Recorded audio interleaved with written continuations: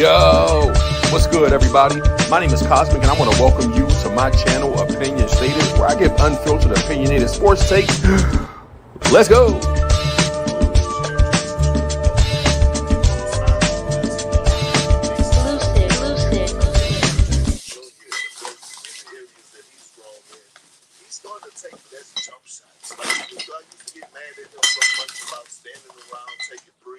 Now he's going to the poster line. He's taking guys off the dribble. Every moment, he's just a flat-out stud, right? He's a guy that, like you talk about those guys that no ceiling.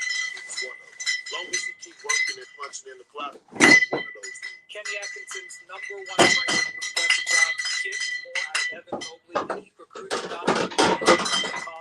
Donovan has taken a step back. He wants Mobley to take a step forward. It's created an all-star, and they're hoping it creates a force in the playoffs. It's hard for me to notice that Donovan Mitchell is taking a step back, though. This brother is stupid, and I love him when he was in Utah. And I know that there was some games he didn't have great games. There were other games where he didn't have great games. This brother is big time. I wanted him to be a New York Knicks badly. I was crying for the years it didn't happen. This brother is in Cleveland. He signed an extension there. They're the best team in basketball right now, record-wise. And I just look at Donovan Mitchell on a night like tonight. There is Garland being out. There's more shots for him. I mean, we see anybody bringing the ball these days. It's more shots for Donovan Mitchell now that Darius Garland's Well, going to be and out. they went with Isaac Okoro as the starter. That's right. They did that for defense for John Morant. That's right. Means that the ball is going to be in Donovan's Here we go. And because they don't need as much from him night to night, he has energy reserve. And you can see this year he's picked his spots. Looks like tonight might be a spot. Yeah. I'm predicting 40. 40. He's predicted 40. So 40? out of John Morant tonight? Well, I expected to test Isaac Okoro and to try to get going. But I think, again, What up? I know Perk wants him to go crazy. I think the Grizzlies stay within their system. To me, on this road trip, the Grizzlies have been struggling defensively. You talk about them being a top 10 team. They've lost 2 of their last 3. Their defense has been a little bit lax in those games. I look for a better overall team defensive effort from the Grizzlies. I just want Ja to get his swag back, his confidence. It looks like he's starting to. Yeah, but he got another level he could take it to. Right? Yes, he does. Again, like I'm saying, he's been playing at that Austin Reeves level, and that's not a knock on Austin Reeves. But Ja is not a third option guy. He's not a second option guy. Ja's a damn first option guy. Show it. So this game is going to have fireworks. We're talking about the top 2 scoring offenses of the league. Is that Jared Allen getting the crowd? Who's that word? Let's get those neurotransmitters firing. That's probably what he's saying.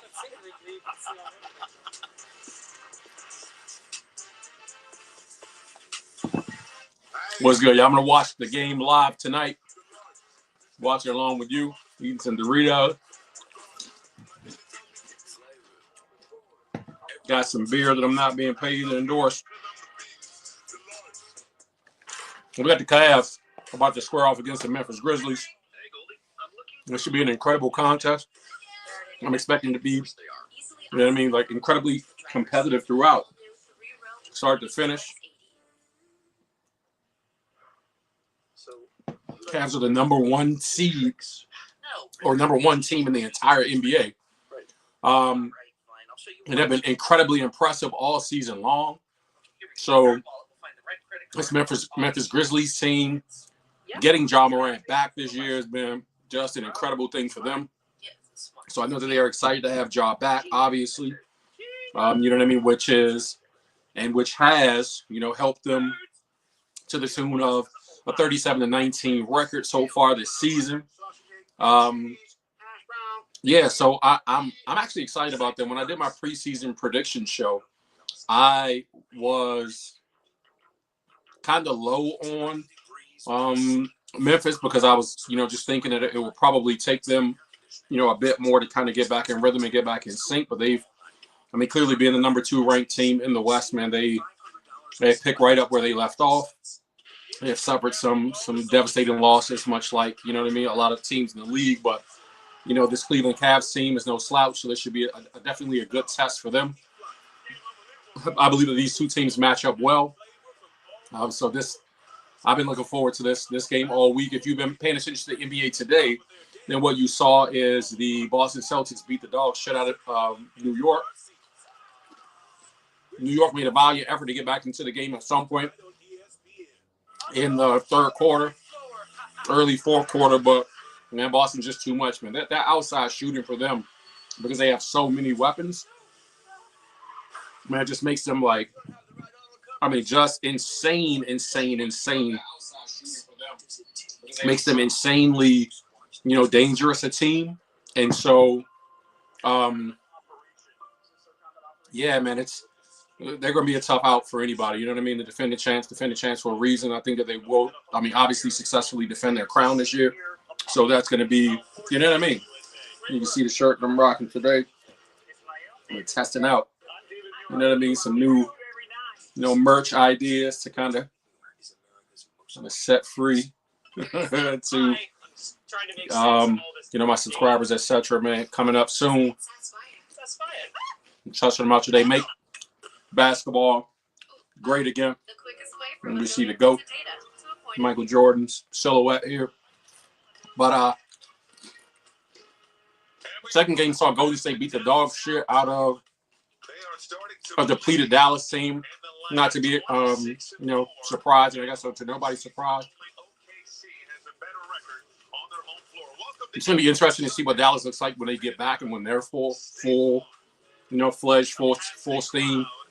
In terms of their team, what they have to offer. So I'm looking forward to a full, fledged Dallas team down the stretch here. Hopefully, Anthony Davis is only like 2 weeks away and he can come back and, avoid injury moving forward. But we'll see how it goes. No Darius Garland tonight. That's why Isaac Okoro is starting in this game versus with Cleveland versus Memphis here. It should definitely be a very good basketball game. I'm definitely looking forward to it. I don't know about you guys, but I'm excited to watch them play. I just wanted to go live. I've done this a couple times on my channel. I haven't done it a lot. I'm going to start doing so more, obviously, now that we have, the second, we're entering the final stretch of the regular season.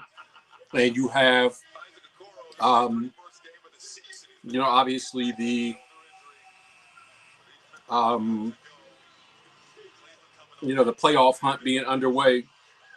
And you likewise have the, you have the playoffs probably about to get, kicked off here soon in a couple months, or definitely, getting kicked off here in a couple months. But the competition should become a whole lot better. So I'll start going live a little bit more just to kind of watch some games and to give some reactions throughout, you know what I mean, to take in what everybody else is doing. Unfortunately, I cannot see the chat right now. Let me see if I can get the chat to pop up.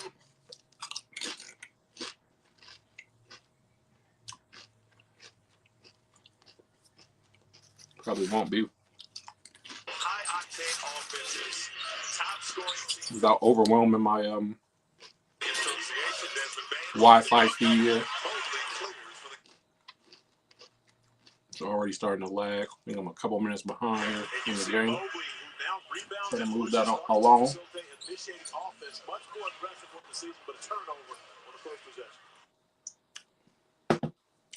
But yeah, man, not sure if you guys are Cleveland Cavaliers fans or Memphis Grizzly fans or not, but as I've said before, I'm not necessarily a fan of any team in the league. I'm just a basketball fan. I'm crushing some Doritos as we go. Drinking beer like I'm at the bar. First meeting of the season between these two teams. Love this Mobley Jackson. Turn this fan on. Uh-oh. My YouTube TV feed is already lagging. So. Started by the rookie, Mitchell rises.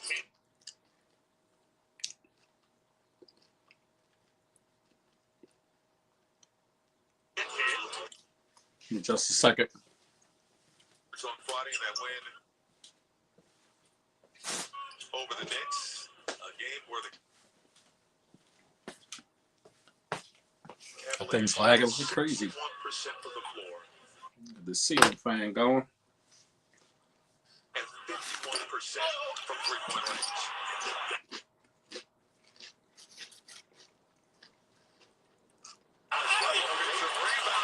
My YouTube TV is lagging right now.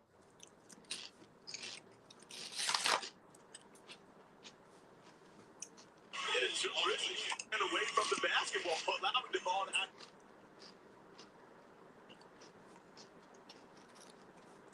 he hit the floor and Mobley able to gather off the bounce. All right, here's what I'm gonna do. I'm gonna leave out of this feed here. See if I can come back in.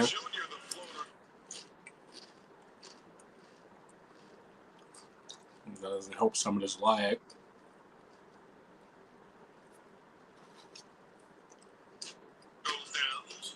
I'm not sure if you asked the majority of basketball fans who the leading scorer for the Memphis Grizzlies was, would they get that answer correct? I am streaming from my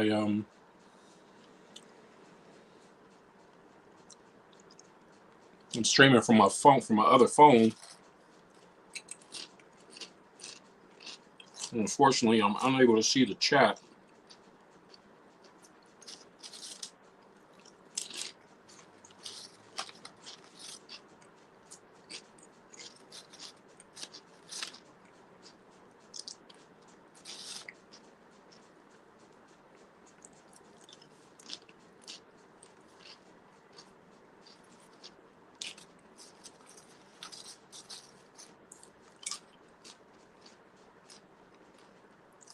I had to leave out of this. Got YouTube TV going on my laptop also.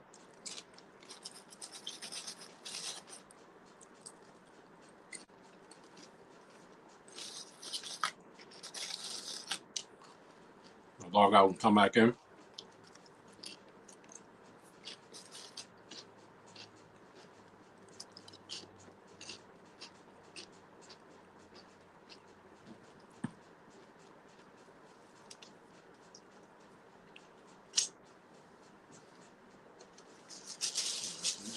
Somewhere.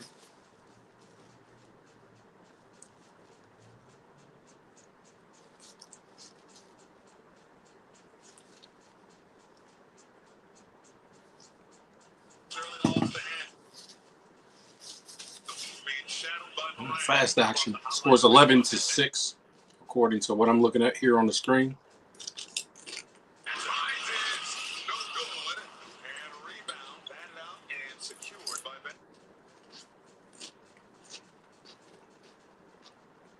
I'm not sure you have a higher hotline.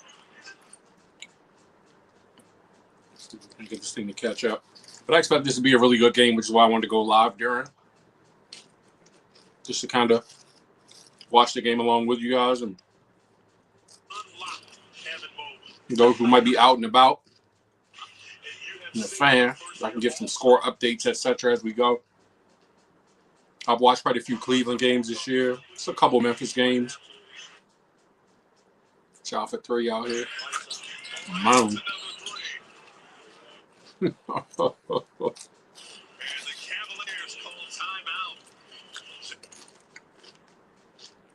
Travis called a timeout on the job 3. 8 early points for young John Morant. 2 triples and another bucket.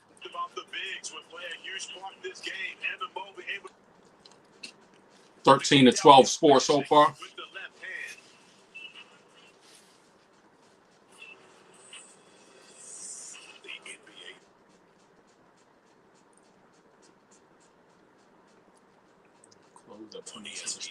Is presented all season long by State Farm. Let's do it that way. Like a good neighbor, State Farm is there. So yeah, man, happy Sunday to y'all. Hopefully you're out or having a good day, rather. Enjoying yourself, your day off if it's your day off. Into the weekend if it's the end of a weekend for you. Taking in this Memphis-Cleveland game. Trying to eliminate some of this lag here on my YouTube TV. YouTube TV, I want my money back. You get access to over 1,400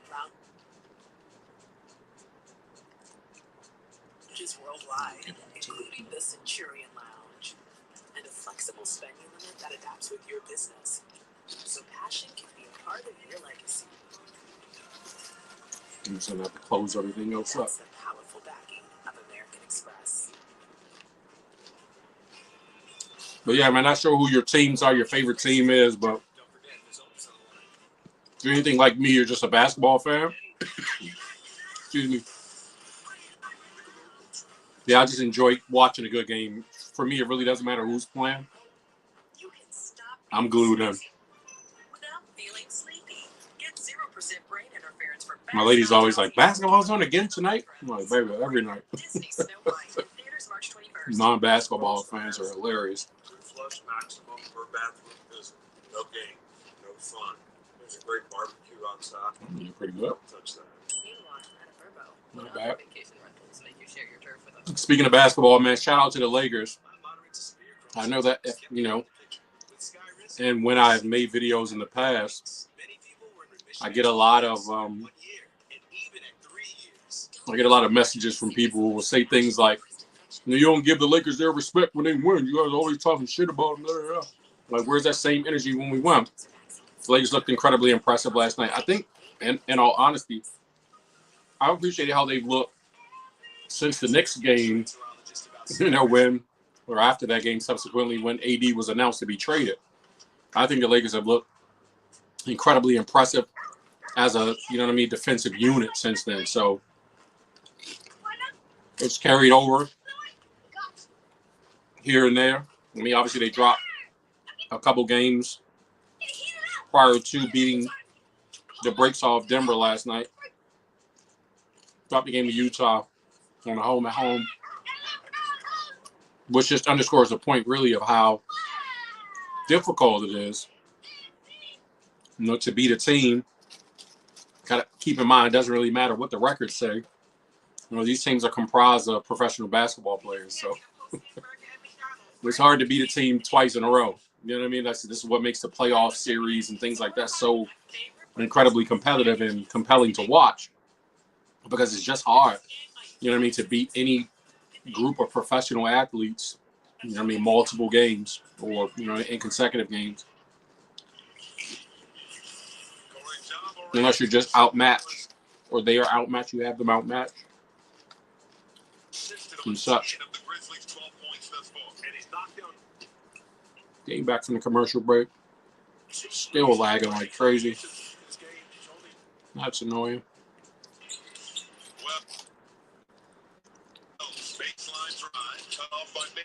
And they ruined my live stream concept for tonight.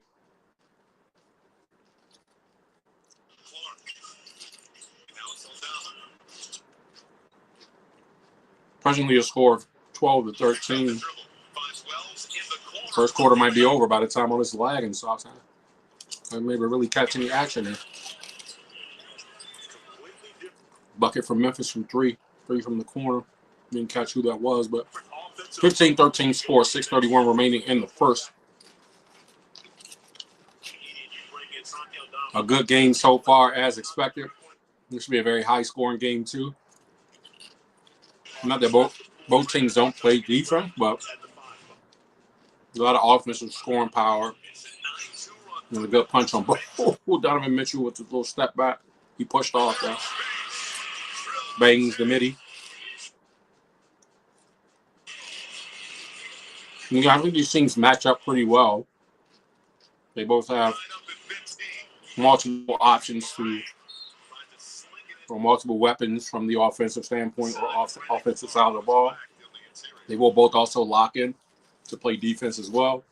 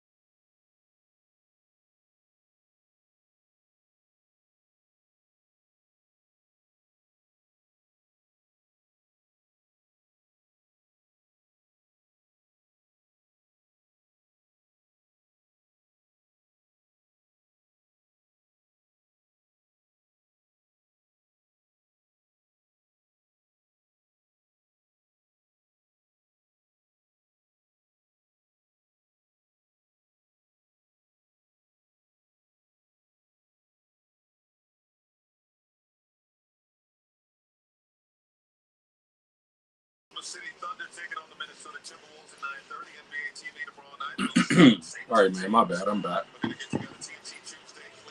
Yeah, this thing was lagging. I had to reset everything. Looks like, but we should be good to go now.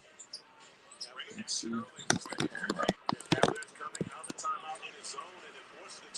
21-17 score so far. Cleveland with the ball, missed shot here. Donovan Mitchell with the rebound, offensive rebound. Ty Jerome in the corner working on John Morant. Woo, woo. Spidey. Oh my gosh, smoked the layup. Come on, Donovan. I finished there, bro. Oh, Josh operating outside. Josh's game off the dribble, man, is so cold. Corner three. 20-21. Cleveland leads by 1 point.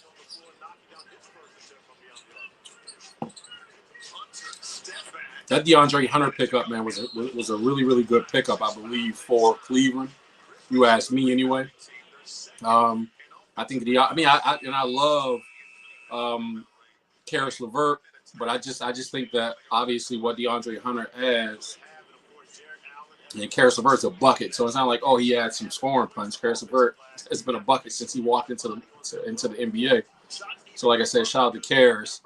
But what DeAndre adds, I think, is a bit of defense also. Evan Mobley with the offensive rebound. I feel like that's cricket, but if it is, it is. It's not bothering anymore. Evan Mobley tough. Defensive rebound there. 3-point lead for the Cavs. Ty Jerome.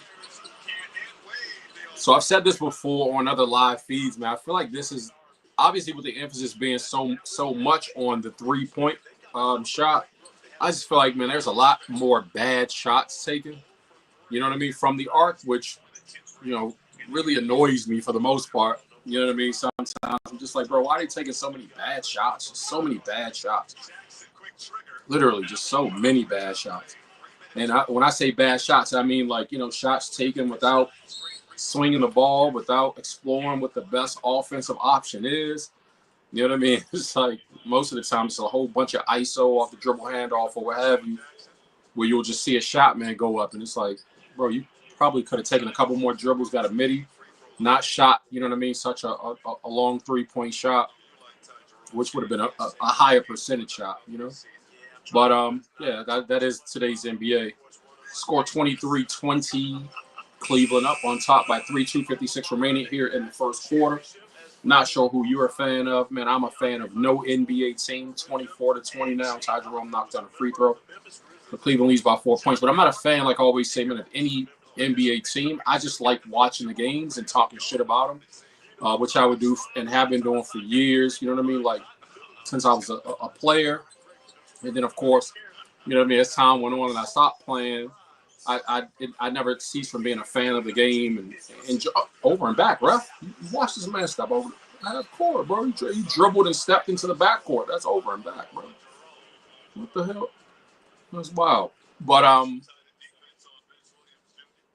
the games. The game is the game. I don't drag the NBA as much as I hear other people's drag the NBA. You know what I mean? Like just for it not being as competitive as in years past, or for, the guys not being as team-oriented, etc. I think the game is in a good place, you know what I mean, where it is. I would like to see not as many 3-point shots taken, of course. But, that's just how the kids are playing the game these days, you know what I mean? So my thing is just not so many bad shots, as I mentioned before, leading into this. So, there's that lag again. We had a good run of no lag. Now the YouTube TV's lagging again. Come on, bro. Break. I'll take the opportunity to scoop that up forward.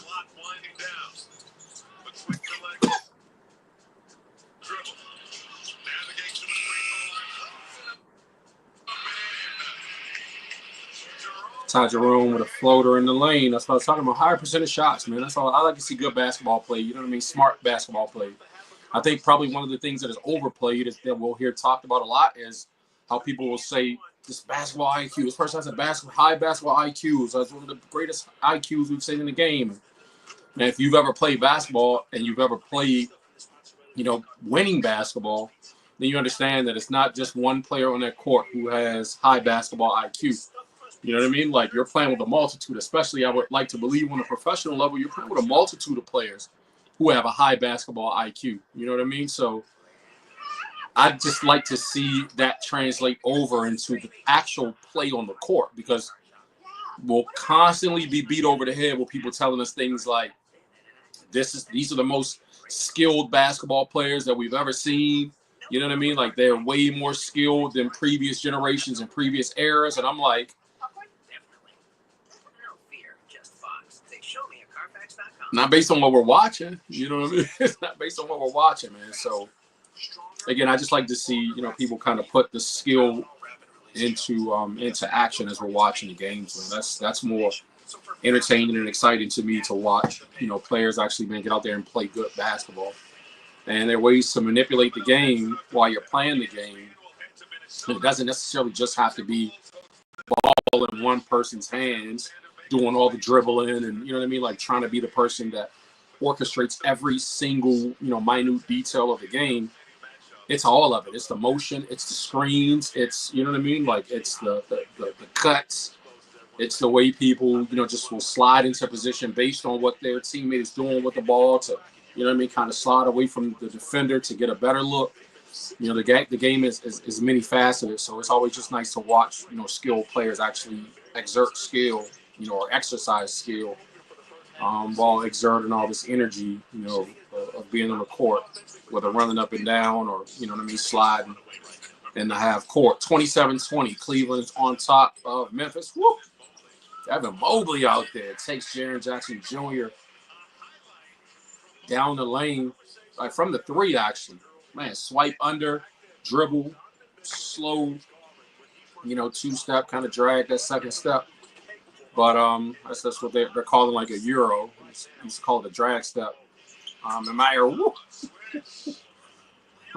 Santi Aldama knocks down the tray. 23-29. Cleveland on top by 6. 1:15 remaining here in the first quarter.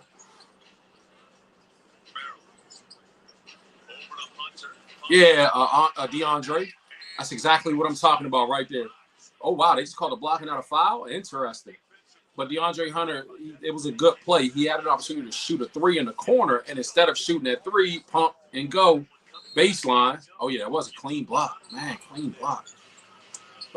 Instead of taking the higher percent or the lower percentage three-pointer just because it was open, DeAndre Hunter pump fake, dribble baseline, and, you know what I mean, attempted to get the layup. So he didn't get it. He ended up getting blocked, but that's a higher percentage shot. You know what I mean? So that's what I'm talking about. I just like to see people just settling for the open three. I mean, obviously, any basketball player will tell you, that's the thing, man. Outside of somebody who's adept at knocking down a bunch of treys, man, you want the team actually shooting threes or the opposing, players shooting threes because it's a lower percentage shot.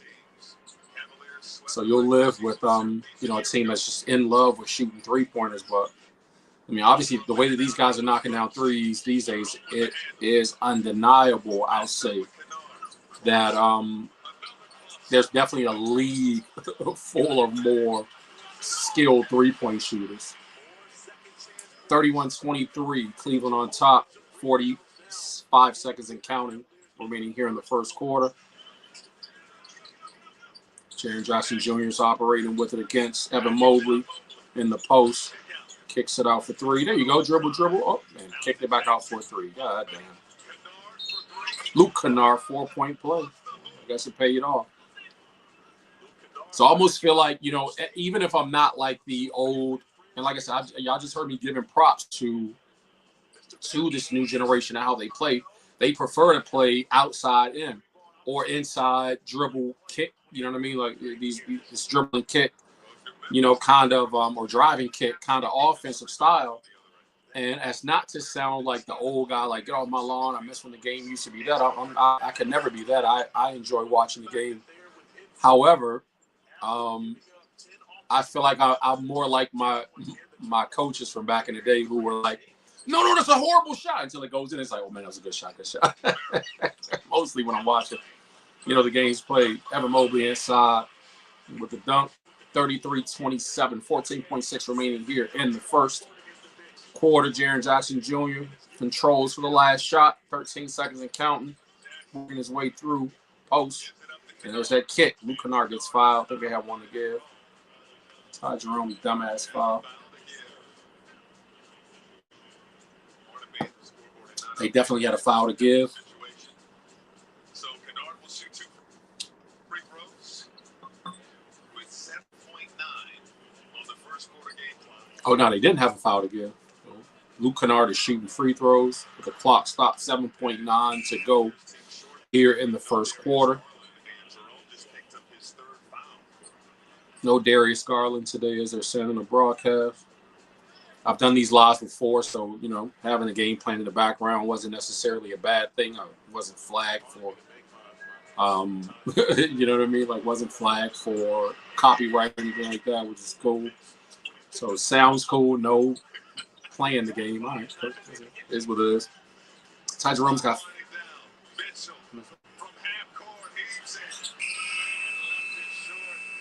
Donovan Mitchell heaved a half quarter with time running down. Cleveland on top after the first quarter, 33-29. So, like I said, man, good game so far. 8 first quarter points for Ja Morant. 12 points for Donovan Mitchell off top. I think, obviously, the best case scenario for this game for me would be for both Ja Morant and Donovan Mitchell to go off for like 30, 35, 40 points each or something, like, you know what I mean? Like in the game. Like that would be incredible to watch. They're both two incredibly gifted offensive basketball players. Clearly the leaders of their team. So I'm here for it. Obviously, I'm tuned in. I'm watching, you know what I mean, like live here along with you all. So, but again, just, as we're on commercial break, and just to say, I'm going to mute that so I'm not running commercials out loud. But this Memphis Grizzlies team is probably a shock, to a lot of people who, and it's not just me who had them finishing somewhere around play-in. I think I may have had them like 7 out to go through and look at my preseason predictions, list of where I had them, but I didn't have them finishing very high. I think I had Sacramento, so I was so high on Sacramento coming into the season. Clearly, without De'Aaron Fox, they're a different team now. They are probably what I'd like to consider, Chicago of the West now with Zach LaVine and with DeMar DeRozan, being out there now. But Memphis, I think I may have had them finishing somewhere around like 7 or somewhere around there, or somewhere near the play-in, or just above play-in. But I'm pleasantly surprised at what they're doing out here. Obviously, I think the world of Ja Morant. I know a lot of folks like to keep, continue to bring up the things, his off-court, situations in those which, continually led to suspensions and things like that, man. But the dude's a gifted basketball player, so when he's healthy and when he can put it all together, man, that's he's an incredible player to watch. And he's definitely good for the NBA, good for parity's sakes, with the team. So that it's not always the same old team doing the same old thing, So I'm happy to see them. The 37-19, as I let in, second best team in the West, in the Western Conference. And so, this team is they're not to be slept on. I don't feel like, by any stretch of the imagination. I think that they are a solid team, top to bottom. They have a good core of individuals, even, a good, decent, rather I'll say, players coming in off the bench that you can trust and rely on to still, function and kind of run the offense, so you don't feel like you have to burn Ja out by playing him every single minute of every single game because you're just getting no help from, your other personnel. So that's the thing that I like, you know, when I watch this young team play.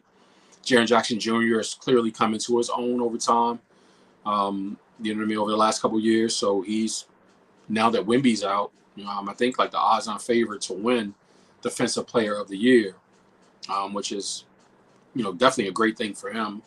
I saw it and heard it spoken of that him being able to, or him doing so will, you know, open him up for a bigger contract when it's time for him to renew. What happened to Desmond Bane, I think, probably will be my biggest question, man, as it pertains to Memphis. You know, Desmond Bane, I don't. Maybe I was just seeing something in Desmond Bane that wasn't really there, but it's just that Desmond Bane just doesn't seem to be the same player that he once was. 32-33, Luke Kennard just knocked down a three. Memphis pulls within 1 point just as we get underway here in the second quarter. Terrible shot from Cleveland from three. Memphis controlling. Donovan Mitchell goes for the steal, picks up the foul on Desmond Bane. Oh, wow. Donovan Mitchell's the only Cav to have made a three tonight. They're 2 for 16 so far. And that's what I'm talking about. Like right there, I think that underscores my point. Like, why shoot so many threes if you aren't making them? You know what I'm saying? Like, the threes aren't falling, man. So, do something else. Do something different. You know what I'm saying? So, Jaren Jackson Jr. working in the post. Dog meat down there. Easy money. It's too easy. 34-33. Memphis takes the lead. Just a 1 point lead. Evan Mobley for three. Terrible shot, actually. But Cleveland gets the offensive rebound. He's out. Max Strus out of bounds.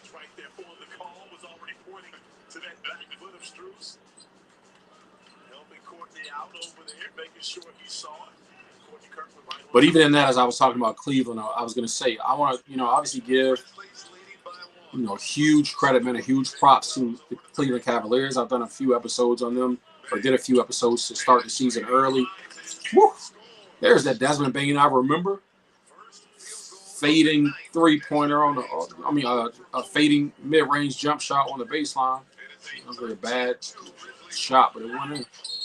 Yeah, that's a foul. Easy foul. Big Zach Edey. I like that Zach Edey pickup for the Memphis Grizzlies also. It's been playing pretty solid for them. But back to Cleveland. I did a few episodes, like I said, on Cleveland to start the season. Obviously they went on their, early season run. They won like 15 straight or something like that, which was incredible. And even then, like watching their early games at that juncture of the season, even though it was fairly early, I was like, man, I like the way Kenny Atkinson is coaching his team, and I'm familiar with Kenny Atkinson because I was watching him coach through Karis LeVert, D'Lo, and those guys in Brooklyn when Kyrie went down and he got them into the playoffs. So watching how he coached this Cleveland squad early in the season, I was like, man, they're the truth. You know what I mean? Like this is not fluke. Luke Kennard. Zach Edey shooting 2 free throws here. 36-34. Memphis on top by 2. 9:50 remaining in the second quarter.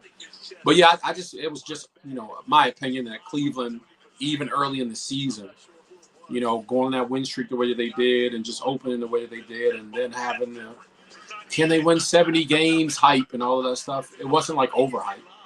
I didn't think they could win 70 games, but I didn't think that they were a bad team by any stretch of the imagination. I didn't think that what they were doing was fluke because I watched them play. I was like, man, nah, Cleveland is – they're playing within themselves.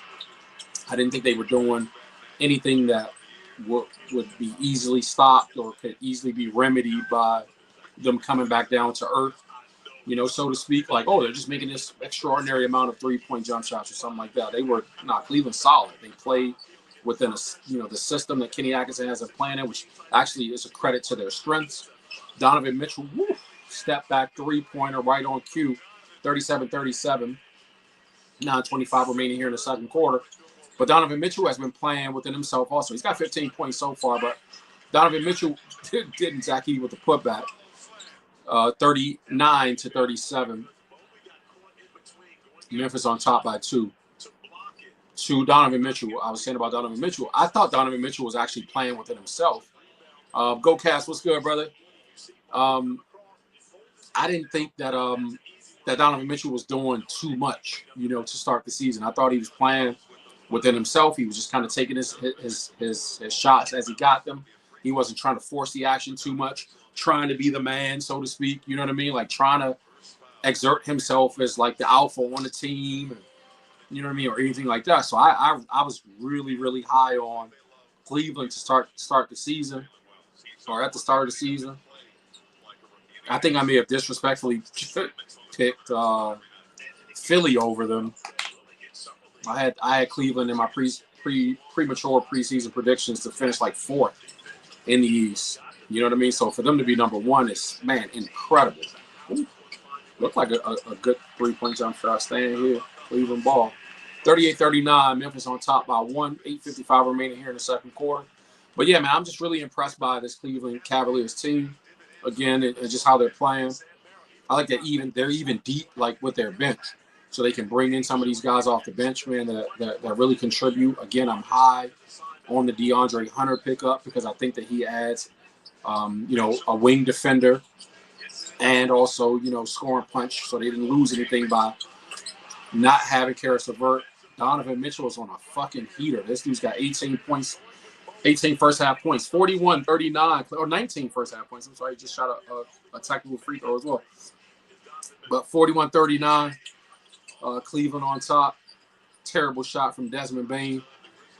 Cleveland controlling. Donovan Mitchell with the ball. Oh, you got him. Yeah. I love Evan Mobley. I think that Evan Mobley clearly has made great strides in his offensive game over the last couple of years, and he's been playing solid this year. Jared Allen, of course, I'm a fan of Jared Allen from those Brooklyn years as well. I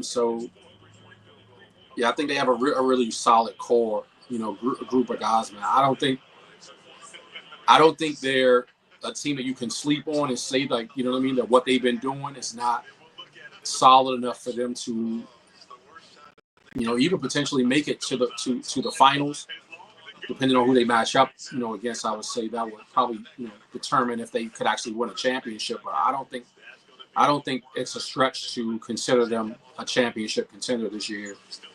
Like what they've been doing to Sloop. I don't think so. I think they are a bona fide contender, especially this nigga Donovan Mitchell. Holy shit. My bad. I mean to call him a nigga, but there's my jeez Louise. But just Donovan Mitchell's playing out of this world so far. He's got 19 first half points going to the line. He got foul shooting 3. Who's missing today? Damn, who's missing? Somebody's missing today for Cleveland. I can't even think right now. But I expected this game to be a good game, so I wanted to go live, during the game. 20 points for Donovan Mitchell so far. Very small lead. 41-39 lead. 8 minutes to go here in the second quarter. Donovan misses the second of 3 free throws. This young Memphis team, I think they're going to take the place this season. This is not even like a bold prediction for me or like a bold hot take.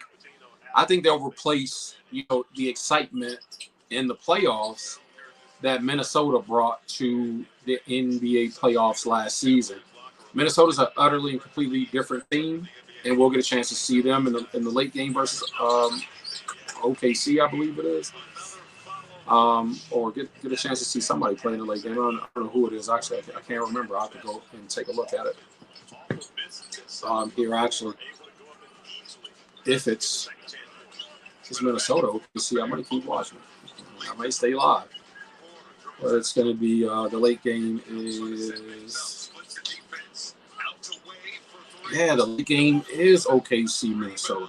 Damn. All right, that's cool. Well, I'll stay. I'll do a double. I'll do a double up for y'all then. You know what I mean? So, depending on how this goes, I might stay on and just, broadcast through that game also live.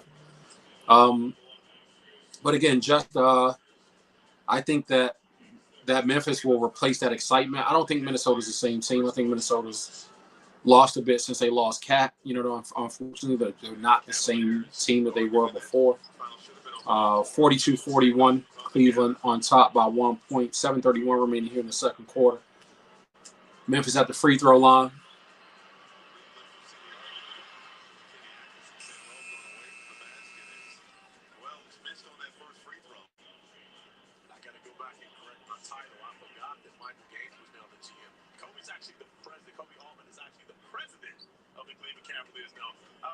Jalen Wells, 5 points already for Memphis.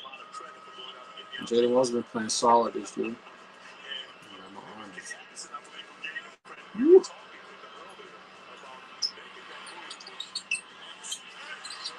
Zach Edey with the tap and attempt on the putback. Jalen Wells missed free throw. Missed them both. Got his own offensive rebound, bounce it off. Jared Allen into the hands of Jared Allen. Oh, come on, bro. That's a travel, man. What the fuck?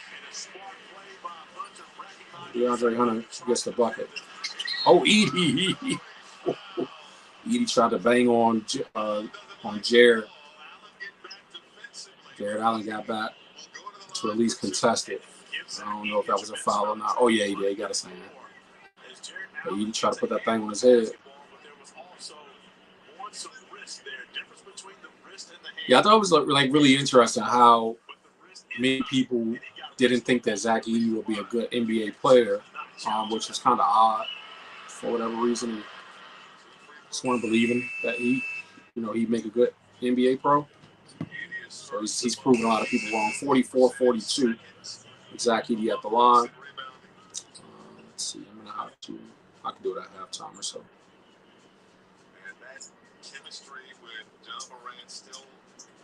6 points early for Zach Edey. 3. 6 points. 3 rebounds. Blows the second free throw. Jared Allen rebound. 44-42. Cleveland on top. 7 minutes to go here in the second quarter. Cleveland controls cross half court. Donovan Mitchell operating from out top. Oh, step back 3. D Wade style through the legs to 2. Long 2. 46-42. It's a horrible shot, but he made it. Come on, bro. This dude's carrying the ball, bro. All this hesitation, all that hezzy is carry, bro. That's a travel. But it's okay. Whatever. They're allowing it. I guess it's allowed. But yeah, a very entertaining game so far as I'm concerned. 46-42. Cleveland on top of Memphis in this game. It is, the number one team in the NBA, number one team in the Eastern Conference, obviously, in the Cleveland Cavaliers, who have a 46-10 record, squaring off against second seeded in the Western Conference, Memphis Grizzlies, who are 37-19, as you can see on the graphic from the screen. But yeah, I thought this would be a pretty interesting game, so that's the reason I wanted to go live and watch the game and just kind of get my reaction to it, real time as the game is going on. I don't necessarily have any motive for watching the game other than doing that, just kind of taking the game live. You know what I mean? And these are whether I'm watching the game at the bar or watching it with friends and family. These are just kind of my takes throughout. As I'm watching the game, so I figured I would go live to share some of my blah, blah, blah as the game goes on today. Like I said, as the season goes on with the playoff race heating up and, with the regular season winding down, I'll start going live a little bit more to watch some of these matchups that are, bound to just be thrillers. We'll see how it plays out, but this is the most exciting portion of the NBA season. I feel like a lot of fans don't actually start watching until, this time of the year. And, I'm a hoop head, so I'm all 82 games, even though it's a crazy long season. I've had years where I've run fantasy basketball leagues and stuff like that, man. So I'm not just like your your regular casual fan who's only tuning in, and no offense to anybody who only tunes in at certain junctures of the year, the game is, in all honesty, much more exciting around this time of the season when the teams are fighting, for or jockeying for position, I'll say, in the standings, and are kind of setting their sights on the postseason. So again, no slight to any whatever level of a fan you are.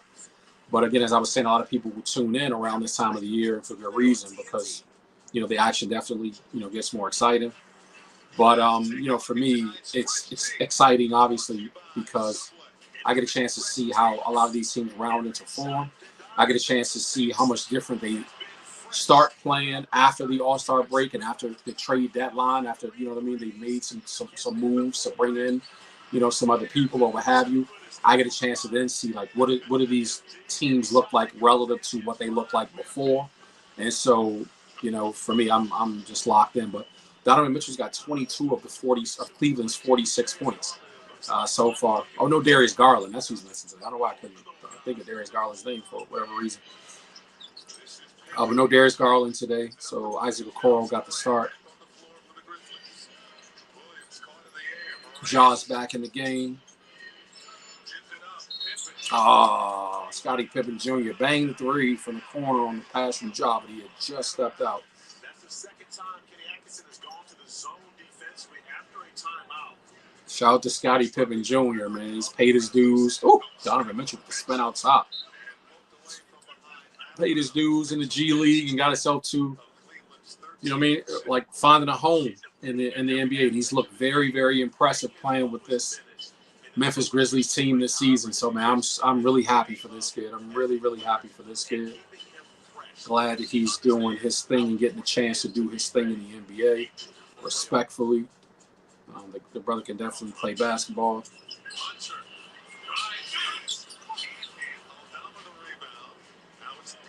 Oh, Scottie Pippen should have passed out, young boy. Missed three from Memphis. Cleveland controls. DeAndre Hunter grabs the board.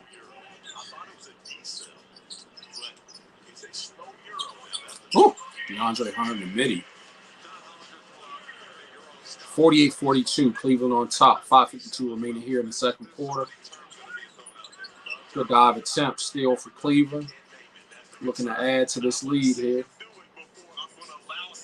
Man, the Raptors are on top of the Suns right now by 5 in the fourth. What the fuck is wrong with the Suns, bro?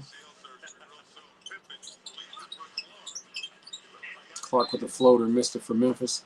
What is wrong with the Phoenix Suns, bro? What is wrong with them? I'm out here in Phoenix, Arizona, too, man. It's I don't know. I made a video. One of the first videos I made for this channel when I started it back in May of last year was that we're witnessing the era or the death of the super team era.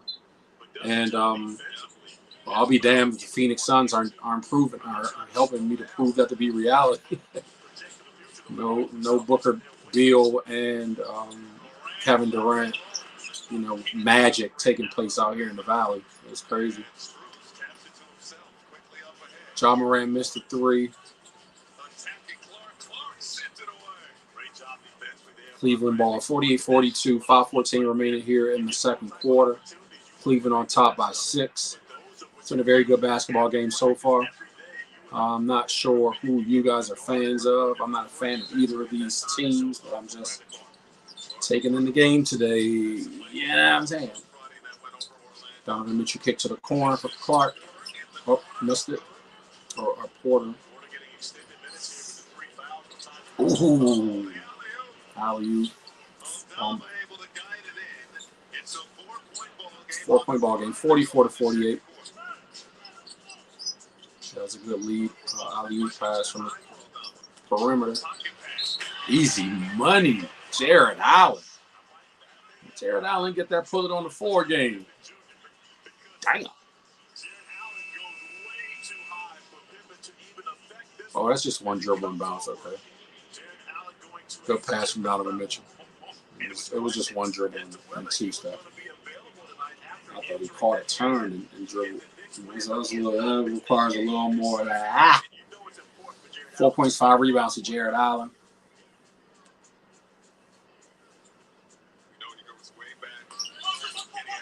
Go Cast. Lakers Nuggets game last night. It was a good game, bro. To be honest, I enjoy watching, the Lakers finally figure things out. Scottie Pippen Jr. knocks down a 347-50, 4:31 remaining here in the second quarter. Cleveland now on top only by 3. But, yeah, I enjoy the game, bro. I enjoy watching the Lakers finally figure it out on the offensive end. Obviously, Luka Doncic, man, is an incredible basketball player, so it's not like he was going to continue to struggle offensively. It was only a matter of time before he figured it out. I think that one of the things that hopefully folks have been talking about and giving the Lakers their flowers.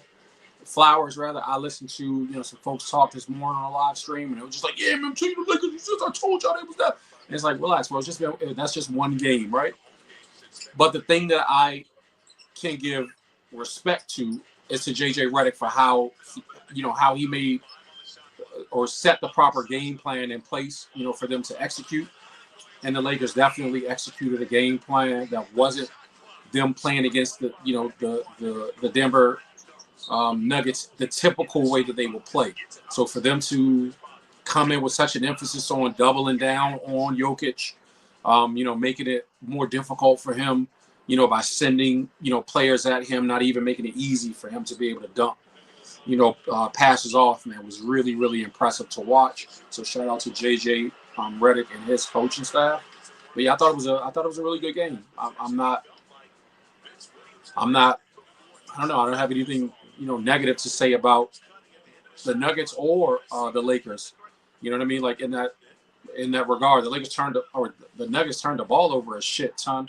You know what I'm saying, in the first half, which is crazy, and then it carried over into the rest of the game. But I think if I could see anything else or anything from Denver, it will probably be that Jamal Murray, you know what I mean, like gets his head out of his ass. He hit a bunch of threes that were kind of timely and pivotal for him, but I want to see Jamal Murray go back to being, that bucket getter, Jamal Murray. And it seems like he paces himself, to be honest, and waits until the postseason to really turn it on. You know what I mean? But I really like to see him just play his game. And maybe he has to pace himself so he doesn't get hurt. You know what I mean? You're going to get hurt, you're going to get hurt. You know what I mean? But whatever. I think Denver's still solid. I mean, it's still the number 3 ranked team in the Western Conference right now. I think only a half game ahead of the Lakers, who beat them last night in the standings. But, very impressive game. You know what I mean? Top to bottom, man. Kudos to the Lakers for figuring it out. You know what I mean? Like, it was, like I said, folks that live that I tapped into earlier today were like, yeah, Lakers are a contender now. Y'all need to put some respect in our name. And it's like, shut the fuck up. Like, you know what I mean? LeBron and Luka, we know what you're going to get, you know what I mean, out of Luka Doncic, man. The dude's a hired gun. He's incredible as an offensive player. He's an incredible rebounder and an incredible facilitator. If they run the offense through him the way that he's accustomed to running an offense, it's not just that you have to allow him to run the offense that way. I think that he's a better or gets in better flow and rhythm when he's able to just kind of control, the ball. So if they are with the Lakers rather running an offense that's Luka-centric, you know what I mean? I don't think that it's a bad thing. 54-52, Memphis up in this game by 2 points over Cleveland. They're on a 10-2 run in the last 2 minutes here. 2 minutes, 38 seconds remaining in the game. Floater makes it a tie game. Ty Jerome's floater down the lane, 54-54. John Morant on the ensuing possession. Missed the mid-range shot. But yeah, man, I am not gonna jump out the window and disrespect, the Lakers by saying that they're not gonna be competitive down the stretch here. But I think that the same problems that existed for the Lakers a week ago, when they attempted to make the Mark Williams trade and that didn't work out for them, they don't just go out the window because the Lakers were able to beat the Nuggets. You know what I'm saying? Like, they still have and will have the same issue when it comes to matching up against teams that have trees on the inside. They're too fucking small. They're just too small, bro. And they're playing really, really feisty defense right now. You know what I mean? They're getting after it, man. Kudos to them. Like I said, hats off to them for doing what you're doing. But once the playoffs start, it's a chess match. You know what I mean? It's chess, not checkers, man. You know what I mean when it comes to that. So again, like I was saying, it's tough to beat a cast of professional players multiple games, and that's what makes these, you know, playoff series and stuff like that, man, so compelling to watch, because you want to see what adjustments are going to be made moving forward. And yeah, I definitely don't expect anything less. But yeah, like I said, man, the Lakers looked impressive. You know what I mean? Shout out to the Lakers, man. Laker Nation, stand up, have a good time. You know what I mean? Party it up, celebrate. You know what I'm saying? Do your thing, live it up. You know what I mean? Don't forget, y'all just dropped 2 games, one to Utah and one to Charlotte before this. You know what I mean? But the Denver win is definitely a win to hang your hat on, man. So I'm not taking anything from them. I'm just talking shit. But yeah, man, I think that this second half, or this, you know, stretch into the playoffs is going to be really interesting to see how the Western Conference standings shake out. Still a lot of teams that are still in the hunt, even though, like I mentioned, Phoenix is struggling. I think that Phoenix, you know, has that potential to go on to win 8 out of 10, you know what I mean, that kind of a thing, to still keep themselves respectful. I am more curious to see, obviously, Golden State has been playing really well with Jimmy Butler. I think they're like 5-1 now or something like that. I think Jimmy Butler's a definite upgrade from Andrew Wiggins. And, you know, if I had to say, like, by how much, it probably wouldn't be but like one tick up. You know what I mean? He just has more passion, you know what I mean, and more fire. Andrew Wiggins is definitely able to get a bucket, you know what I mean? He's an NBA bucket still. But I am more interested to see what Sacramento does down the stretch.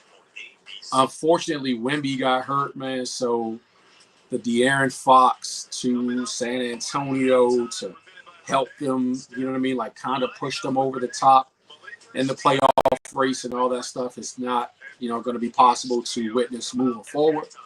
But I'm looking forward to Sacramento actually making a push here, you know what I mean, toward the end. I have to look at the standings. I think they were. Let me go back and look at the standings real quick to fact check myself, so I ain't saying nothing crazy here.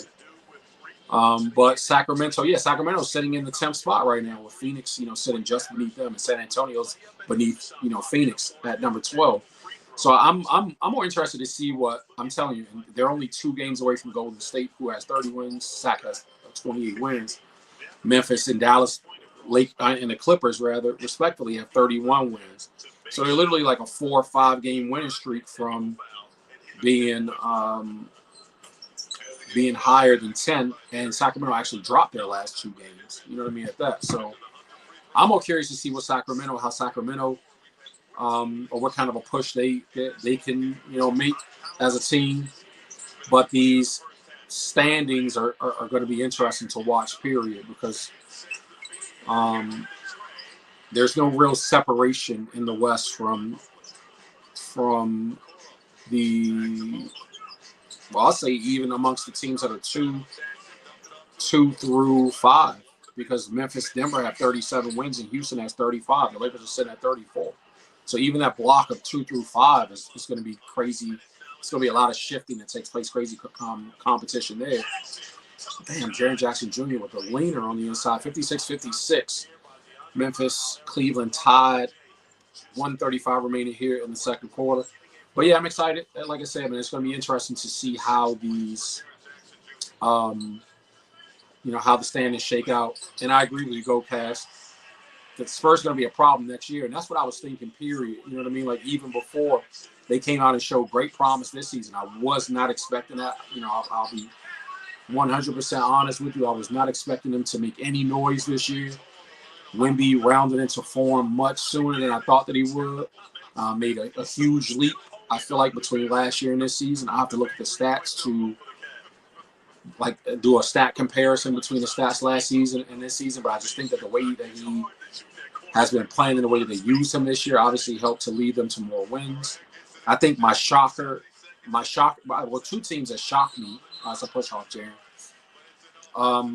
Two teams that shocked me in the West this season so far have been the Clippers, because I expect the Clippers to be absolute ass after getting rid of Paul George and not knowing when Kawhi Leonard was going to be coming back. Seriously, I was like, man, I don't take the Clippers seriously. So I didn't even have them as a play-in team. You know what I mean? So for them to be sitting at 5 is I owe them an apology. I don't mind admitting that I was wrong, but I was way off for the Clippers, and they have been playing solid all season. And I know, and I probably should have known better, because it's not like they weren't heavily touted repeatedly last season as like one of the deepest teams in the league in terms of their bench.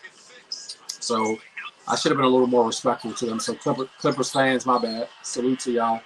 They're doing good. But the other team that shocked me is the young Houston Rockets team. Shout out to Ime Udoka, because I was like, yeah, I'm not really. I was expecting them to be okay this season. You know what I mean? Given kind of how they looked last year, but I wasn't expecting them to be sitting.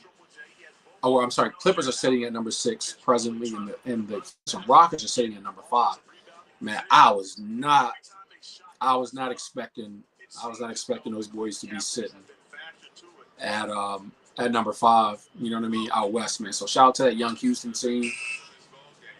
The knock on them that I hear that is actually proven over the years through fact is that they're too young, so they won't make any noise. You know what I mean? Like in the playoffs, that's good what they're doing in the regular season, but you know what I mean? In the playoffs, they're going to have to figure out how to win in the playoffs, etc. 59-56, Cleveland on top by 3 with less than 25 seconds remaining here in the second quarter, just before the half.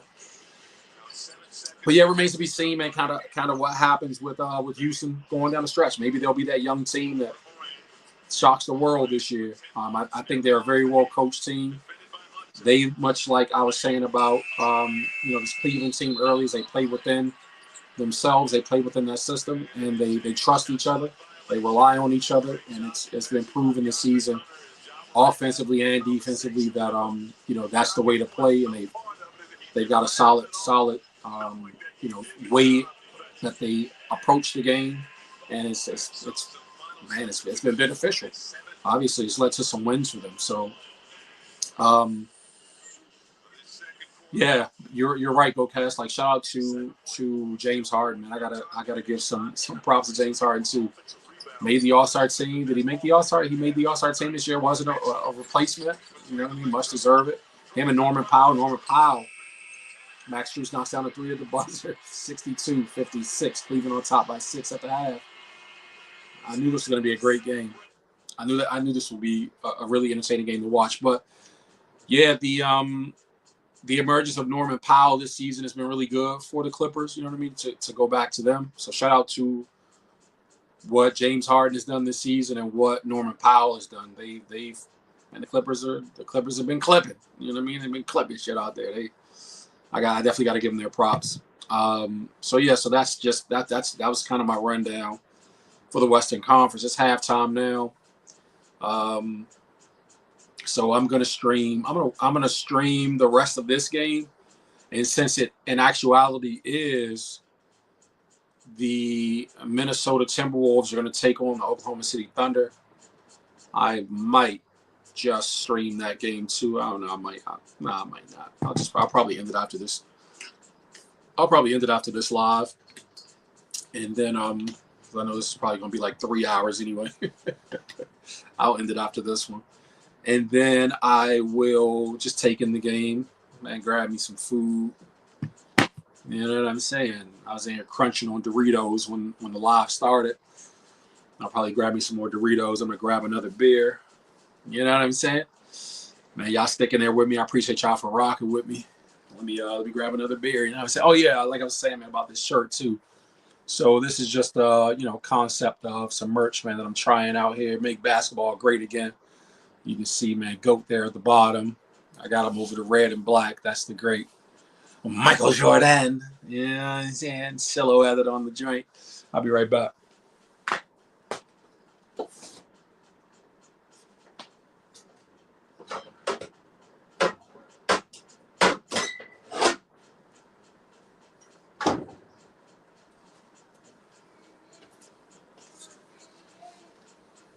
Yes, sir.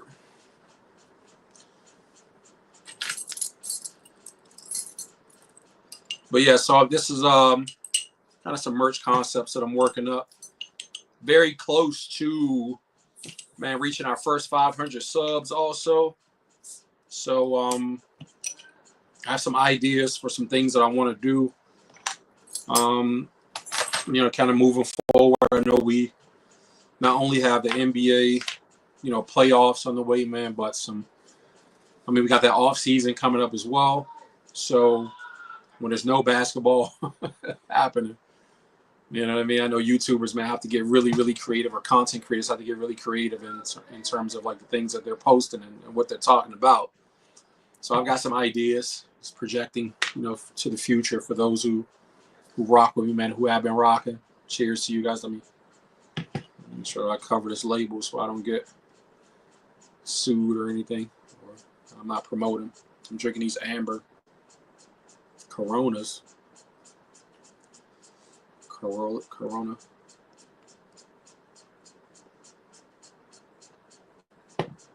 It's my first time trying them too, man. They're pretty good. I don't even know when's the last time I actually had beer. I don't even remember the last time I had a beer. But I'm drinking them today. I'm sure my lady is mad that she ain't here right now because she's the beer lover out of our relationship. But as I was saying, I want to kind of just take a look at the Eastern Conference and talk a little bit about them. This Cleveland Cavaliers team, I've already given them high praise as we've gone on. Obviously, I still feel like Boston is class of the Eastern Conference.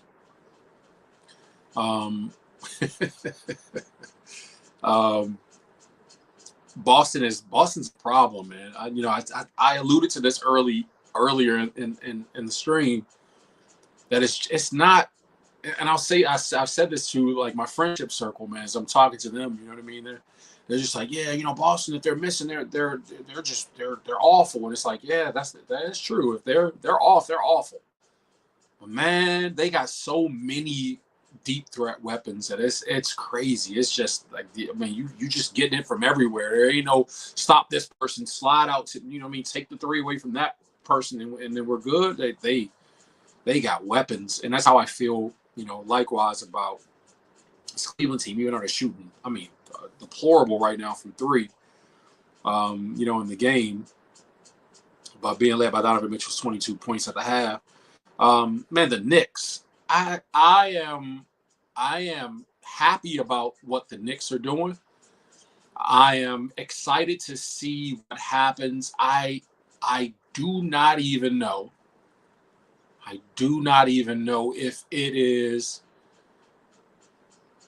a matter of saying, well, let them get the injury side of things tighten up, and then when they have, these the other players back and all that stuff, that they'll be better. I think that both teams, even though Cat's been playing amazing, bro, don't crucify me for this.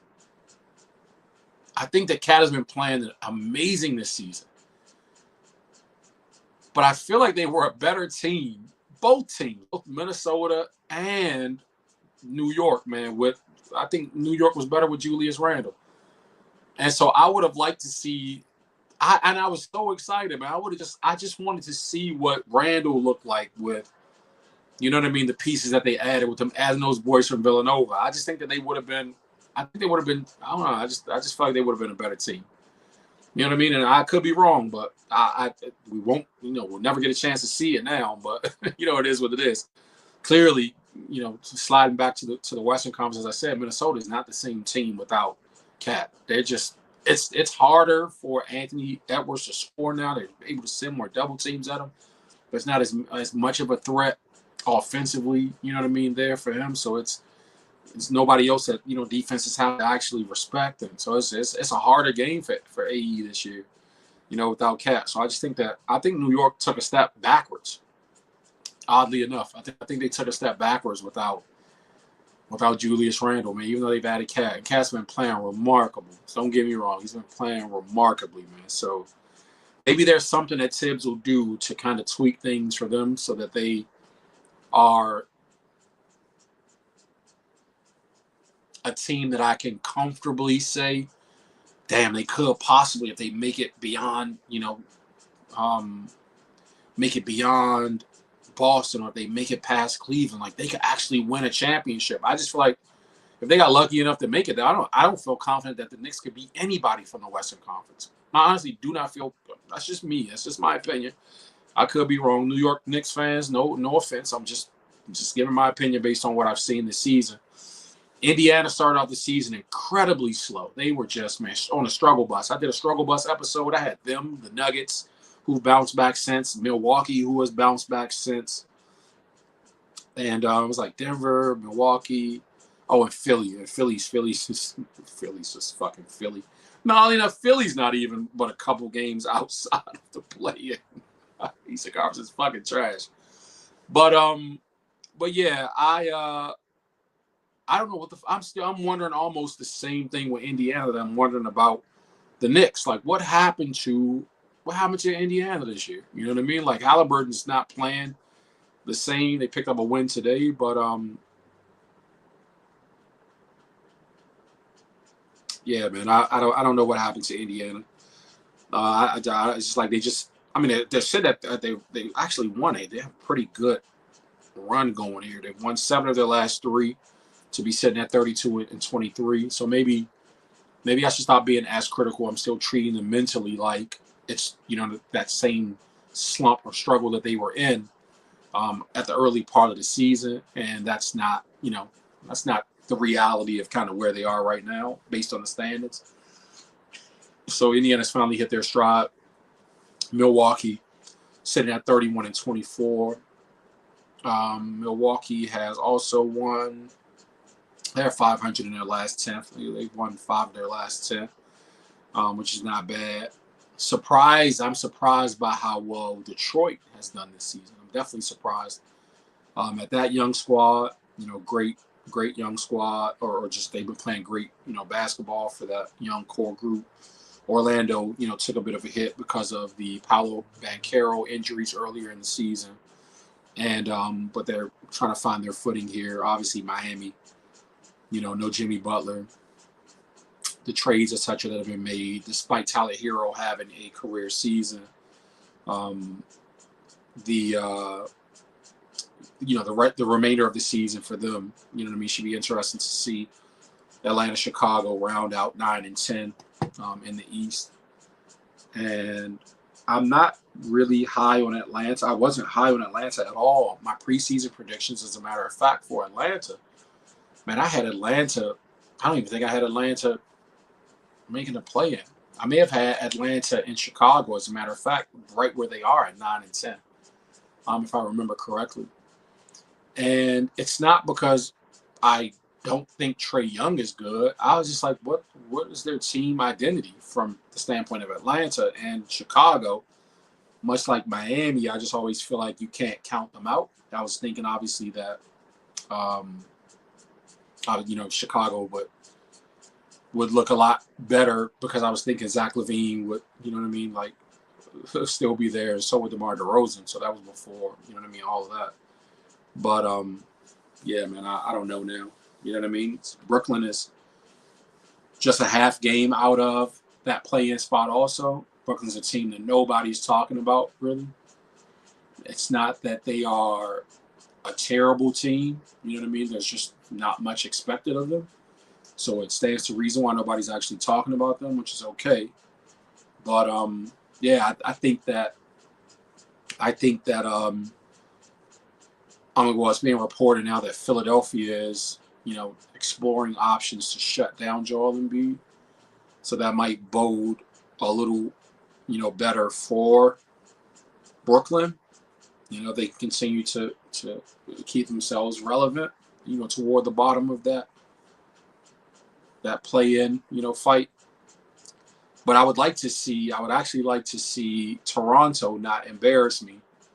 And Toronto, they're only 4 or 5 games out of contention, for play-in, despite, losing 3 out of the last, or winning only 3 of the last 10. I would like to see Toronto squeak in there, because I think that Toronto will be much better competition, squeaking into the play-in situation than would, Philly, obviously, if they should shut Embiid down for the remainder of the year. And then would, Chicago be, just still kind of just being all over the place. So we'll see what happens. We'll see what happens as that goes on. But yeah, it's halftime, man, of this Memphis and Cleveland Cavaliers game. I decided to stream it live today. I was just shooting the shit about some of the teams and what's in the standings and kind of what's been happening around the league. I am going to, let's see. I'm going to grab me some more chips. Happy Sunday to you, man. The chat is open, of course. Any questions? I'm not sure if you're a fan or who you're a fan of, man. Tell me who you like, what you're thinking.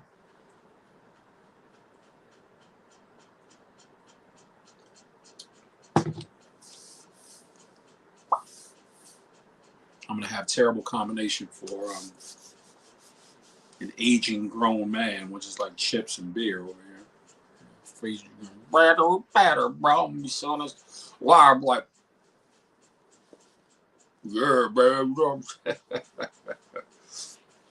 to have y'all donate to the channel, man, to get me back in the gym. You know what I'm saying? I'll be right back.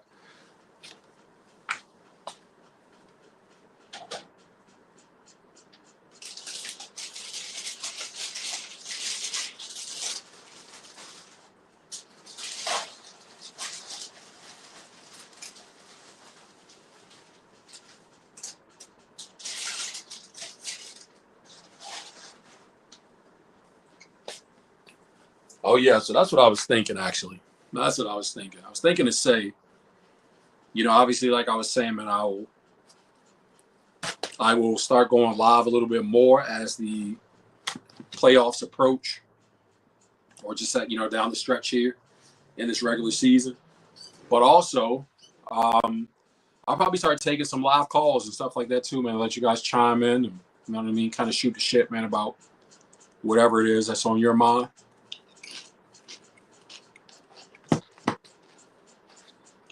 And we can exchange pleasantries, quipes, shit talking. I'm here for the shit talking. I'm here for the fact checking. I'm here for all the foolery. 22 points for Donald Mitchell in that first half, man. That boy was lighting up. 8 of 14 from the field, 3 of 6 from 3.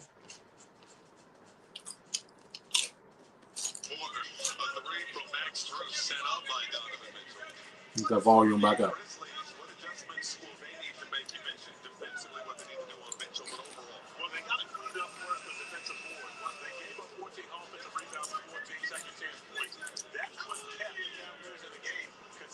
Shot the basketball very well. But I'd like to see the aggressive John Morant that we saw at the start of the game continue in the second half. He kind of chilled after getting off that great start where he scored 8 points early. We didn't hear much from him after that. I agree. John Morant got off to a hot start, man. 8 points in the first quarter. 8 points like the first 5-6 minutes, and then he kind of fade to black. Started the third quarter. Cleveland Cavaliers up 62-56. Cleveland ball controller.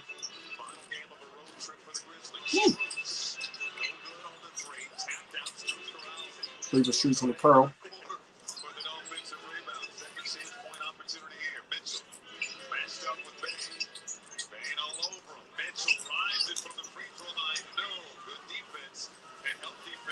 Great help defense.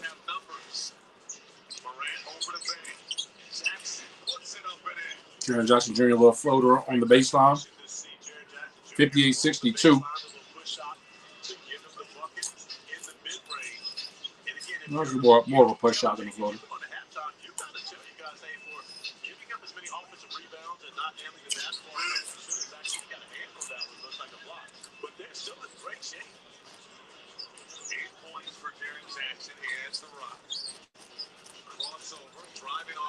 That's more of a floater.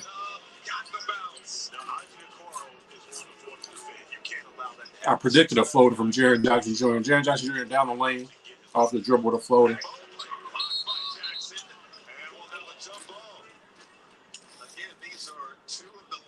60-62. Cleveland up by 2. Jump ball called. Jaren Jackson, Evan Mobley. Jump it up.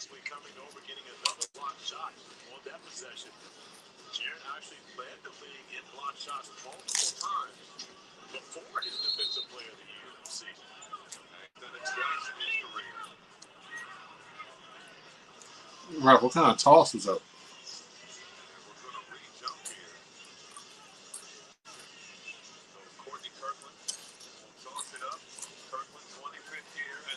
Official. 25 years. Wow. Jackson wins the tip. 2-point ball game. Early third quarter here at Rocket Arena. Jaw control for Memphis. Draws a crowd. Skip past the Jackson. Up top. Wells for three. Fine. There he is. Great ball movement by the Grizzlies. And just like that, they take the lead. With their Trey ball from Wells. 7-0 run to start the half for Memphis, up by 1.63-62.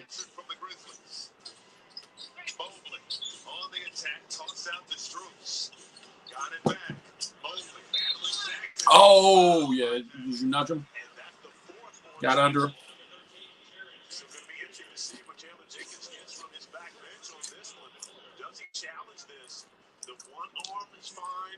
Oh, come on, ref. That's a bullshit call, bro. No contact. There was no contact there. Let them boys play. They put a foul on Jaren Jackson Jr. there, man. That's wild. So there's a substitution. Santi Aldama will check in for the Grizzlies. And Aldama having a career year. Jaren Jackson Jr. picked up his 4th foul. Ticky-tack bullshit called by the ref. As we were talking about the Laker game, I like that the refs allowed them boys to play last night. A lot of the ticky-tack shit they weren't calling. They were just letting them kind of touch each other up.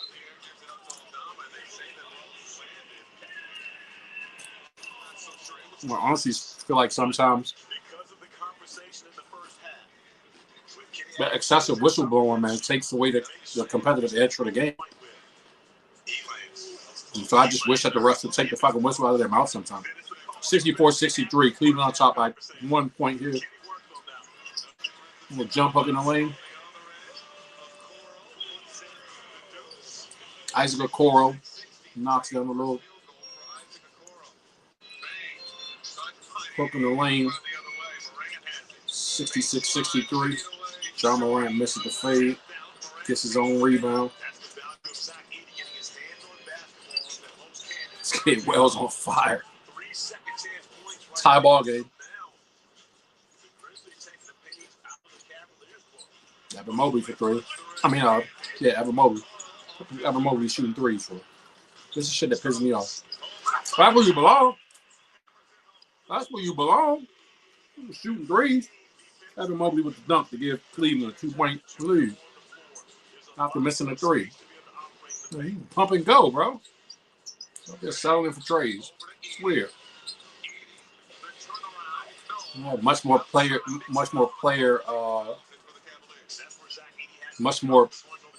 leverage to shoot 3s and much more freedom to shoot them. Donovan Mitchell right in mode. Jesus Christ. That was in rhythm right there. 71-66. Donovan Mitchell knocks down a Trey. Cleveland on top by 5. 25 points in the game for Donovan Mitchell. Wow. No, sir.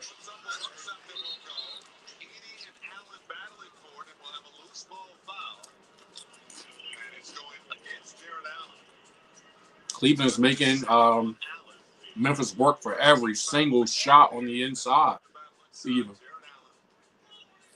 So I like that. Defense might encourage some of these you know, some of these because of the spread offense, more jump shots being taken. Cleveland's actually playing really, really good interior defense, and they have been all season, not just this game. Obviously, with Jared Allen and Evan Mobley on the inside, you know what I mean? Those guys are active hands, trees. Aldama was fouled on that layup. The coach called for a tech. Memphis coach. Ball don't lie. Donovan Mitchell missed. Yeah, he got hit on the arm, man. It should have been Elmo. No, I didn't touch to see. You saw it. He got hit on the arm, bro. How did you see it on that play, but you couldn't see it on the other one? The other one was a better angle. Idiot. 71-68. Cleveland on top by 3. Controlling here on the offense. 8:07 remaining in the third quarter, rather. Donovan Mitchell, a mid-range floater, offensive rebound of his own. Kick out for the 3. I get a Coro from the corner. Count him for 3.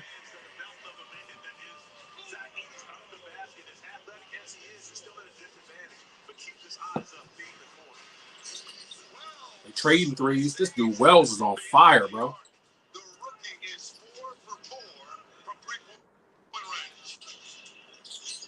Wells is on fire. Jalen Wells has 14 points, 5 of 6 from the field, 4 from 3.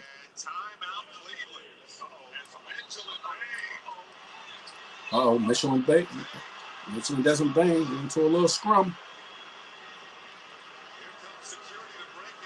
A real life fight and broke out on the sideline. Desmond Bain too strong for all that.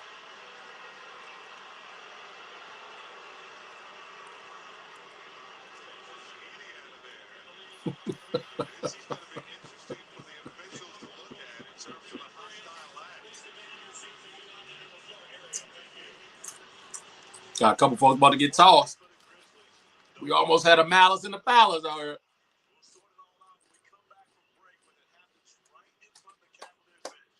That's what I like. Got them boys play, man. You don't like each other, you don't like each other. That's fine. There's nothing wrong with that. Just got competitors being competitors. But yeah, Desmond Bain and Spider Mitchell got tied up there. They got the tussling for the ball out. The whistle was blown. Woo, buddy. 3-point game, man. It's getting heated up. It's getting heated. But this is the kind of thing that I expected to see. You know what I mean? With teams jockeying for position and kind of wanting to send a statement, you know what I mean, to the rest of the league and wanted to prove to, you know, the players that they're matched up in front of that, man, you know what? I'm that guy too. You know what I mean? Or we them ones too. So we have the number 2 team in the West, the Memphis Grizzlies, man, squaring off against the number 1 team in the entire league, number 1 team. And the number 1 team in the Eastern Conference, obviously, the Cleveland Cavaliers. It's been a very entertaining game so far. First half was really good. Donovan Mitchell's been killing these people out here. Over there were no punches thrown, so we don't see D. Mitch get tossed, but you know what I mean? He was right in the thick of it.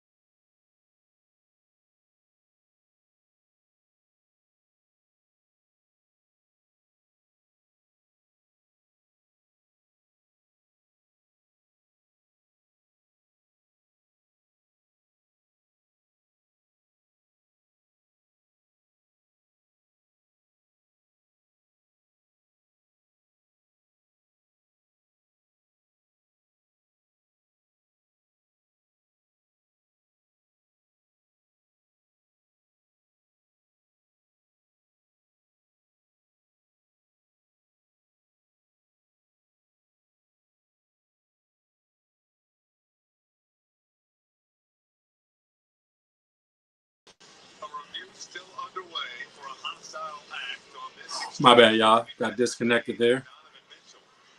Phone call came in. I swore I had my phone on Do Not Disturb. The New Yorker knows to try to get leverage and get on top of things. Desmond Bain. Turn that thing.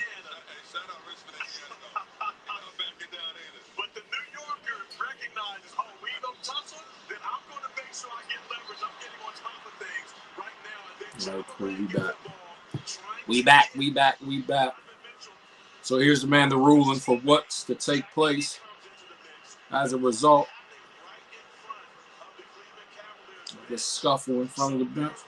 No one from the Cavaliers have to leave their bench to be involved in the mix. But you see, as Mitchell gets on top, Bane's still on the ground, and that's when guys start to get involved. Very interesting. If you have perhaps offsetting text here, this is just us speculating. Yeah, offsetting text, man. Let them keep that fire in the game. That's what we need to see. See these boys compete. But then do you get anything to the bench of the Cleveland Cavaliers? Because again, nobody left the bench. Why would you have to give them something to the bench? they're still on their own sidelines. There's Courtney Kirkland. The coaches came in. Has been made a lot to break down here.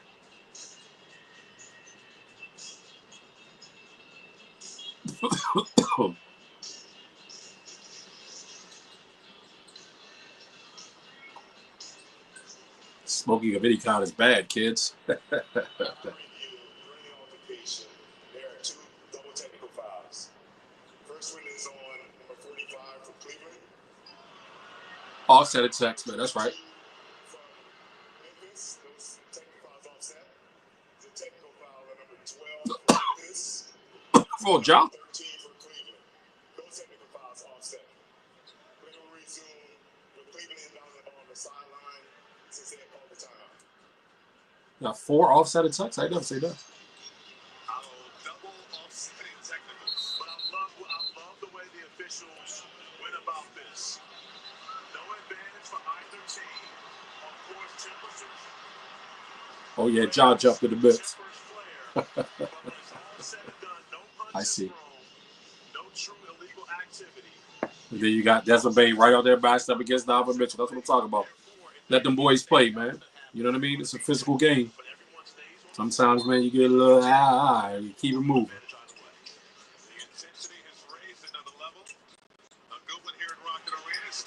Come on, Max Strus. Right on cue.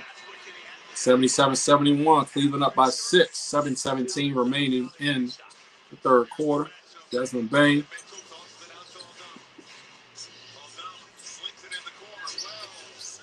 Wells ain't have a good look that time.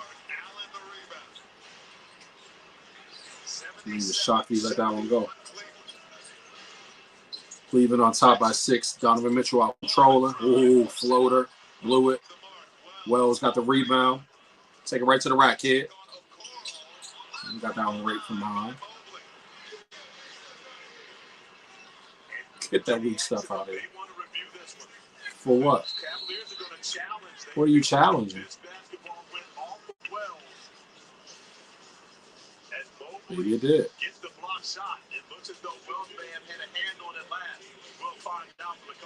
And the Pistons beat the Hawks 148-143 today. These motherfuckers playing any defense. That game going overtime? Let me see that score again. Shit. I hope that was an overtime score. That's not like a double overtime score. Like, geez, not scoring that many points, man. D up.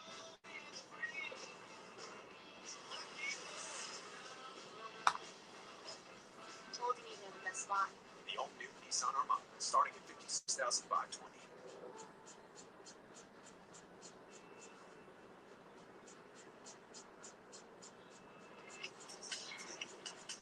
Premium comfort, or keep up with everything. Without costing everything. Right for right now. Play with it. Exclusively at Kohl's. At Metro, get 20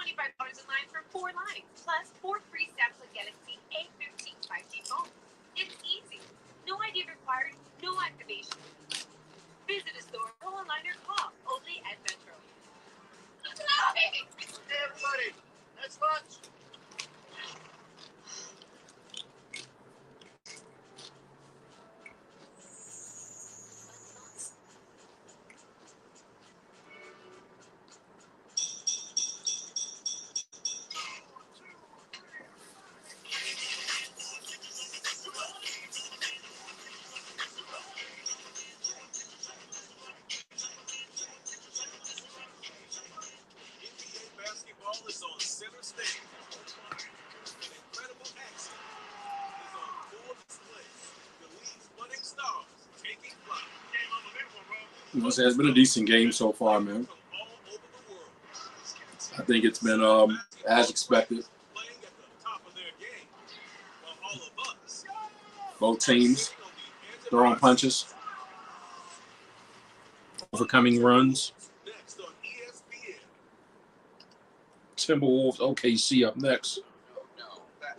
I am not going to stream that game live, but I will watch it as I, you know what I mean, grab some dinner here for the night. It is what it is.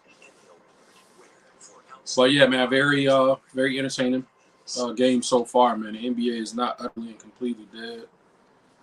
It just seems like it's dying off sometimes, which you know what I mean, like can obviously be corrected. We can just see the competition. The motherfuckers who actually won it. The game is the game. The game of basketball is still played on two sides of the ball, not just the offensive side, not just the defensive side. Oh, even though he got his arm? He didn't touch. I don't think he touched the ball, bro. I don't know how y'all saw that. I didn't see it. But anyway, 77-71, man. Cleveland on top by 6 points. 6:41 to go here in the third quarter. Should be a really good one to close out, man, down the stretch. I'm expecting it to be a really, really good game, much as it has been so far. Donovan Mitchell with the step through. Stolen by Bane. Right to the basket. Desmond Bane, 73-77. Cleveland going the other way. Jared Allen in the lane. Left-handed lay. 79-73. Cleveland back up by 6. Salty Aldama. Bang! Oh, missed it. Jared Allen rebound. Aldama shot a 3. It's in rhythm. He stepped right through for it. This has been the longest quarter, man. This quarter has been crazy long. Donovan Mitchell, little mid-range side step. That's his game. You know what I mean? That's how he's made his money in the league. 81-73, man. Cleveland on top by 8 points. 27 points in the game for Donovan Mitchell. 6 assists as well. John Moran is offensively, man, incredibly quiet. He's been crazy quiet since the first quarter. And I was saying early in the game, and ideally for me, I would have liked to see John Morant go crazy when he had 8 initially, and then Donovan Mitchell had 12. I was like, I'd love to see both these guys go for 35, 40 points or so tonight. You know what I mean? It's been the Donovan Mitchell show ever since. Not even, you know, like John Morant's not even out there. I mean, he's out there. But it's almost like he's not even on the floor. I'd like to see John Morant step it up some, you know, offensively. I'm not saying he needs to play above the team, but definitely needs to make his presence felt. I'd like to see him do so offensively. But yeah, man, I'm not sure if you guys are watching the game. We are watching this Cleveland Cavaliers Memphis Grizzlies game being broadcast on ESPN today. Present score is 81-73. 5:20 remaining here in the third quarter.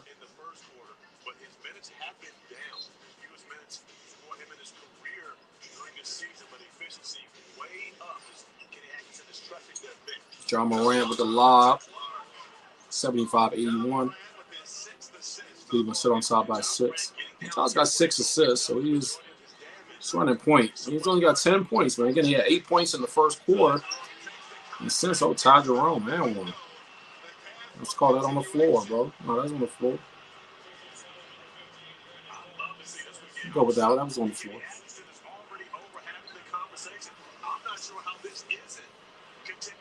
So when they blew the whistle. Oh, well. That should have been an angle. That should have been an angle. Tear it out on the thing.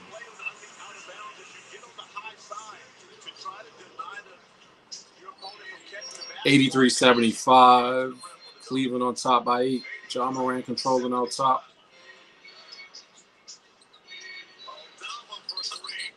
Finally, cookied it. 83-78. 5-point game, man. Cleveland on top. 4.5 minutes to go here in the third quarter. DeAndre Hunter operating out top through the double. Splits the double team. Gets fouled. I think it's going to be on the floor, though. That's on the shot? Oh, that's interesting. Well, you called the other one on the floor, but you called this one on the shot. I don't know about that one. But again, I talked about DeAndre Hunter a couple times throughout this stream. He's got 10 points tonight at the line, shooting 2, 10 points, 5 rebounds to be exact. He's gotten up 8 shots so far. You know what I mean? 4 of 8. So I definitely like what he adds to this Cleveland Cavaliers team already. Already very solid. You know what I mean? DeAndre Hunter's a really, really good pickup, man. I like that pickup for them. Honestly, I feel like quietly, sneakily they had, you know what I mean? Even though it was only one move. It's a lot of success in that, you know what I mean, that one move. DeAndre Hunter knocks down both, man. 7-point game, 85-78. Cleveland on top by 7, 4:20 remaining here in the third quarter and counting.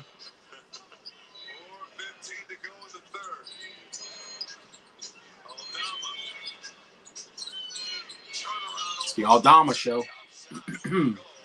This little fadeaway, high post, turnaround with a jump shot is weird.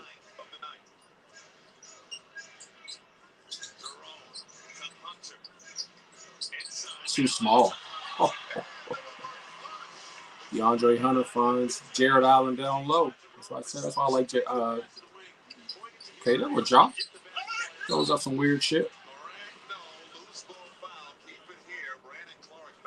But yeah, that's why I said I like DeAndre Hunter, man. And again, it's not that Karis LeVert couldn't pass the ball. I just like that. I just like how, you know, much more length he brings. You know what I mean, to the defensive end, and then his his finesse offensively, and being able to put that ball on the floor and dish, man, is really good. And again, that's no knock on Karis LeVert.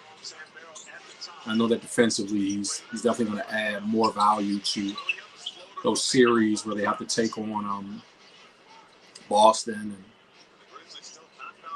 you know what I mean, potentially making it to the finals where they'll, you know, be matched up against longer wings. So should they meet up against a Denver or anybody else?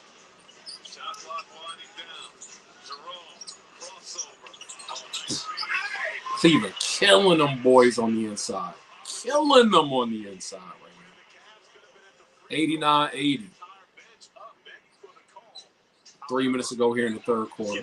Yeah, it's just dribble. It's just dribble penetration and dumps. Evan Mobley's got 19 and 9. And finally got Ja Morant looking aggressively towards scoring.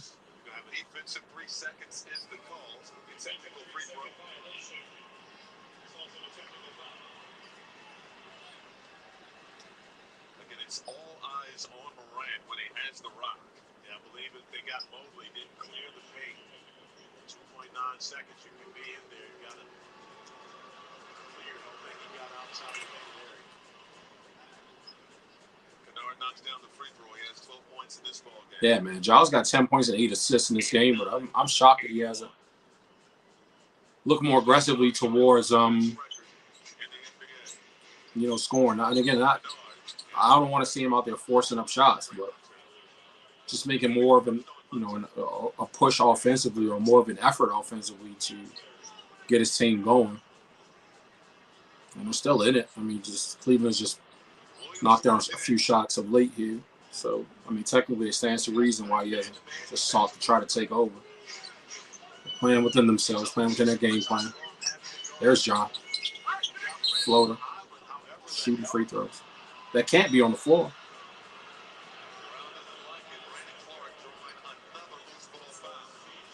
Well, the crowd doesn't like it because they seem to feel as though the whistle has been blowing a lot more on this end of the floor as you see Ja Morant attacking the rim. Probably call it on the push in the back. Did they get Mobley for that? Was that Mobley foul? I thought they called. Oh, good back door. Drama ran to Aldama. Back door. Alley-oop.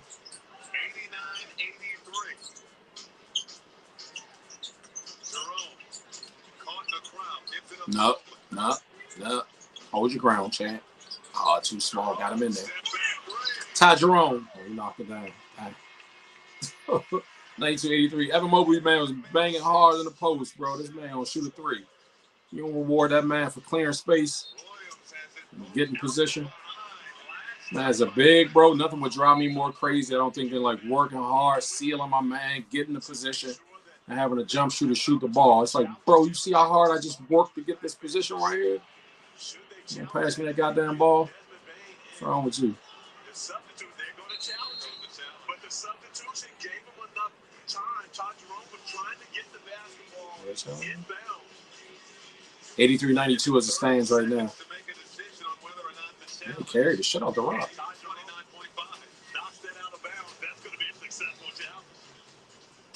I mean, he carried the joiner.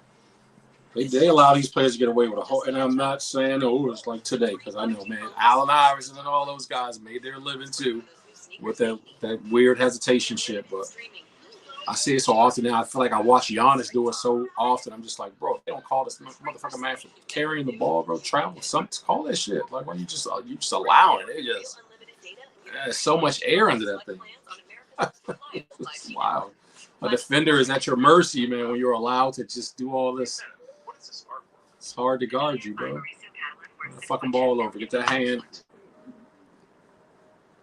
Dribble the fucking ball. It's supposed to dribble. Not just. That's a $6.2 million man. Are you kidding? We need to find you another man. Gentlemen. What a place you have. Who eats art? I think you're supposed to say that I ain't better. But yeah, decent game so far, man. Decent game so far. Let's see if this challenge is successful. Cleveland on top by 11 points all of a sudden. Or about 9 points, rather. 83-92. 154 remaining here in the third quarter. So I believe that one is going to be an unsuccessful challenge from Taylor Jenkins, which means that they will not have another challenge remaining in this game. After review, this is the last touch ball prior to it going out of bounds.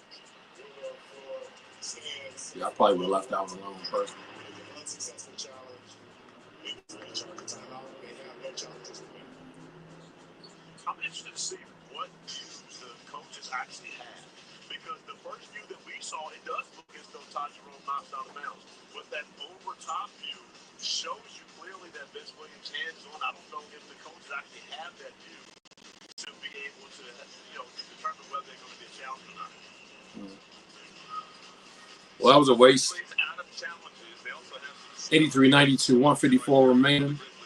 Cleveland to inbound the ball. Control. With a chance to add to their 9-point lead. Clearly, Memphis needs to stop right here, man. Knock the score down. Keep it close going into the fourth. This can get out of hand really quickly, especially in this 3-point shooting lead. So, the defenders did a great job on that one, and I had to make sure I cleaned that up. 9-point advantage for the Cavs, and an offensive foul. We're going the other way. Get a turnover from Cleveland, so there's an opportunity to chip away at this lead. 8th turnover for the Cavaliers. Here we go. Cut into this deficit here to close down the third quarter. They came back from a 19-point deficit. Come on, Dez.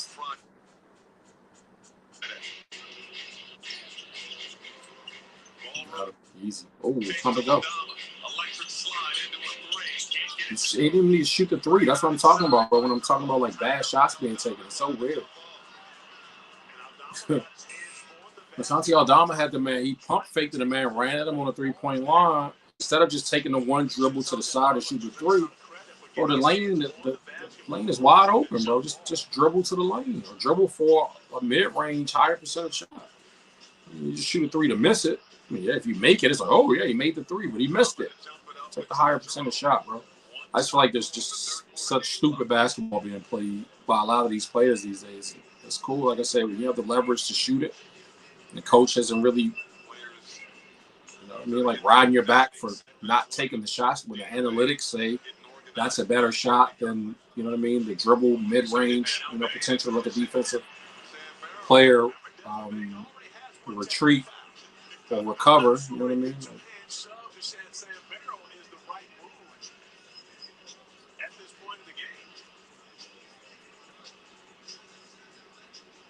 Just weird basketball being played. It's weird, man. Not smart. Let's just say that. Adamo wins the top. Bane foul shooting three. What you want to repeat? I mean, what you want? What do you want to challenge? Same, man.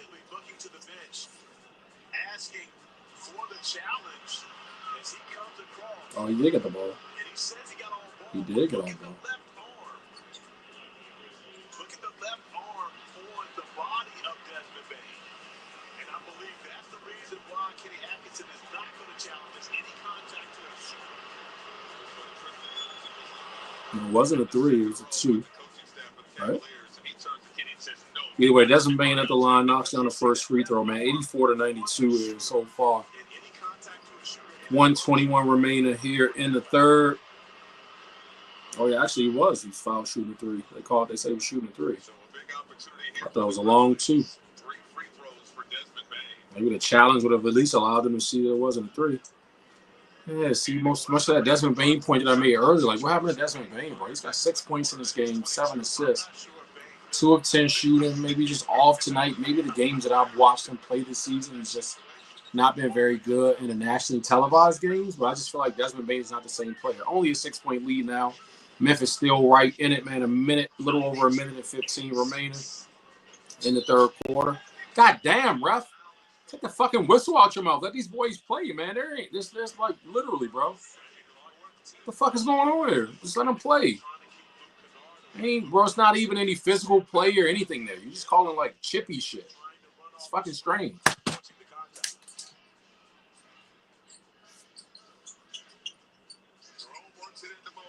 I don't know why all that chippy ass calls, bro. DeAndre Hunter missed the tray. Memphis headed the other way. Desmond Bane for three. Damn, Des, you could have been like, oh, good steal, a kid. Wow. Memphis gets the steal and the kid just what? Damn.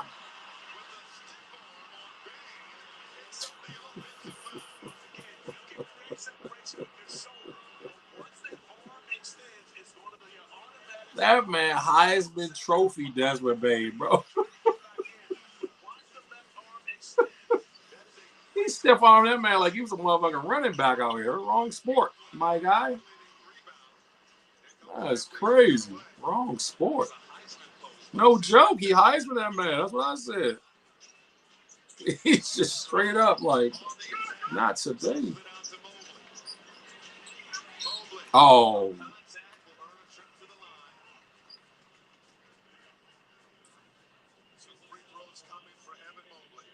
86-92, man. 26.2 remaining in the third quarter. It's been a long quarter, man. These guys have been playing. 19 points, 10 rebounds, and 5 assists in the game for Evan Mobley.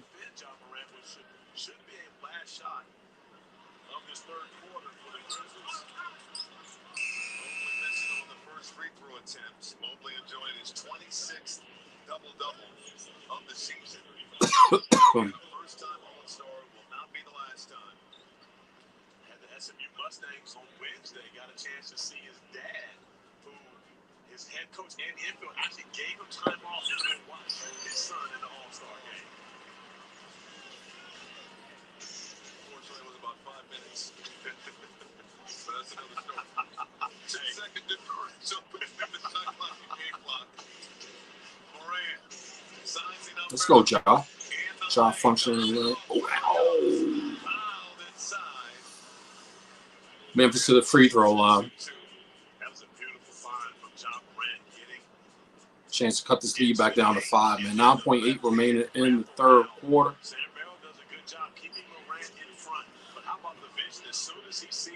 Yeah, John Moran is definitely just playing facilitator here, man, which is cool, man.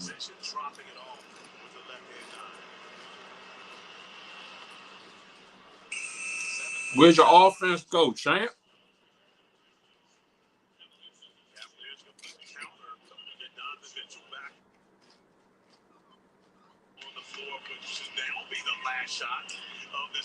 So still, I feel like if John Morant gets it going, they'll have to respect him a little bit more, you know what I mean, which will free up the lane for some more of those little kicks and the driving kicks that he's trying to do, the penetration and pushes, you know what I'm saying?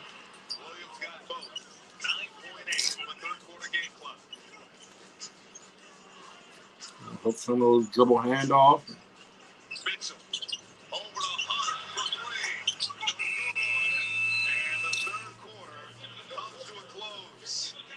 Somewhere out there, I can hear somebody saying, careful, Bert, when they hit that. Like DeAndre Hunter misses a 3.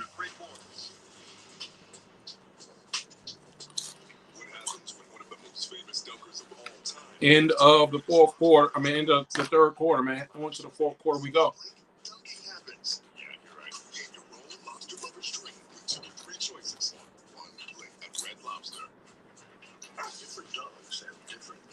On this commercial break, man, hanging there with me. 1 quarter remaining. This is going to be a barn burner going down the stretch here. Cleveland has withstood the extra punches given to them today by Memphis is sticking this game. I think this fourth quarter was a very long third quarter, man. Got a little chippy in there. You got some little tempers flared up.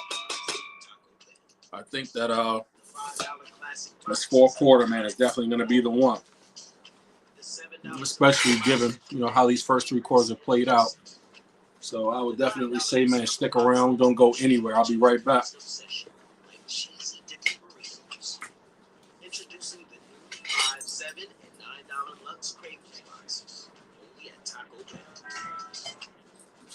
It all started with a small business idea. That's right, Craig. Only a perfect team to get the job done. I'm just on the internet. AT&T is super fast.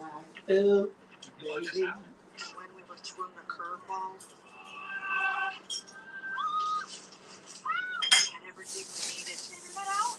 Don't worry. AT&T Internet Backup. An excellent network for small business. Let's take a look at who's in the zone, brought to you by AutoZone, gentlemen. Because at the halftime of this Spurs Pelicans game, this baby, the form, the speed, Look at him. the vision, That's how fast I be going to the kitchen.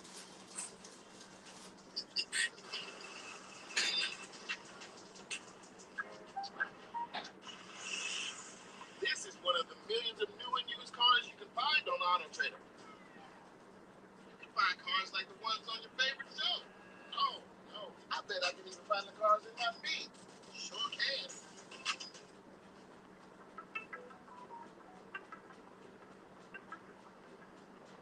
say the word and lift you up.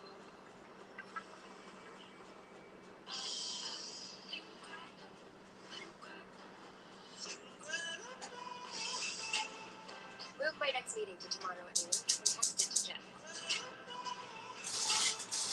Woo!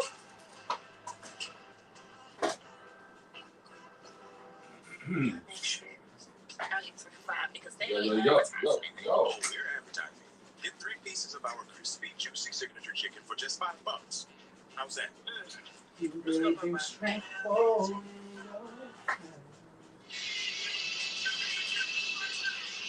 back to NBA Sunday, presented by State Farm.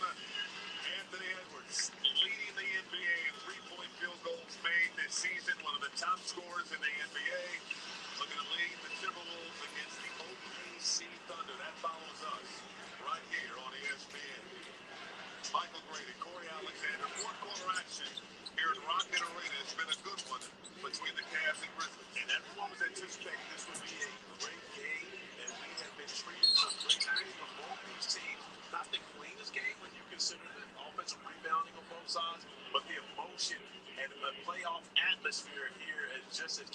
Jackson asked for from his team early. Jaren Jackson Jr. starting this fourth quarter. He has 4 fouls, sat for most of that third quarter. See his numbers on the night. Made another All-Star appearance this season. Knocks down the first free throw. 8th in the NBA in block shots, and again, right now the odds-on favorite with Victor Wembanyama now done for the season for defensive player of the year. But how close is Jaren Jackson? He also he can't miss a lot of games though. Headed down the stretch, 65 is the cutoff. Here's Mobley for 3, too strong. Up to the offensive rebound. Mobley, the reload. No good.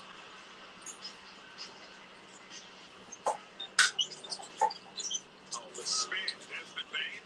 Didn't put enough on that pass, trying to find Wells on the perimeter. I don't think Desmond Bain was expecting for the spin to be successful. He's trying to get rid of the basketball, but turnover on the other end. Sloppy play to start the fourth for both teams. It's 5-on-4 as Jerome slow to get in the play. Wells open, no good.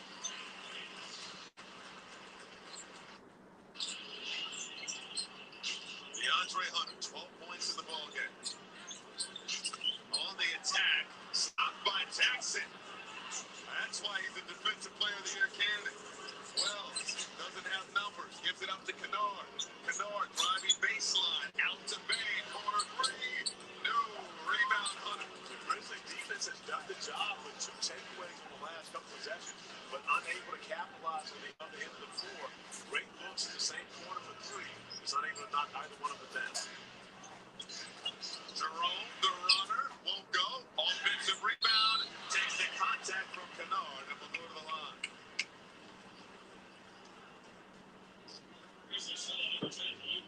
Ty Jerome, 11 points in this ballgame.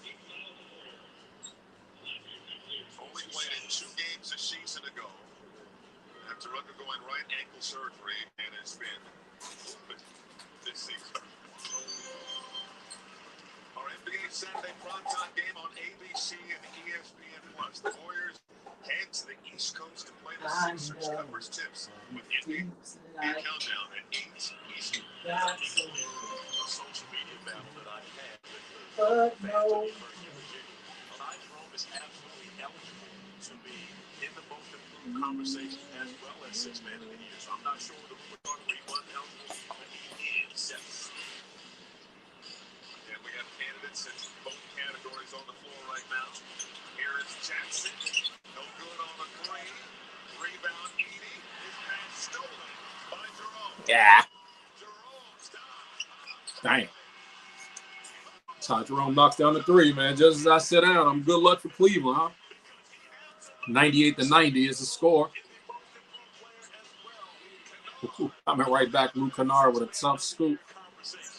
92-98. 6-point game for Cleveland. 9 and a half minutes or so to go here in the third quarter. Over the back on Jaren Jackson Jr. That's his 5th. God damn.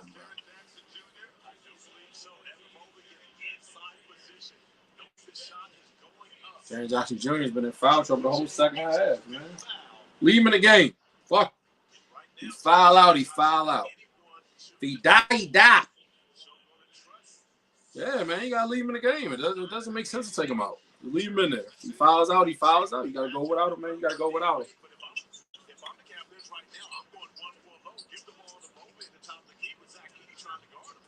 I definitely will go 1 for low. Oh, Mobley's supposed to win at him, bro. Nope, that's not. Damn.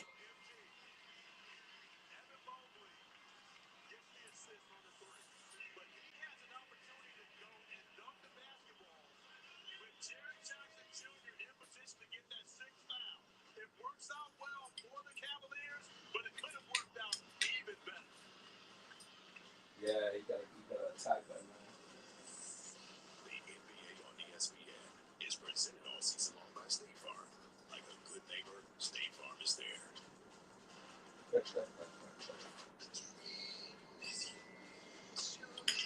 Yeah, he posed attack that, man. I mean, they got the 3 points out of it, but you know what I'm saying.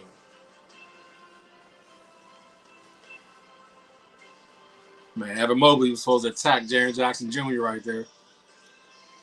He got the 3 out of it. They got the 3, you know what I mean? He kicked it to the corner, man, but he definitely should have blood in the water, man. You gotta attack like a shot. Yeah, go get him, bruh.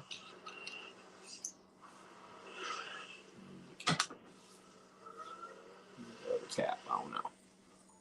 But yeah, man, it's been a good game so far. Maybe this OKC Minnesota game will look like OKC Minnesota should look. Even though I'm not going to stream it, I'm going to get out of here after this one, man. But you know, maybe, just maybe. Check these standings again. Traveling to be surrounded by nature. You know, for my liking, Minnesota is definitely underachieving this year. Like I said, they flip-flop with, you know, between Memphis. Or flip-flop with Memphis from last year in terms of standings even. Because I believe that Minnesota finished it with the number 2 seed overall. And right now, Memphis is sitting at number 2.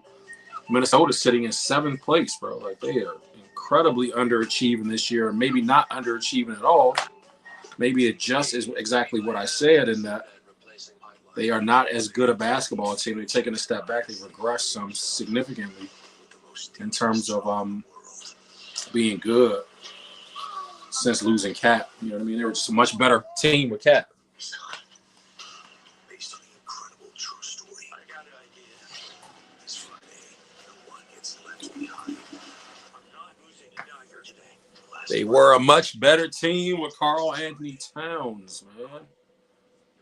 I even wonder what facilitated that trade because I don't even remember hearing a whole bunch of things about it. You know what I mean? Like, I have no idea why they did that.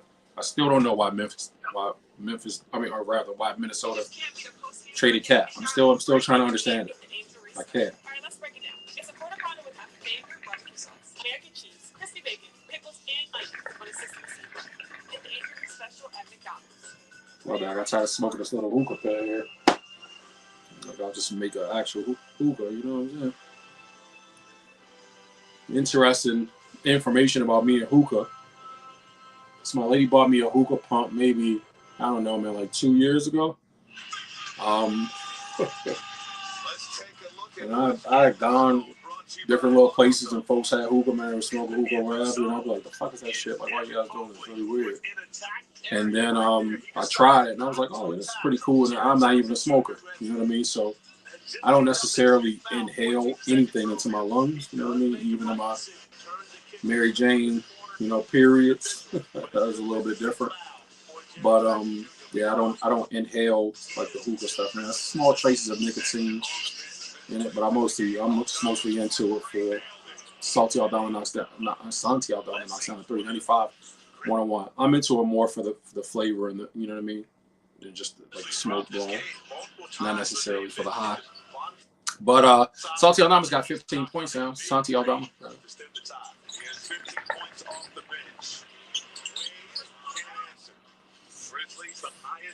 Here they come, down 6. Memphis controlling the rock.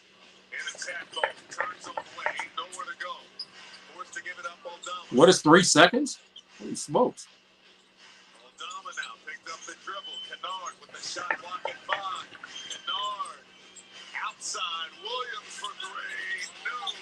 Tapped out by Edie. Kennard for 3. Rammed out. Edie once again. That's what I mean. Look, your team makes an effort. That's Babe, that weird ass from his knees jump shot.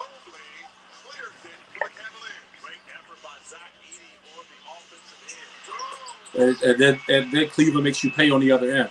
And that's what I mean. Like, you got a tap out, offensive rebound, and then you get Zach Edey grabs a rebound on the inside and then kicks it outside for a 3 instead of just gathering and going up for a stronger layup right there, man.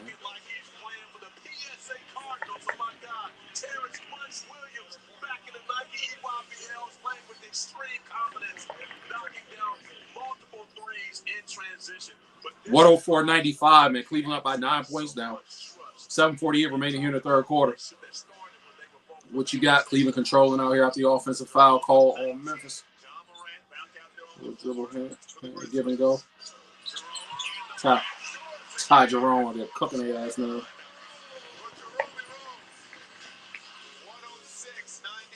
Ty Jerome's got 21 points in the game. There's Ja. Well, there's John Morant. Welcome to the game, buddy.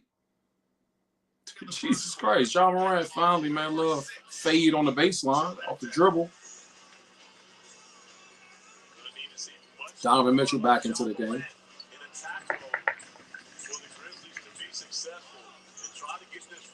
Yeah, I feel like they've been doing a lot to just allow everybody else to do whatever they want to do offensively. Get John in the game. Ooh!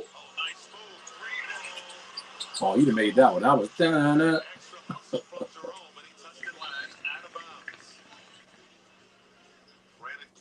106-97, man. Cleveland up by 9 points here. 6:57 remaining in the third.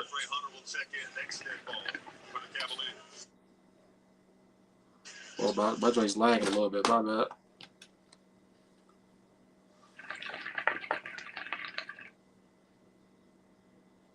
From behind, Donovan Mitchell wants a challenge. He's telling Kenny Anderson, I promise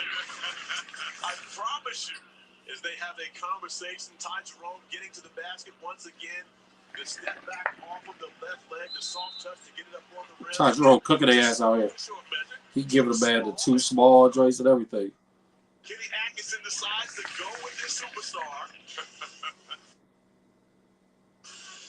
And going to challenge the last possession.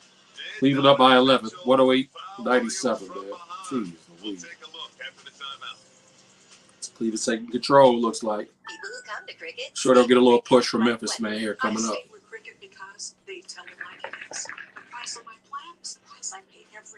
Chat's open, man. If you guys are watching the game, man, let me know what your thoughts are as well.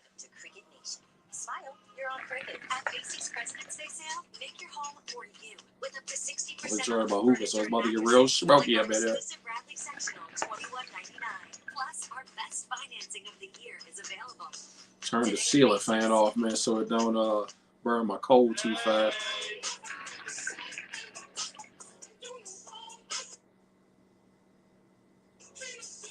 I guess I can't accurately say I don't take this into my lungs. That's not accurate.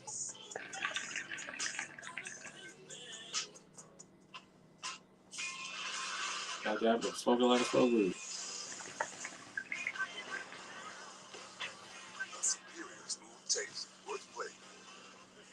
But yeah, like I said, man, it's been a very entertaining game so far.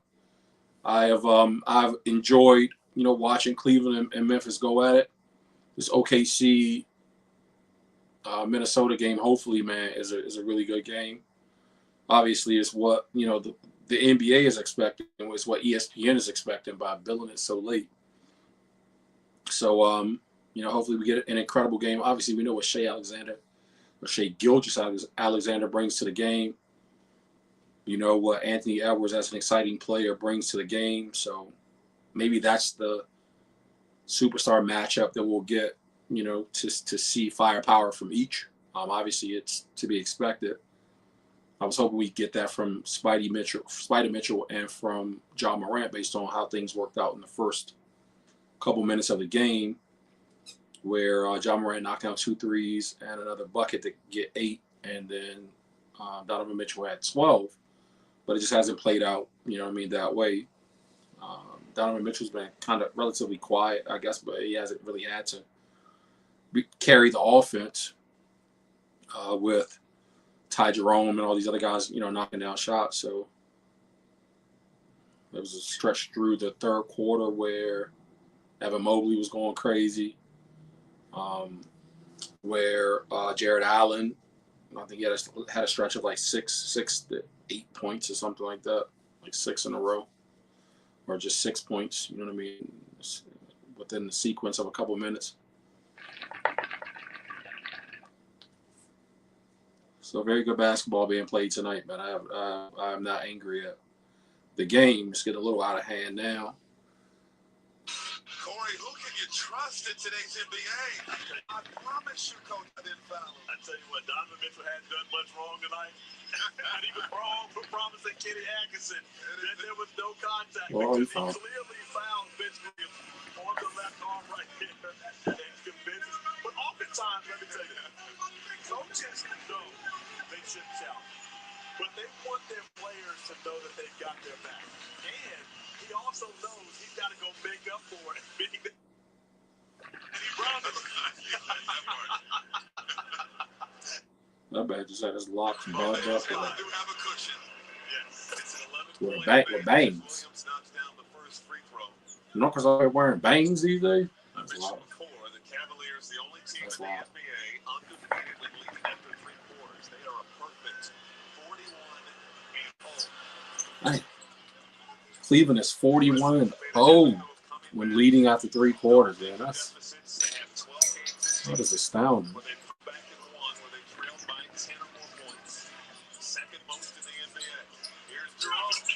Ty Jerome cooking their ass out there. 23-4. Got to pay so much attention to everyone around him. The middle is wide open. Jerry Jackson 25. Dang. Ty Jerome in the paint with 5 fouls. And Ty's so crafty in the job done offensively. Williams waits for Clark. Can't get it to go. Jerome the rebound in the crowd. Clark, use the glass, brother. Jerome has 14. Cleveland up 110-99.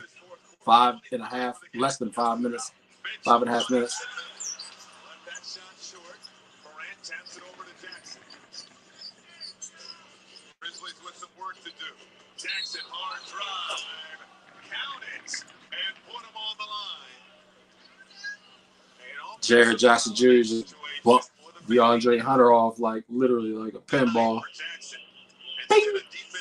Knocked Sonic coins out there, man. Jared Jackson strong, taking the ball to the rim, and again, you can dislodge with your shoulder. You can't do it with the arm. That was all shoulder, and then has the soft touch to be able to. That was just a grown man relative to a grown man right there. 14 points for Jared Jackson. Blows the free throw. Steal. Williams. Let's go, Ja. Okay. Jay can't make a free throw, but he can make a 3. Cuts the lead down to 6. 5 minutes to go. Let's get it. Let's get it. Get the ball out of Ty Jerome. Man, already. Oh, that was already Ty Jerome. Ty Jerome trying to get that ball. And sets a Grizzlies franchise record with his 71st 10-assist game. Donovan Mitchell control it on top. Damn, deep 3. Boy, wish I off foot. No. Nice touch by the Grizzlies. That was an empty possession. The Cavaliers. That was a good defensive stand to get a horrible shot from the logo from Donovan Mitchell, but they can't control Memphis being they couldn't control the defensive rebound. Damn, bro. They needed that one. They needed that stop. Both teams had challenges the rest of the way. They needed that stop. Let's see. Man. YouTube TV ain't been lagging all this time, man. And here we go. When the game gets heated. These motherfuckers lagging. Come on, bro.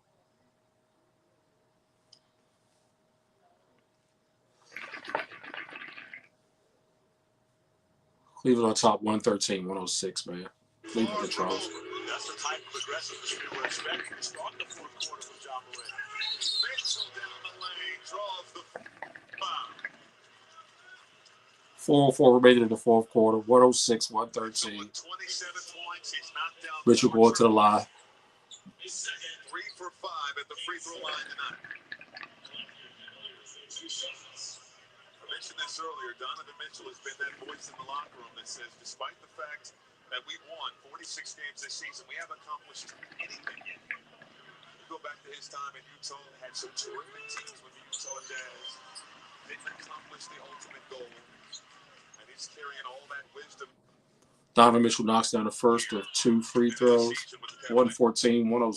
I do believe during that stretch they won. Cavs on top by 8. Seed in the West. One more free throw to come. Not make it to the Western Conference Finals that season, so that memory is still haunting him, and he understands the importance of Second free throw missed by Donovan Mitchell. Let's go, Memphis. Ja Morant controlling just across half. See what they're setting up. It was high screen and roll action. Miss Jaren Jackson. Jaren Jackson controls from out top, throws up that bullshit three-pointer again. What the fuck was that? That's a horrible shot, bro. Like he ain't had his feet set. Like, what the fuck was that? over to Strus. Strus on the drive. Ahead to Jerome. Off the heel. Long shots, long rebounds, man.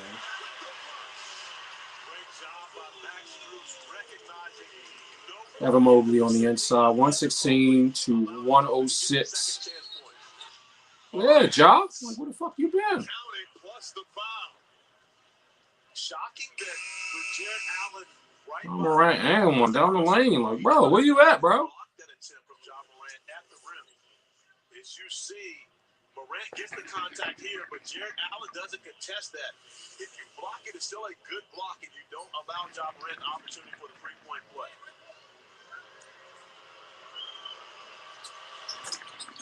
Morant completes the three-point play. Ja's got 17 in the game now. 3 minutes ago, man. This lagging is killing me, bro. Come on, man. This lineup with Ty Jerome was a lineup we were expecting to start the game. But, of course, Kenny Atkinson finishing the game with this group with no Darius Garland available tonight. Mitchell spinning. Toss out to Strus. Mobley. Oh, Jared Allen. Oh, no. He ain't get it off in time. He ain't get it off in time. I respect Ja Morant coming over, attempting to block the shot. A flagrant. Great ball movement. Evan Mobley dropping it all. Once again, Jared Allen dropping the hammer. I'm not sure what they're going to review on this. Ja Morant and Allen both hung it out. Defensive foul. It's placed under review to see if the foul occurred after the 24-second. Yeah. There you go at the end of the shot clock. It's at the end of the shot clock. Did he even get that off? That's what I was saying. Where you see the red light come on with Allen dunking the basketball. This could be a critical Oh, do you think he got that off? We were taking betting odds on who was going to dunk on who in this ball game. Big dog, it's good, brother. Just looking at this game here, man. It's heating up down the stretch. Oh, no, he got it off.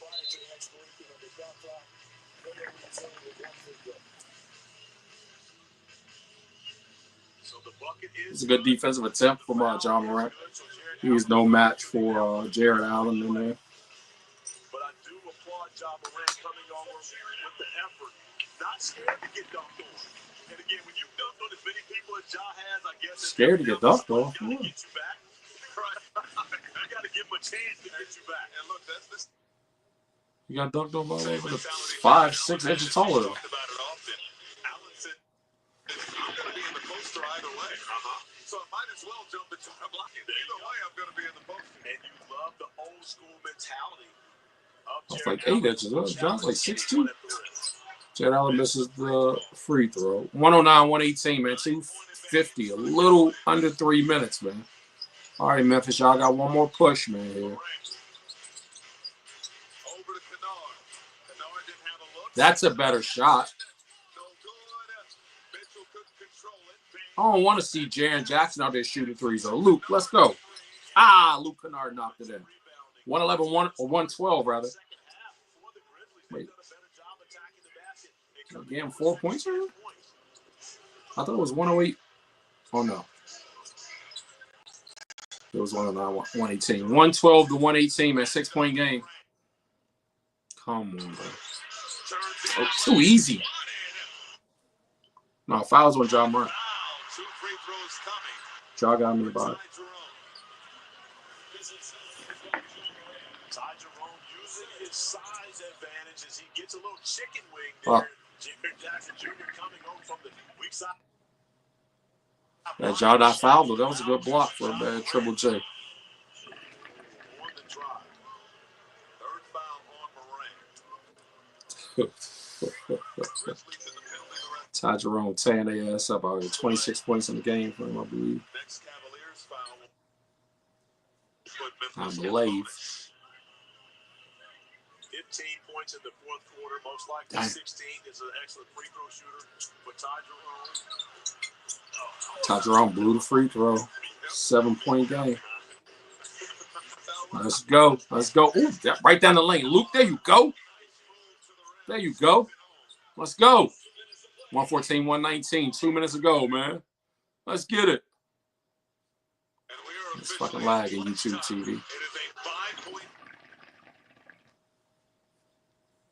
You guys are killing me right now, bro. Cavaliers have the best winning percentage in the NBA in clutch games. Here's Truce for three. That danger from three. All them weapons. Max Strus knocks in one. Oh, Ja, you needed that. Ja Morant foul by Donovan Mitchell. Shoot 2 free throws. 13 3-pointers in the ball game. Ja Morant is fouled and will shoot 2. Stopping the clock with a minute 40 remaining. It doesn't take long for him to get from one point to the other. When you talk about some of the fastest guys in the league, you absolutely got to mention De'Aaron Fox, Tyrese Maxey, but Ja Morant has to. Ja gonna end up with 20 points in this game, man. But the fact that he ain't really put his imprint on this game from an offensive standpoint is going to be the reason they lost. Honestly, I know he was playing facilitator, getting everybody else involved and to keep them close. But again, I think Josh scoring would have been much more impactful because the defense would have had to respect that he was being aggressive offensively, and it would have opened up more easier shots, even if you're shooting those from the perimeter. You know what I mean? For his teammates. Definitely some more dump offs in the inside. There you go. Go box out, Ja. Damn, bro. Long shot, long rebound. Ja was boxing out. Tear it out. Wow, Donovan Mitchell. 116, 124. A little over a minute.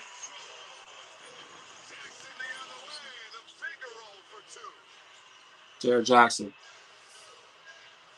Scores now the lane. 6-point game, man. 118, 124.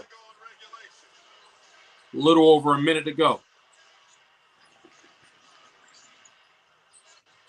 It ain't over yet.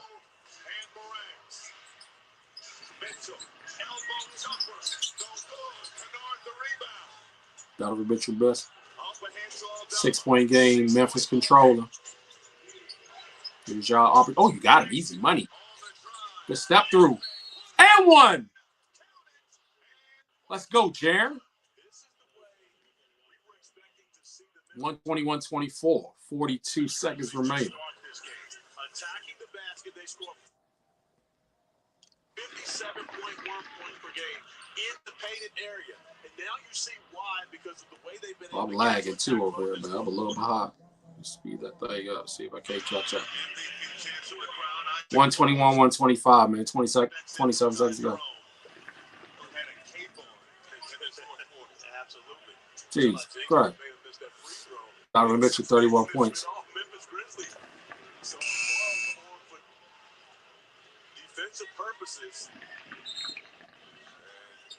Taylor Jenkins going to go. They want to make sure that he gets this defensive rebound. Brandon Clark and Zach Edey checking into the ballgame. And they're going to call timeout on advance and afterwards. Of course, if Mitchell misses here, he's 5 for 8 at the line. 31-point night for Donovan Mitchell.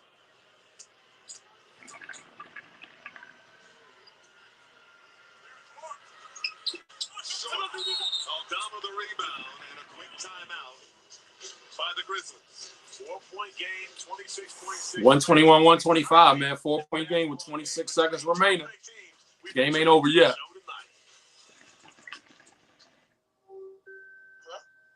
Damn.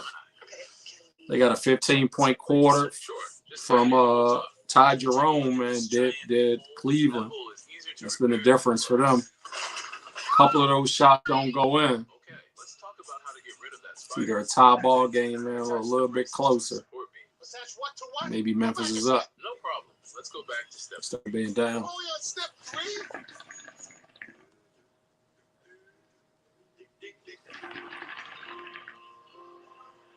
It's been a very good basketball game so far, though. I'll definitely say that.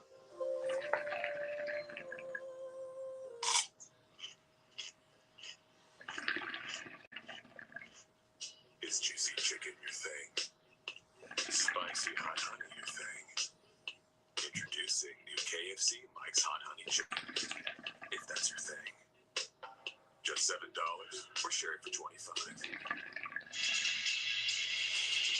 4-plate game. Coming up next here on ESPN, Shea Gilgeous-Alexander leading the NBA in points per game. At Target Center to take on the Minnesota Timberwolves. Third regular season meeting between those two teams. They split the first 2 games. And we're set for a good finish here at Rocket Arena. 125-121. All right, man. 4-point game. Memphis control. Inbound to John Morant. Oh, foul call. Truth, don't get a fucking tech called on you. That's the last thing you want if you're the Cavaliers. Just put them on the line. Because you give the Grizzlies an opportunity to put points on the board. All right, man. We need both these. We need both these, Jaren. You see that right arm wrapping around. You see Mitchell employing the crowd to make some noise. Pressure free throws now for Jaren Jackson Jr. No pressure. Ain't no pressure. Damn, he blew that motherfucker.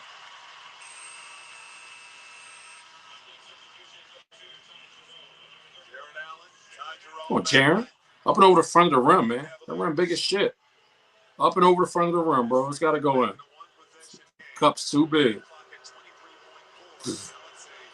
Up and over the front of the rim, kid. Oh, my God. He blew both of them. This motherfucker missed both free throws, bro. 20 seconds to go. It's over. God damn, bro. You can see the pressure with that free throw. Short arms it right off the front of the rim. Up and over the front of the rim, man. Uncharacteristically, the Grizzlies allow time to run off the clock. Of course, Jaren Jackson Jr. with 5 fouls. I don't know if you guys have ever looked at, man, a rim. You know what I mean? Like when it's not hanging, like on the ground, man, the rim is so big. I remember that's one of the best things our coaches did for us, man. They brought us into the gym one day before practice and was like, fucking rim land on the floor. And they're like, stand on the inside. Just step. You know, we made a circle and they're like, step into the center of the rim. You know what I mean? All of us just kind of took turns stepping into the center of this rim that could be lifted over all of us. You know what I mean? Like that rim's got enough space to fit your body through it. When you tell me you can't make a free throw, and that was probably the best thing for us, man. I wish I could remember our free throw shooting percentage, how it went up after that, because it was like, just get the ball up over the front of the rim. It's got to go in. Up and over the front of the rim. You know what I mean? Like, you don't even need to try someone and watch so many, you know, free throws hit off the back iron and all this. It's weird, bro. Just get up and over the front of the rim. Aggressive John Morant. Damn, the and one would have been much better.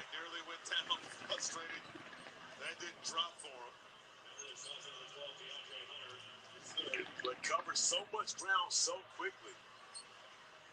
Less than 5 seconds. And again, it wasn't a straight line of drive. He had to actually make a move a little in and out to get around DeAndre Hunter. Still gets the contact, but wanting to have made that layup. Yeah, the and one would have been much better right there. Trying to avoid their 3rd loss in the last 4 outings. What about free throw for y'all?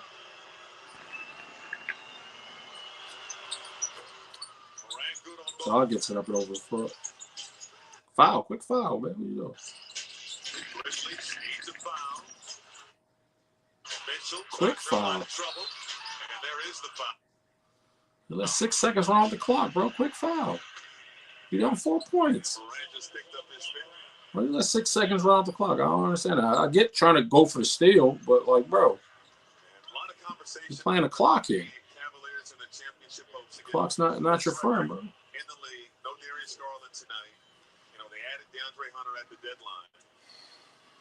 What's your outlook? It's a good game. Team? Of course, the Celtics are tough. There are other teams in the East that want to be in the mix as well. I think I'm much more of a believer now after the simply because I think more than anything, you know, not being able to get on that defensive glass for Memphis, like, killed them in this one, in this third or fourth quarter at least. A lot of long threes, long offensive rebounds that went to Cleveland that then led to second chance points. But he's playing with the utmost confidence because of his relationship with Kenny Atkinson. But the way that he's unlocked Evan Mobley, who has become truly a star in this game, I give them a much better chance now. But if you ask me today, I'm still going with the Boston Celtics as the favorite to win the championship. But I can tell you what, Oklahoma City, they're looking really good in the West as well. We're going to see OKC next. I'd love to see an OKC Cavaliers finals, man. That would be, I mean, that would be incredible for two small market teams, bro. I'm pretty sure the ratings will be high as giraffe ass for that joint too, bro. It would be just very entertaining because of how they match up. Yeah, that will be a really, really good final series to watch. I would much prefer to see them in the finals. Not that I don't want to see Boston repeat, but I would rather see two small market teams, man, two young teams that have been, you know, dominating for the most part, the two best teams, East and West, through, you know, the season so far, man, and square off in the finals. I think that would be something. That would be something to watch.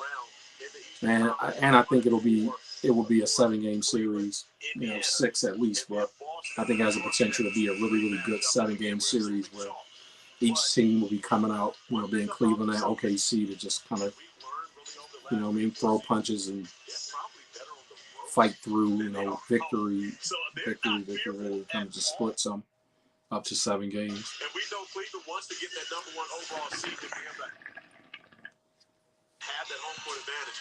But the Celtics aren't fearful at all. My lagging is fucking. And they'll run out the clock. Game is over. Cavaliers walk away with a 129-123 victory. 33 points from Donovan Mitchell. 26. 26 for Ty Jerome. Well, it was a good game, man. You know what I mean? That's about it. I will look at the box score, but I don't want to see shit. But I actually do. I actually want to take a look at the I want to take a look at, before I log off here, I want to take a look at Against the Memphis Grizzlies, we played almost 3 minutes here in Minneapolis. The Thunder leading each of those 5-4. We're playing tonight, they're playing tomorrow night. box score. Oklahoma City is a team that if the Bucks Cavs. ball is near the paint, I promise you they're sending I don't even want to look at the individual stats. I just kind of want to look at the defensive. Conley gets a clean look. I mean, the rebounding disparity. Yeah, bro, they got out-rebounded by 20 rebounds in that game. 57 rebounds to 37, man. Cleveland out-rebounded those boys by 20 rebounds. You cannot win a game, man, when you're being out-rebounded by 20.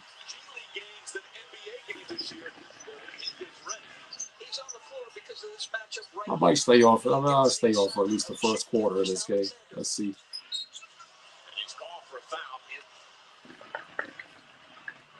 First. So we are accustomed to Oklahoma City dominating the margins with turnovers created. Instead, in this instance, it's Minnesota who gets the turnover. Nice play by Clark. Boy, big body, physically ready already, and some nice powerful drive. Clark was a second-round pick after 3 years of college ball. And last year, did not play an Achilles rupture, so missed his initial rookie season. Now his official rookie season, and making up for some strong play. And as you mentioned, that game right before the All-Star break, when Minnesota defeated OKC by 15, the job he did on Shea Gilgeous-Alexander early was so impressive. Timberwolves, OKC, man. Minnesota's up 9-5 so far. in the first quarter. 8 minutes to go and ticking. Look at this anticipation. Nice deflection. And throws it ahead to Collins. Back for Reed. Reed throws it down. Go ahead, Boss Reed. Transition. For OKC, Jalen Clark has them on their feet. All right, man. Maybe this the game I should stream. Well, sometimes Maybe this the game I should have streamed. a young guy willing to play some defense, get a turnover, and Mr. Reed finish it. It all started with a small business idea. It's a pillow with a speaker in it. That's right, Craig. Pulling in the perfect team to get the job done. I just heard through the internet. AT&T, it's super fast. I did a Minnesota game earlier this year. I did an OKC. I did I streamed Everything we needed. OKC Sacramento Corey, we have earlier in the AT&T year. internet backup. The next level network for small business. Pillow. With Allegra, you can stop being sleepy without feeling sleepy. Get 0% brain interference for fast, non-drowsy, allergy relief. Oh, with yeah. Allegra. It's a I'm no-brainer. sleepy, Disney actually. Snow White in theaters March 21st. A box that says you're the one. Or a breakup box. Either way, one rate fits all. FedEx can ship your packages for less than the post office. The Cheez-It craze can happen anywhere. So eat Cheez-It any way you can. All right, this lady gets it. Dibs on the tail. Want it? Need it? Cheese it. OKC, Minnesota. Most superior sports drink designed to rehydrate, replenish, and refuel. It fuels the best because it is the best. Gatorade, is it in you? You just can't beat a post-game burger at McDonald's, right? And you can't beat the Angel Reese special. All right, let's break it down. All right, I might switch the graphic. I mean, I might stay on. I'll stay on for a little while. At least I can't promise I'm gonna stick around for the whole game, but Get $100 in bonus special. That's $5. Win or lose.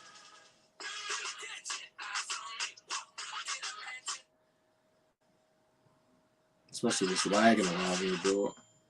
Okay, I'm just gonna tail end of that last game. YouTube TV started lagging on me. I don't know why. All of a sudden, YouTube TV ain't trying to play team. But there is another choice. Not stopping until you have everything in the GMC Sierra. Or get 0.9% APR. Well, it seems like it's not right. 25 Sierra 1500 models. Or current eligible GMC owners get over $7,800 total value on select Sierra 1500 models. With fast sign. Create factory-grade visual solutions to perfect your process.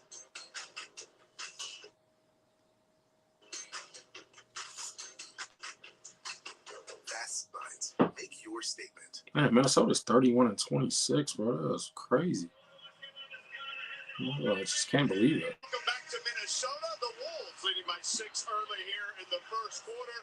Chet Holmgren for Oklahoma City is back his 5th game after dealing with a pelvic injury that sidelined him nearly 10 weeks. When he was asked about what he was doing during the All-Star break, he stopped reporters and said, "I didn't even deserve an All-Star break considering I missed so many games." But he did talk about how he worked on his conditioning, trying to get his wing back, and obviously working on his game.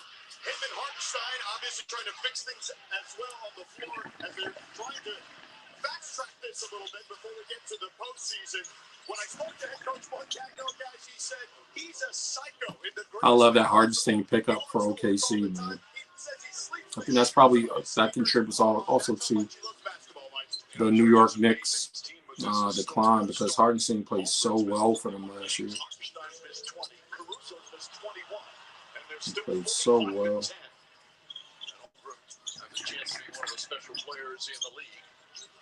Chat for 3. Money, money, money. Splash. 8 points for Chat off the top.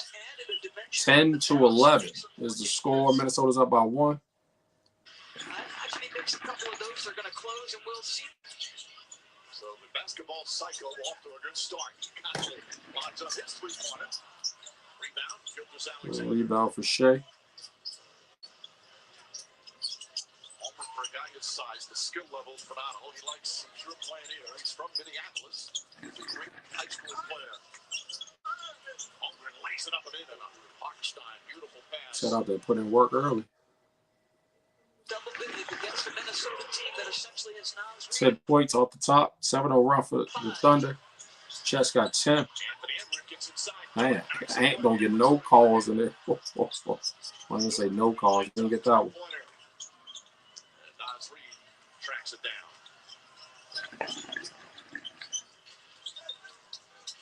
Let me change this graphic, man, while we're at it. Matchup there.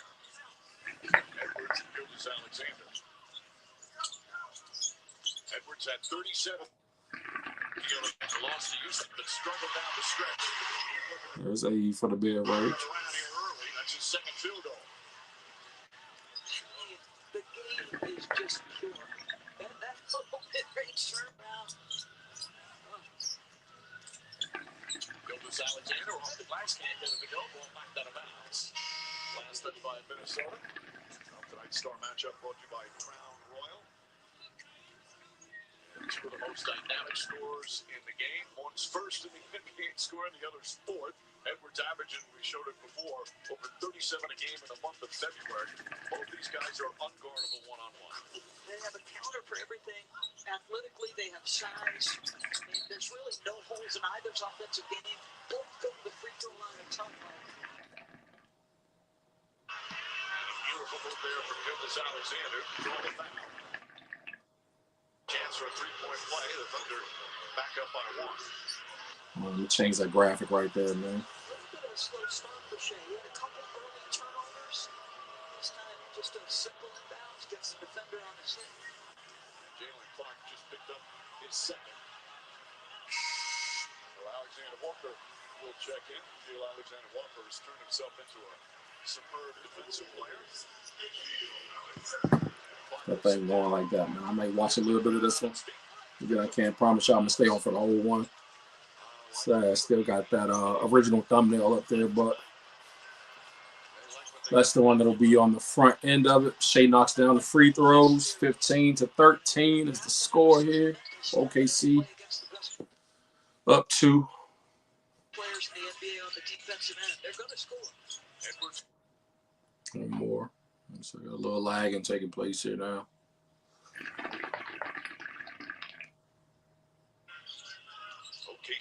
OKC up 19-15. 19-7 on the road.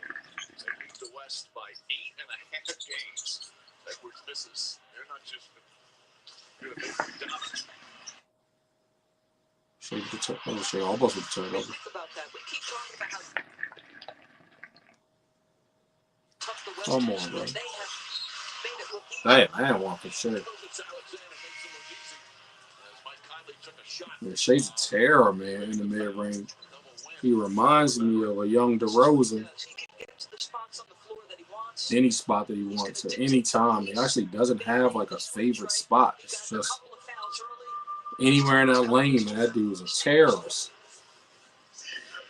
Terrorist. He leads the NBA in scoring despite the fact that he has sat out the entire fourth quarter. Shea's averaging 32.2 points a game to lead the NBA this year. Most points in a season by any player from Oklahoma City. So even considering that the great Kevin Durant was there. You can't tell if things are going well or poorly for him. As prolific a scorer as he was. Oh. Some extra time.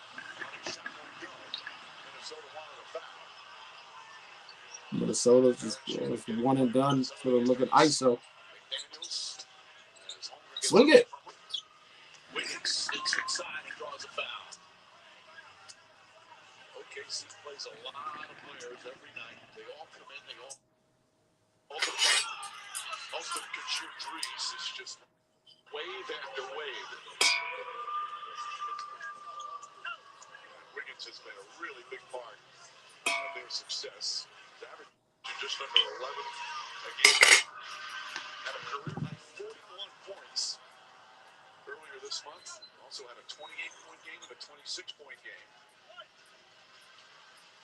Time for tonight's national TV schedule brought to you by ESPN Bet. Tomorrow night, NBA TV. We'll plan it again, this time in Oklahoma City, the Thunder and the Wolves, and a doubleheader on TNT Tuesday from Orlando and LA.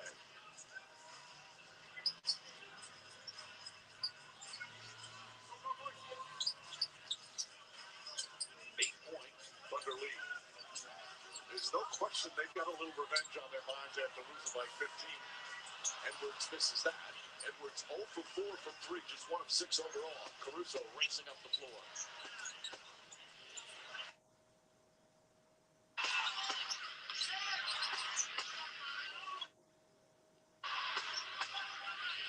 McDaniel guarding Gildas Alexander. McDaniel can guard 1 through 5. Shot clock at 4. Gildas Alexander sneaks inside. What a shot off the glass. That's ridiculous. That's a great question, GoCast. Not only skill-wise, but with The way that it's going right now, I think Cleveland is in such a good groove that I think Cleveland will finish with the better record. You know what I mean? To be honest, I don't know. What do you think? ESPN is presented all season long by State Farm. Like a good neighbor, State Farm is there.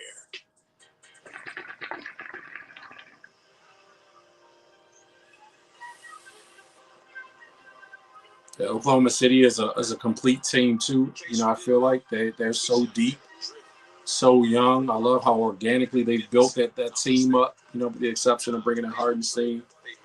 But for the most part, man, they built that team up just through. I mean, obviously they got Shea and they didn't draft Shea, but yeah, all the draft picks they were able to obtain from other teams and stuff like that, man, put them in such a great. You know what I mean? Such a great position throughout. GoCast, what you want, man? You want to come on? You want to come on the stream? Let me know. They want you to know one thing: you can't stop mine.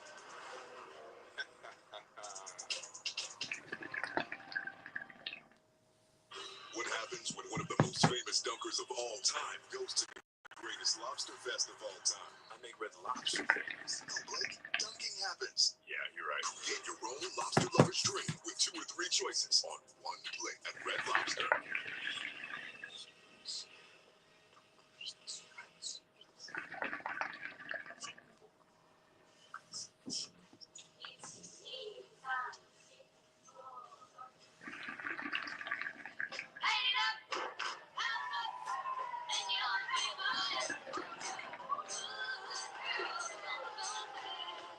You were made to chase your passions. We were made to put them in a package. This tax season, do more than just catch up. Spring forward with a free 5G phone with select Straight Talk plans. So you can spring for those new sneakers they need. The unlimited streaming he needs. And with Straight Talk, spring for something you never knew you needed. Spring forward with real unlimited data and get a free 5G phone with select plans on America's most reliable 5G network. Find us at Walmart and StraightTalk.com. Hey, safe sound the beats, the largest. This is my mama stated in the bar. Regardless, my daddy told me keep it flavor. Everyone wants to taste. I know me because I'm the beast, the largest. The New Look Warriors aim to make a statement in film.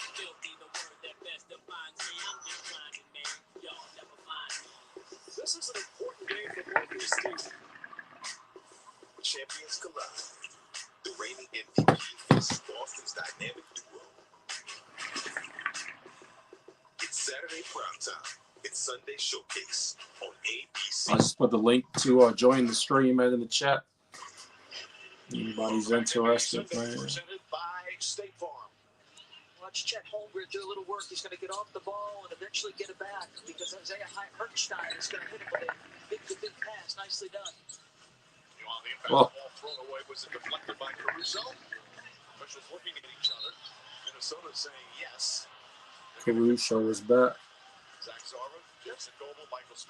I'm not sure how long he's been back from injury. I love that Caruso addition also. You know what I was saying about Caruso and Hardenstein. And that was for the long haul, you know, for this Oklahoma City team. Oklahoma City OKC leads by 10 points so far, 25-15, 3:17 remaining here in the first quarter.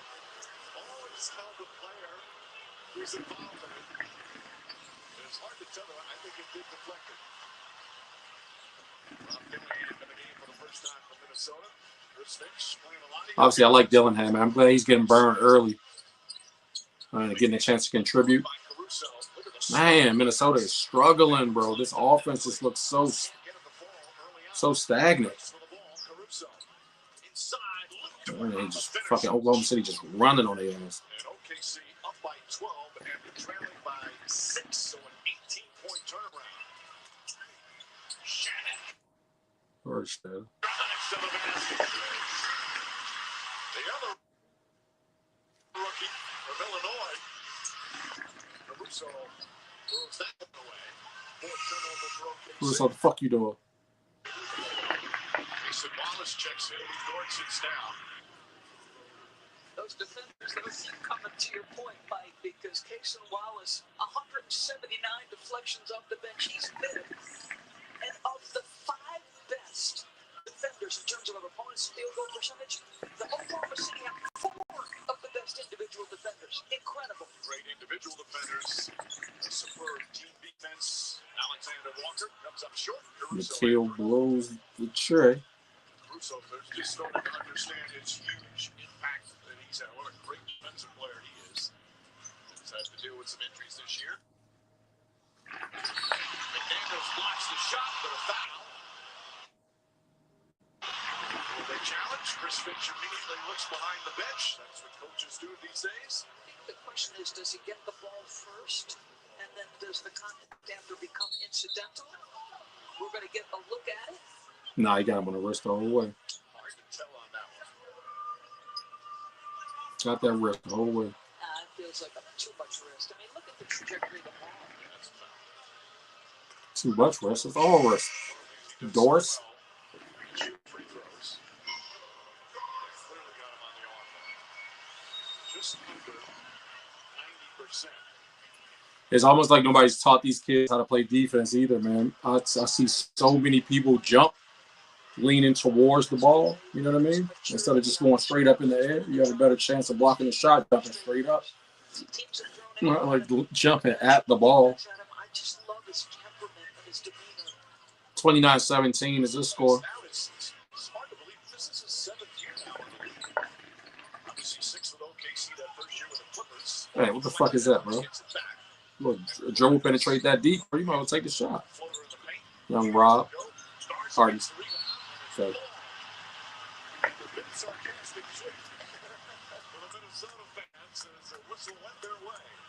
This is the challenge, right? Because the 2 bigs are off the floor. They go to this downsized lineup because inevitably the playoffs are going to need it. Don't Rudy Gobert tonight either. Susceptible, the lone big for Minnesota's guard. So he gets to the offensive window. Yeah, there's no fluidity of offense for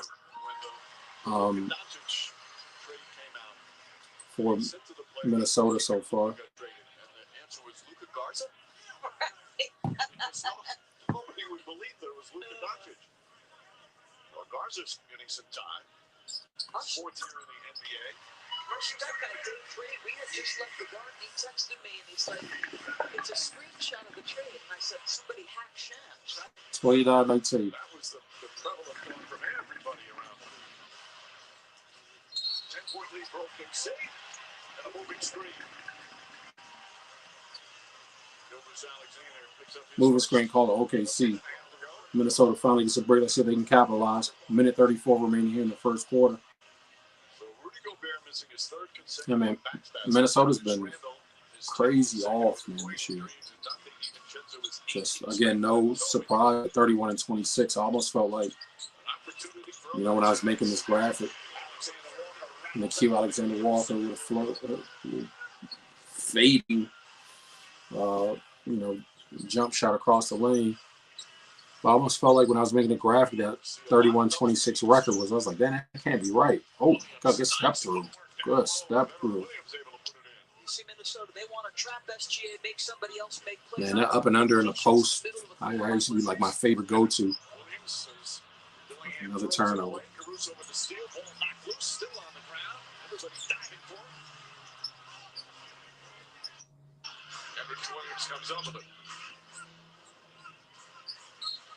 Good deep buzzer. Does it feel like when you look at the city, the ball is never safe? That there's hands and bodies and arms flying at you from every direction? There's no question. As it should be. Active hands. It feels like they have 6 players on the defensive end. Yes. Williams skips it out. Wallace nails the three-pointer. That's their third three-pointer. They're shooting 72. 13-point lead, man, for Oklahoma City. They got that Minnesota crowd quiet. There's like a library in there right now. Still, man, there's just so much ISO basketball being played. Only like blue collar, man, get the rebound, dirty work, scoring in there instead of like some fluidity of offense. It's just there is none for Minnesota. They just look like a team lost this year. This is not the same team clearly that we saw shake things up and make extreme noise. Defensively, they're not the same. A foul.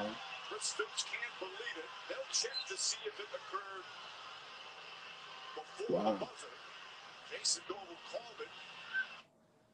But hard to hear the whistle because the buzzer sounded at the same time. And they're going to go take a look. It's a defensive foul. The play's under review to see if it comes before the end of the game. Nope. Well, the foul clearly had to have happened before the buzzer. Happened before the buzzer. They call the foul. Oh no, they got him on that. If you got him on that leg, then that's what they call the foul. I don't blame him for being upset, Mike. 34-23, man, is the score right now. It's a bloodbath so far. It's not because 11 points is too much to come back from, but again, there is just no. Just offensively, Minnesota just doesn't have a groove. I don't know. This is just what they've looked like all seasons I've watched them play. I think I've streamed them 2 or 3 times this season so far. And,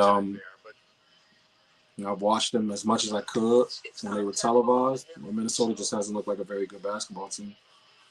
They just haven't looked very good. And I had high expectations for them based on last season, but this was obviously before they traded Cat. And then afterwards, I was like, I don't know, Julius Randle was hurt, but I just didn't think that he was a good fit out there. I wasn't really sure why Minnesota would have made that trade. It didn't make sense to me. It really didn't make sense to me.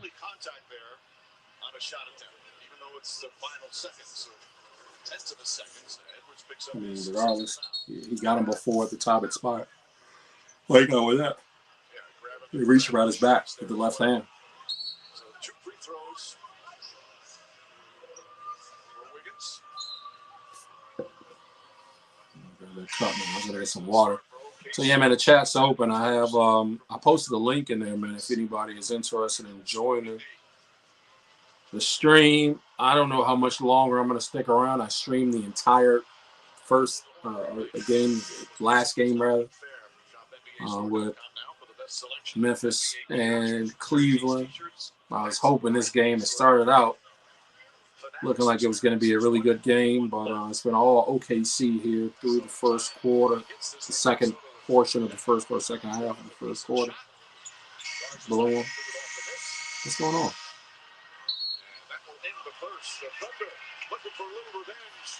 Last time they played, it was their worst loss of the season. Gildas Alexander with 11, Holmgren with 10. They hit 13 of 18 from the field. Right. Welcome back, Chet. Chet's got 10 points, man, and Shay's got 11. effectively. They've almost outscored Minnesota in this game by themselves.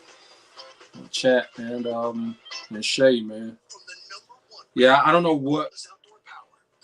I mean, I don't know what it's going to take for Minnesota to get themselves together. I feel like so much of the season has already passed, and so I don't know what it will take to get them in a better rhythm or a better groove. But I don't expect anything, much from them through the playoffs, or what have you. And they just don't look like a very good basketball team to me. You know what I mean? Nowhere near as good as they looked last season. The promise that they had, it's night and day in terms of the team. To think that you could have the mentality that Cat is hurting us, and so you trade him away again. I don't know why exactly, why they traded Cat for Julius Randle. It's not that Julius Randle's a bum by any stretch of the imagination, but I felt like the chemistry that they had with Cat was just, a really good core chemistry. And so to take away a person who was such a pivotal scorer for you, defender, obviously, clog the lane some for you, run protector to a degree. I still don't understand. That trade just doesn't make any sense to me. You know what I mean? Like, it really makes no sense. I still can't understand it.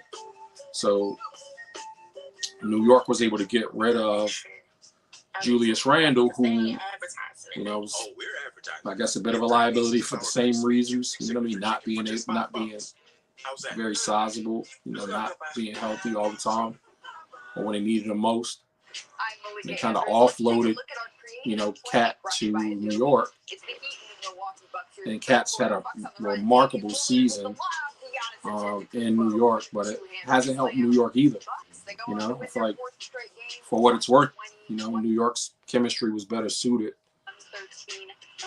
for Julius Randle to be out there. And I would have liked to see kind of what the Knicks look like with Julius Randle and DiVincenzo and all those guys, man, before they, further traded away. You know what I mean? Those guys, when they got rid of them to bring in Cat. But it is what it is. Neither team really looks to be, solid because of that trade, or as a result. So I don't really know what to. Something about this season, man. What to make of. Again, there's the logic and the reasoning behind Minnesota, like getting rid of Cat. That was shocking. That was like the first shocking trade for me this year. Obviously, the Luka trade was just mind blowing. And I can understand the league itself, as I've said in previous episodes, wanting to see the Lakers stay relevant. It has nothing to do with LeBron, because I don't think that they're a contender. I don't think they'll be anywhere near close to winning a championship. They still have the same issues with size that they were trying to remedy with the Mark Williams trade. You know what I mean? But that was still such a shocking trade to me. That him for AD was like, that was wild. That was wild. I'll be right back. I'm going to go grab some water and then break.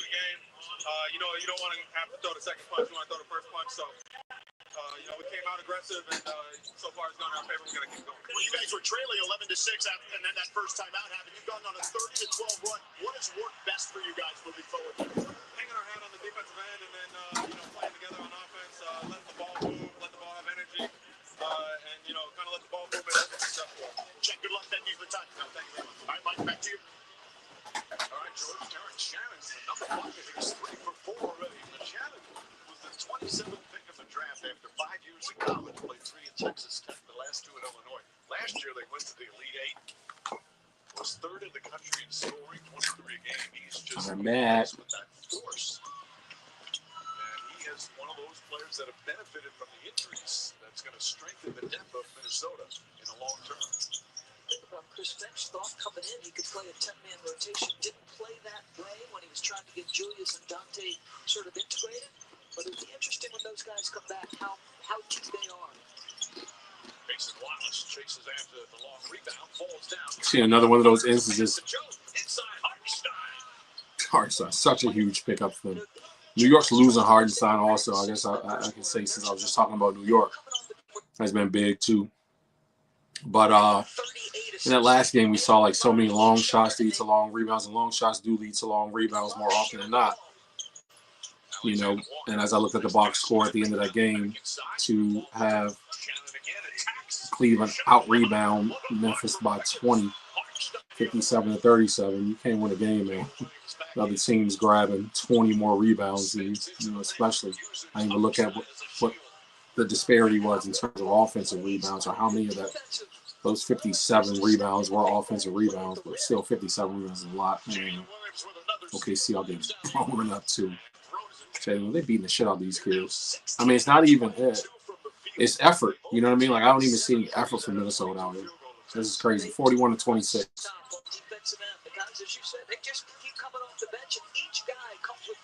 Man, cutting back door. Nice.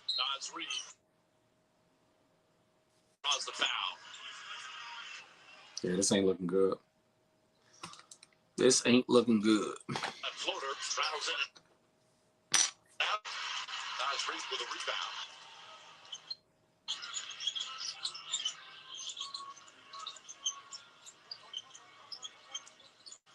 They make you, as an offense, play at kind of a frantic pace.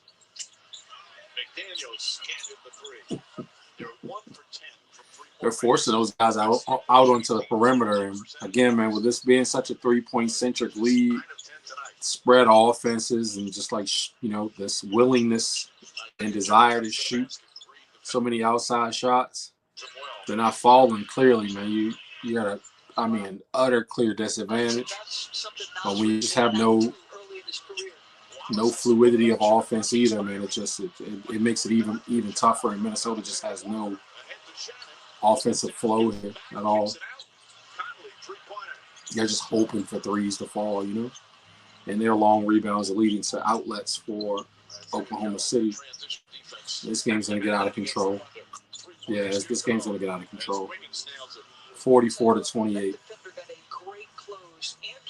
44-28.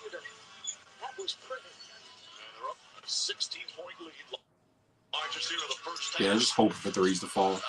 They're just jacking them up, bro. Time out, man. Money. Isaiah Joe, his three-pointer. And the T-Wolves need a timeout. Oklahoma City, they do this so many nights. All of a sudden. Oklahoma City fucking these boys up. Yeah, unfortunately, again, man,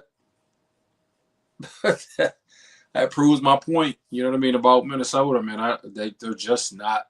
They just don't look good. You know what I'm saying? They just don't look good as a basketball team. I don't know what they can do to improve. They just don't look very good. You know, it's going to take some off-season moves and stuff like that, man, and maybe Finch, you know, to be taken out of there as head coach now. Or, I don't know. I don't think Chris Finch it's his fault. You know what I mean? That they're worse off than they are. I could understand even if Anthony Edwards was hurt to start the season. Or hurt, you know, during certain stretches. But it hasn't been Anthony Edwards. You know, he's, I think, statistically still having a very good season. But they just don't look like a very good basketball team. And again, without a second option, I think there was like a few weeks back where you had Anthony Edwards complaining about being double teamed so much. You know what I mean? That's a part of the game, bro, especially when you're the only, you know what I mean, the only offensive threat. So they know if they can neutralize you and make everybody else have to score, the likelihood of a team kicking your ass, man, is very high, you know? And so, poor Minnesota, man. Poor fucking Minnesota. Break out the cheese and the wine and that little violin. It's not this year. And being on the threshold of the finals last year, you know what I mean, losing obviously to Dallas, who would eventually go on to the finals, having Luka move to the Lakers, that doesn't make them a contender, gets Luka out of the way, gets Dallas out of the way. Not that Anthony Davis is not a very, very good basketball player. He's a very good basketball player, but his health, you know what I mean, is a major, major question, especially, you know, not even if we don't even base it on his previous track record, but if you just base it on the magnitude of the injury that he has this year. You know what I mean? Again, you don't get healthier as the season goes on when you know, are hampered by an injury. It just gets worse. You know what I mean? When you go out and play on it, so you just aggravated and frustrated even more. So, still having the same team or returning the same team from last year for Minnesota would have been much, you know, would have appeared to bode a whole lot better for them. You know what I mean, this season, but yeah, they haven't been the same team. They haven't been the same team, actually, clearly, because they go from second seed in the West last year competing, and potentially being the #1 overall seed in the West. I think it was only like a 1-game, 2-game difference or something like that between them and OKC. So they were very close to being top seeded in the West last season to now come out and be like, what did I say, 6 or 7, wherever they are, 31 and 26. It's a night and day difference, man. Night and day difference.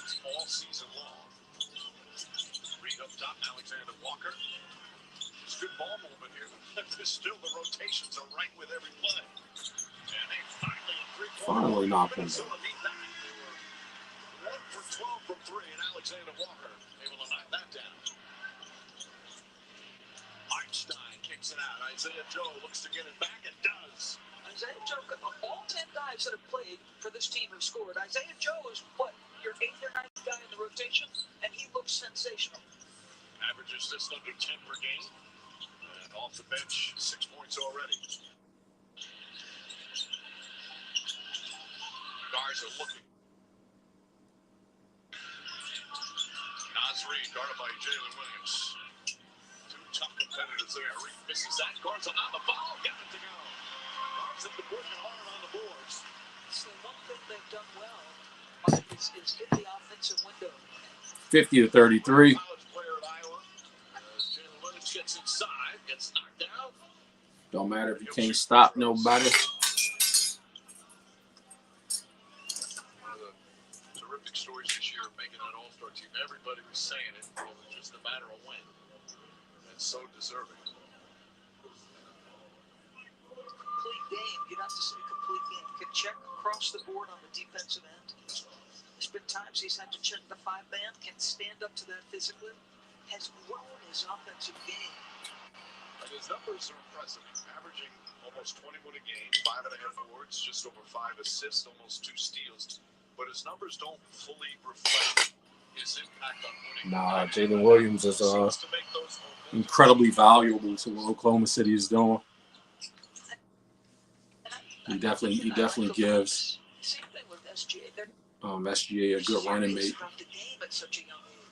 Serious about the craft and things that go into it.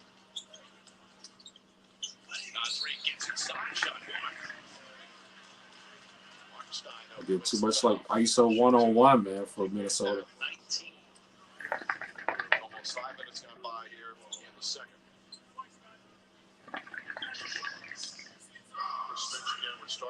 Boys down 19 points out here. When he first came to Minnesota, Finch said Giants, man. Naz instead of us, and he said he did not like that. They had developed a great relationship.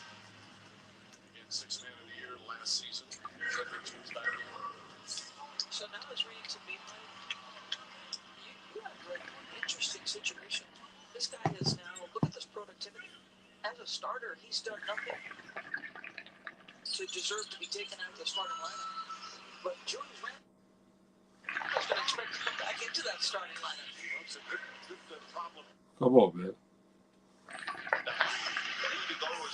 He's one of those players, whatever you need, coach, I'll come off the bench. I'll start. Zone defense here from Minnesota. Jalen Williams can't get it. It's a good mid-range attempt from Jalen Williams. Rebound for Minnesota.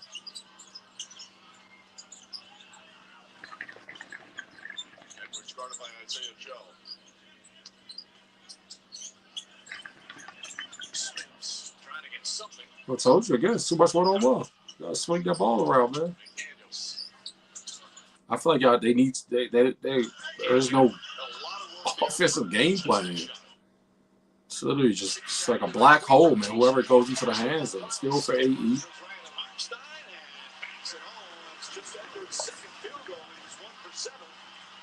That's it from a 19-point lead down, a deficit down to 15. Good defense from Nas Reed in there.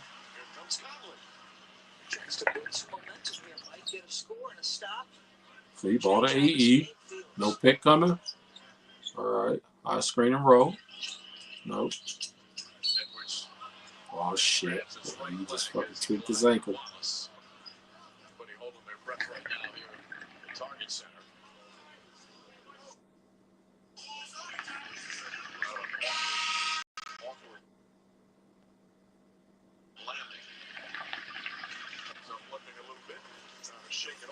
He's so athletic, the speed to get the corner turned, and the physicality of that DB, but it's down low. You can see that that ankle turns hard.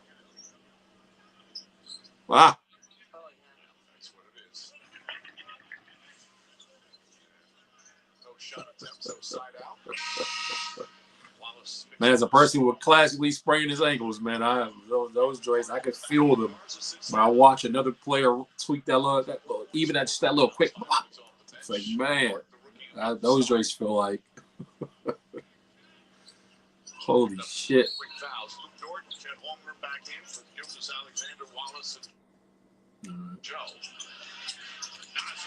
All right, Nas.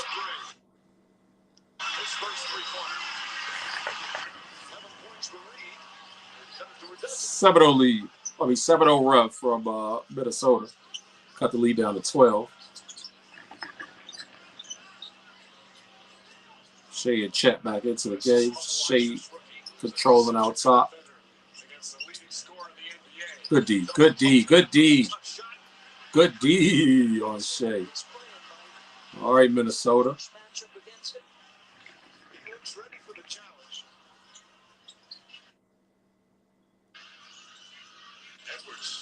The ISO out top. Luckily. Oh, no, I smoked the layup. Oh, oh, oh, oh, oh, oh, shit. Boy, those defensive rebounds can feel like everyone produces some anxiety for Oklahoma City. All right, man. 5:17 to go here in a second. It's not as bad as it looked before. Shade in the corner for 3. 43-54 though. 4:45. Lead down to 11 from 19. That's a lot more respectable, man. Close out as strong as you've been playing right here and right back in it. They still need to do something offensively though. And just these dribble ISO out top. It's weird. Grateful and nothing. But will family tension was I to an early extraction? I just want mom back. I want to be extracted. Extracted, all new Monday on Fox. You just can't beat a post-game burger at McDonald's, right? And you can't beat the Angel Reese special. All right, let's break it down. It's a quarter pounder with... Hey, Joy, nobody eat that bullshit. Y'all know nobody. Well, somebody is. On the Mickey D's. Even the commercial look gross.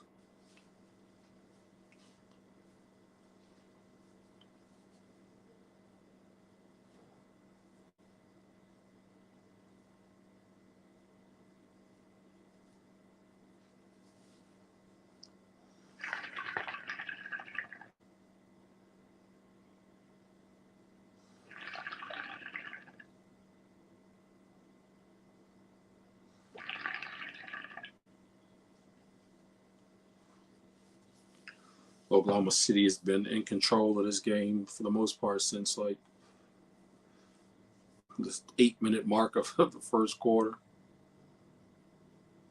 They were down by like 6 points or so, I think, before calling the timeout early in the quarter. And they adjusted, reset themselves, and they have definitely been the more active team on defense. They have been the more free-flowing team in terms of offense. They're playing to get each other involved. They're getting out to run. They're doing what they need to do to clearly be up. They're up by 11 points right now. Man. My arm is incredibly stiff right now.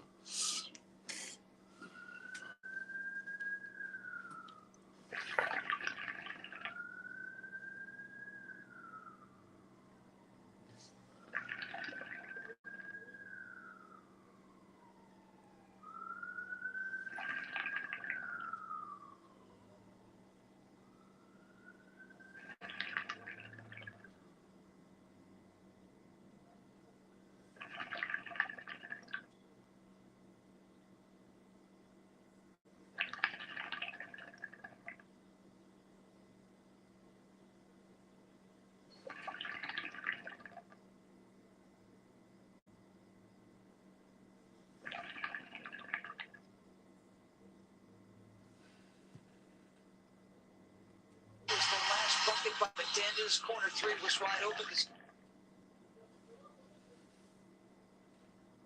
He touched the paint. How about this play by?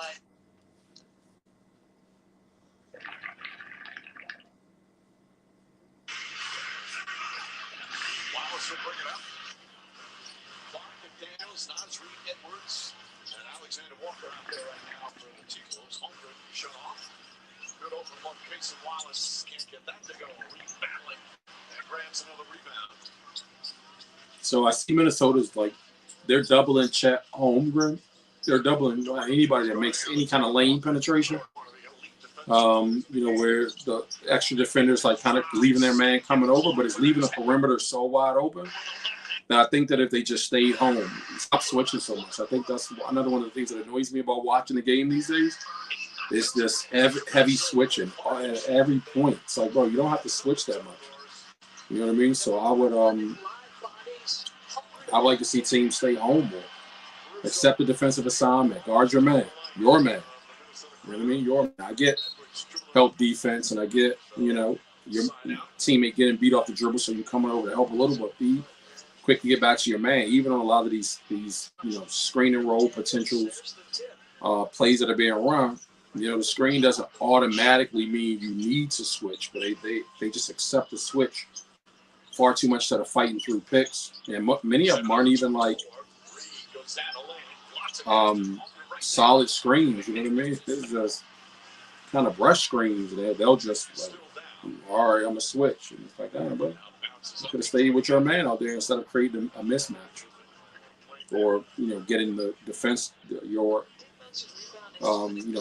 teammates in their defensive assignments being so off now because they just feel like, now like, oh man, I got to go and play in space too. You know what I mean? Like even more than I was before.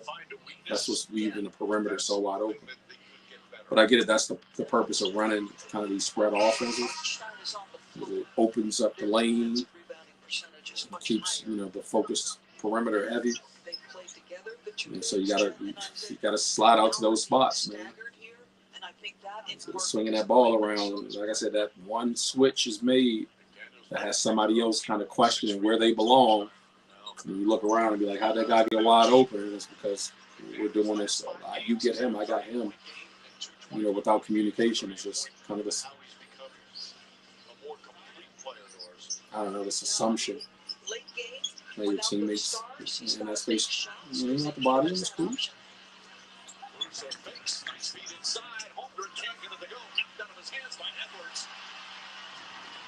T-Wolves on a 14-2 run, right back in it. 54-47, man. T-Wolves making it. Dribble it off Gordon's foot. That's going to go in the backcourt. And it's still Minnesota ball. They still have 11 to shoot. Making a valiant effort here. Finally, feel like Minnesota's defense. We've talked so much about Oklahoma City. They're looking opposite a pretty good defensive team, and it started to get its teeth into the basketball game. So they're the 6th-rated defensive team in the NBA. They're just not as good as last year when they were number 1. Reed, bangs. All right, guys, let's go. 49-54. 13 points for Nas Reed. 5-point game now. Oklahoma City has let Minnesota back into the game. Let's make it a little competitive. Not have people turn off the TV so soon. Defensive rebound for AE. Back to Nas. Nas, don't slow it up, bro. Let's run some offense here. AE on check. Step back three. Money. 52-54. Minnesota trails by 2. 2:33 remaining here in the second quarter. They've gotten back into the game. I'm still not impressed, even as a 17 or 19. So 19-2 run.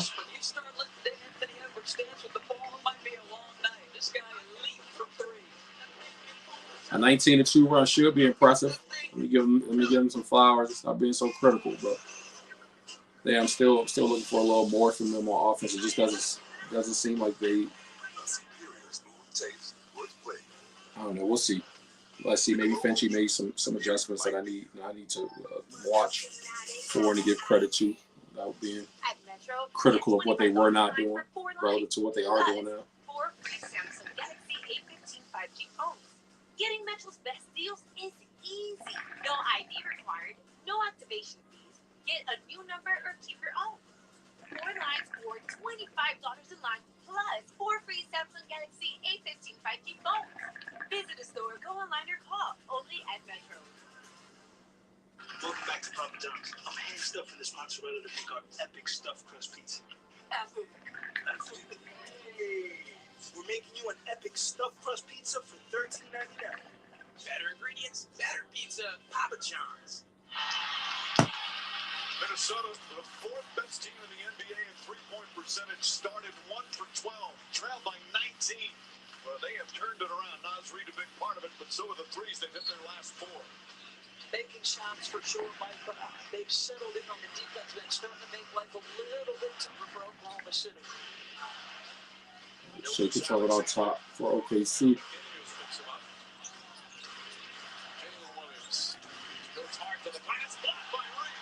The defense was all loose.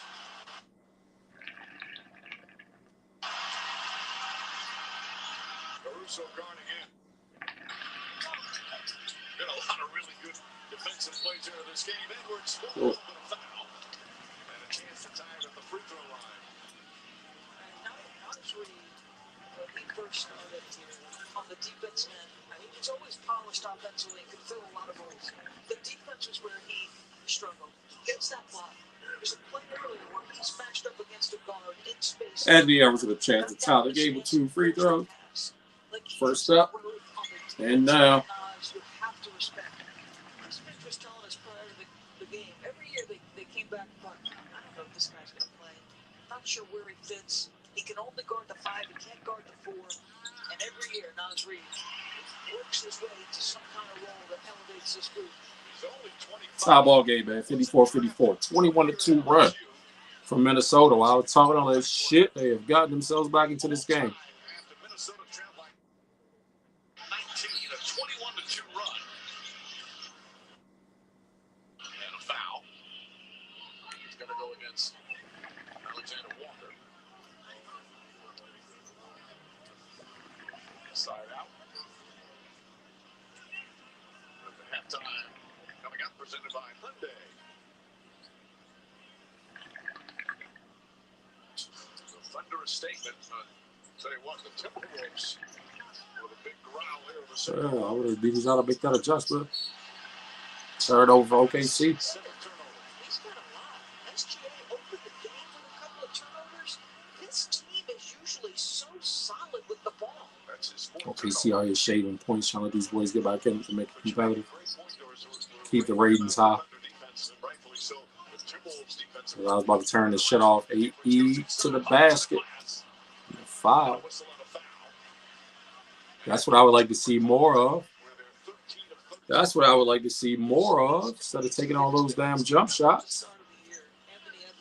Taking it into that lane. So many threes, not getting to the free throw line.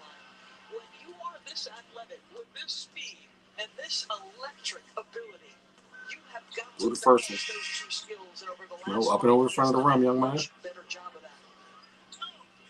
Up and over the front of the rim. Too easy. Don't lean. Take your time. Right now, after a slow start, he's got 9. And Minnesota Take it, sir. by 19 takes a 1-point lead with just over a minute and a half to play in the second. What a turnaround! 22-2, bro. Both teams have had long, impressive runs. Shea operated. That was 3 seconds, ref. What is 3 seconds? Einstein with the rebound. Jaden Williams in the dive. 1-point lead for OKC once again. 1:20 remaining here for the second quarter. 56-55. Oklahoma City up by 1. That's because he pushed off. Come on, lad. Nice read.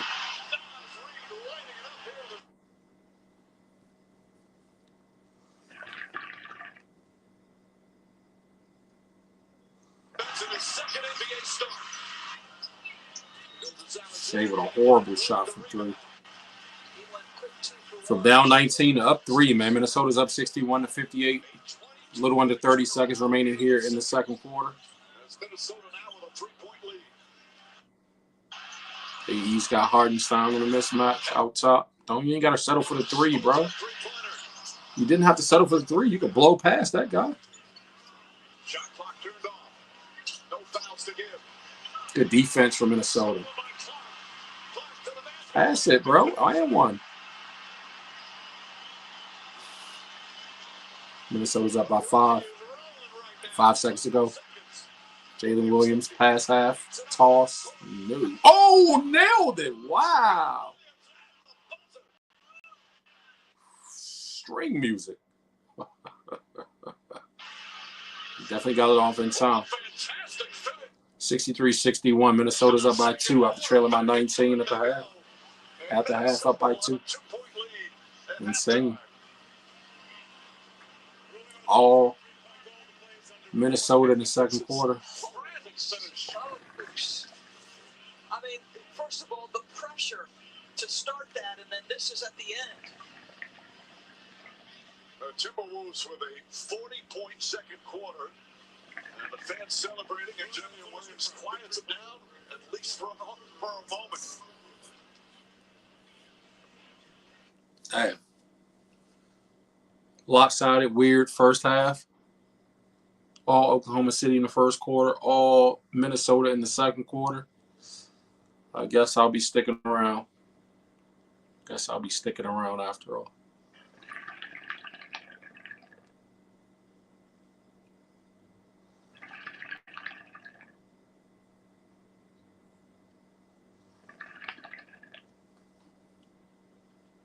Yeah, let's see what kind of adjustments Minnesota makes here coming out of halftime.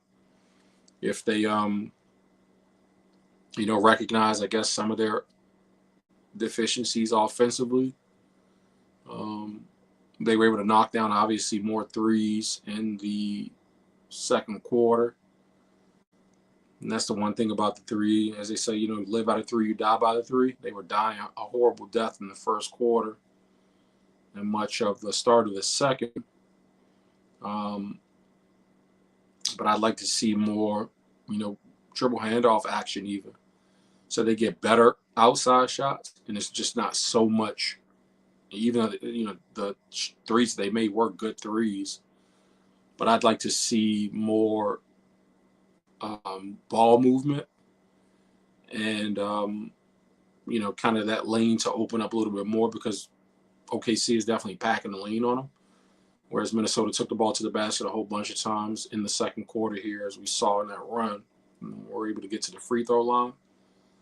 But most of it was just from one-on-one penetration, And that's cool, for a slow-down game. But the way that the NBA is played these days, it's not as slow.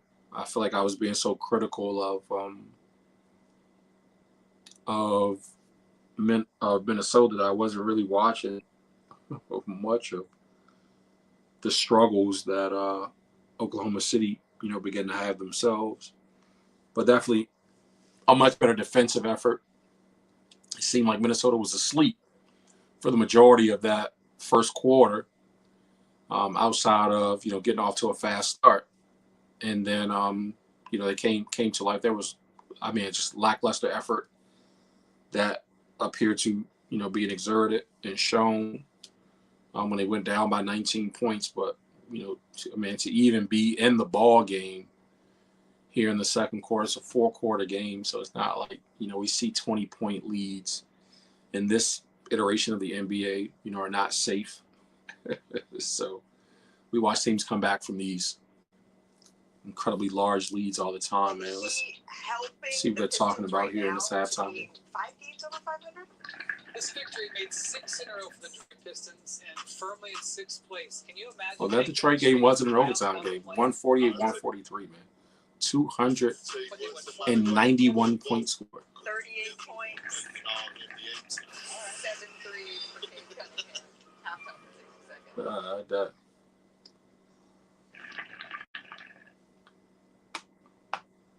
Well, 48, 143 is crazy. Be right back.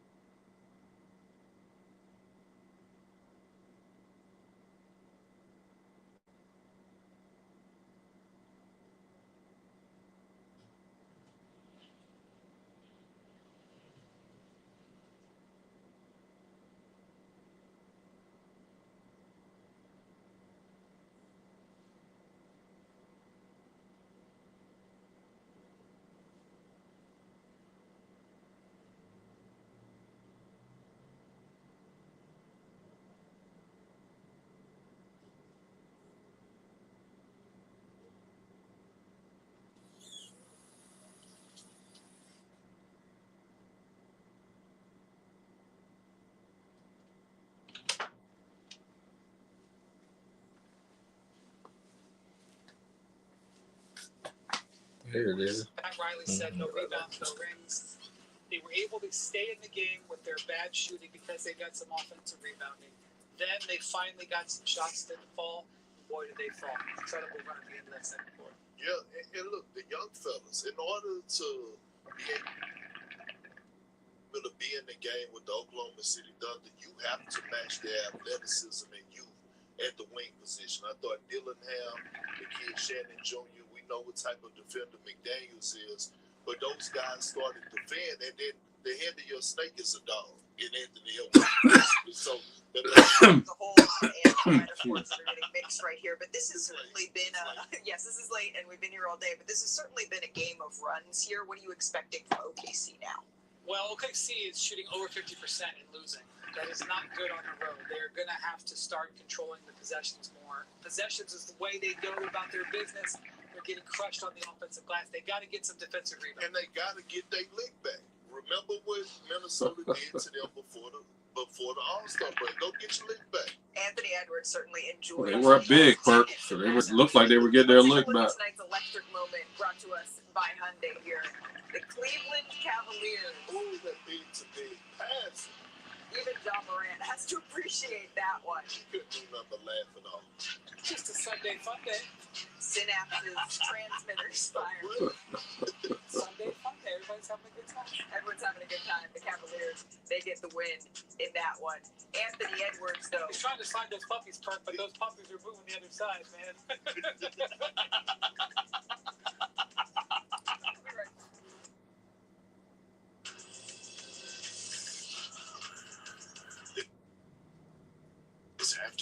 Is presented by the all-electric Hyundai Ioniq. 38 points and 12 assists in the game for Cade Cunningham. 38 points and 13 assists in that Hawks Detroit game. 38 and 13 for Trae Young.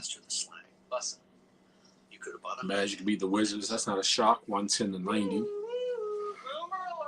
Raptors did pull it off against the Suns. 31 points from Booker, 30 points from Beal, and still lost. Emmanuel Quigley at 23 points. RJ Barrett, 23 points. Bucks going to beat the Heat. No shock there. Tyler Hero dropped a 40-piece. A losing effort. Giannis 23 and 16. Dame 28 and 8 assists. 120-113 victory. Pelicans beat the Spurs without Wemby. Zion 22 and 9. And New Orleans is a disappointment this year too, obviously.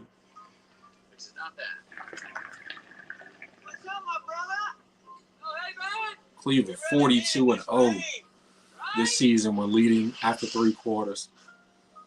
And they about to 3 might will pack it in. It's what AI was meant to be. We got you, brother.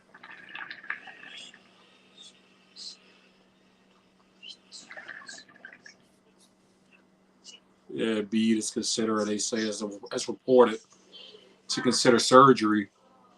I think they should have shut Embiid down a long time ago.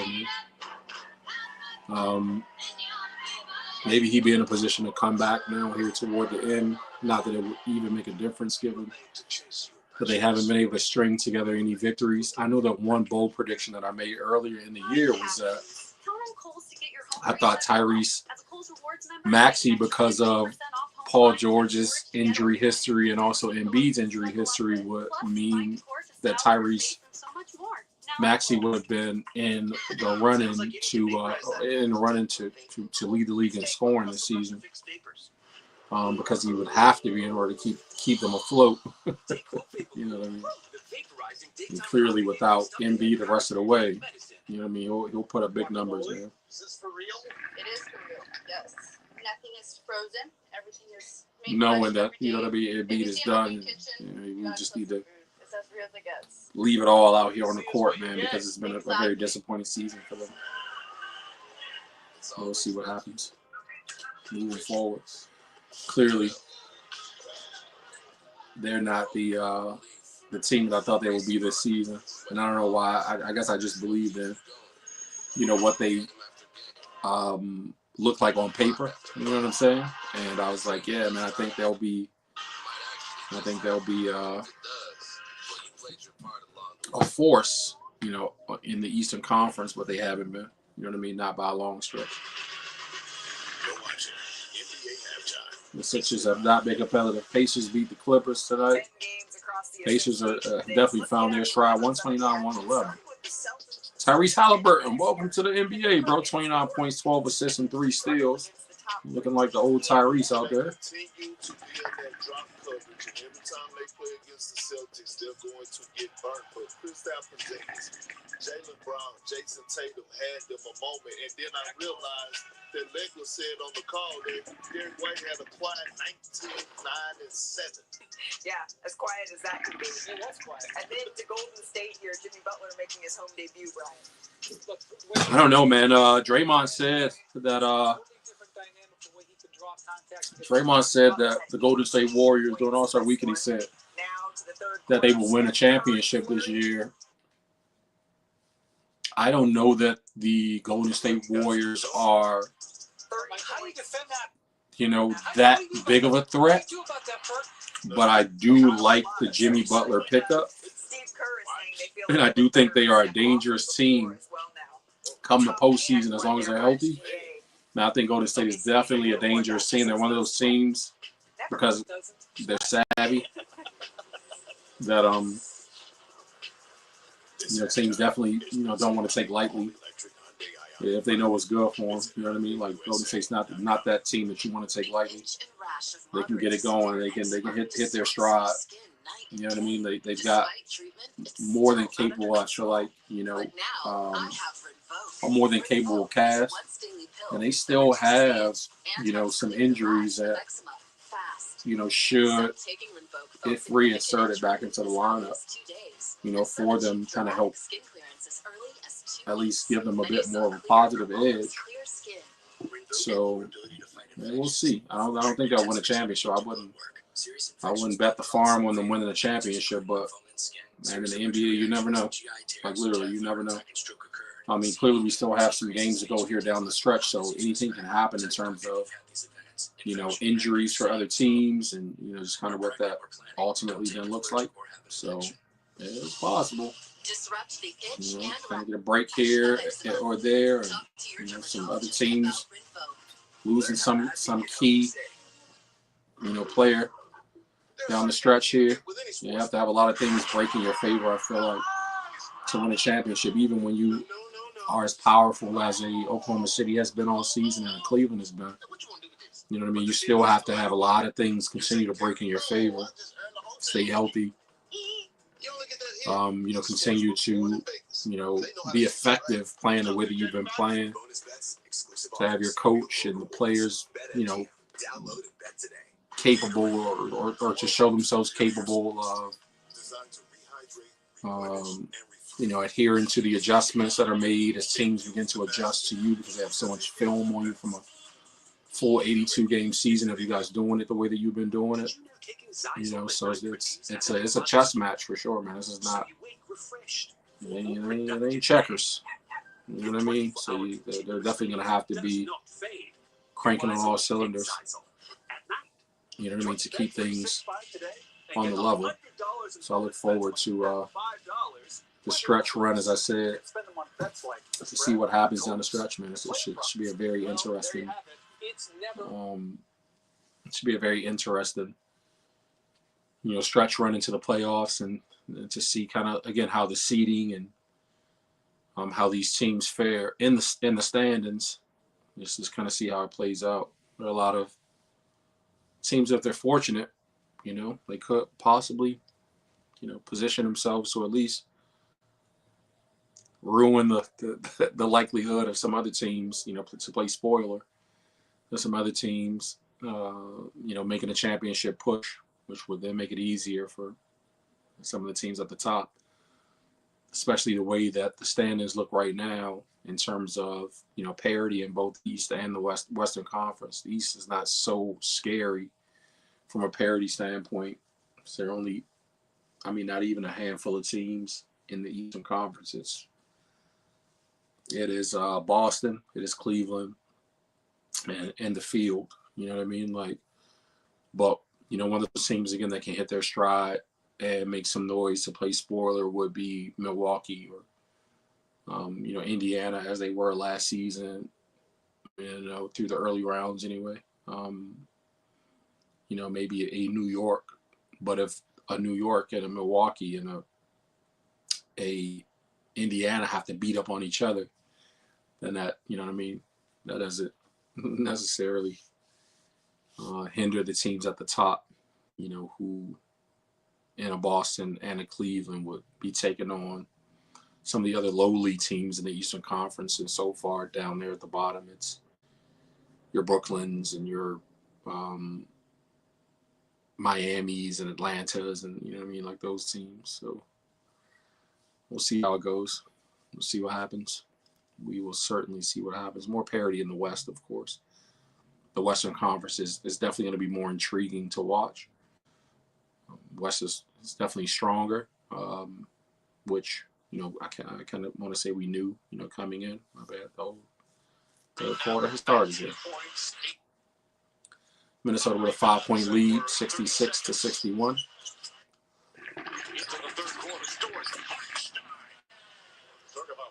63-66. But Mike, you called the championship of the Vegas tournament, the NBA Cup.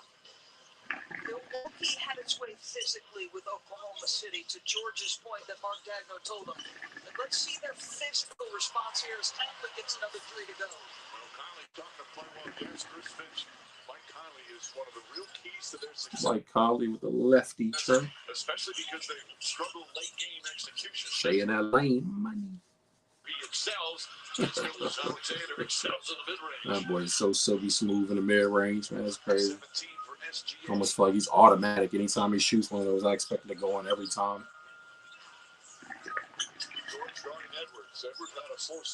There's only 2 players in the league that I feel like, when they shoot the ball, I expect it to go in, and that's Steph from 3 and that's GA from, in the mid-range. I just expect them to go in every time they shoot. I'm like actually literally kind of shocked when they don't make the shot. Chet Holmgren knocks down the tray. 68-71 now. Minnesota on top by 3 points.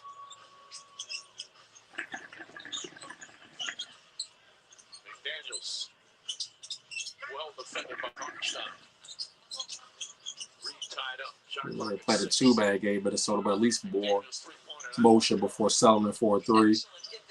Nas Reed and you know, Daniels were out there. Just kind of dribble handoff to each other. Shade to the basket. That boy's incredible. 69-71. Anything he wants, man. Any shot that he wants, this kid gets. Promotion. Damn. Nah, you just take your time, bro. You had him, you reset to repivot. I'm going to pivot around again. Oh, Shay.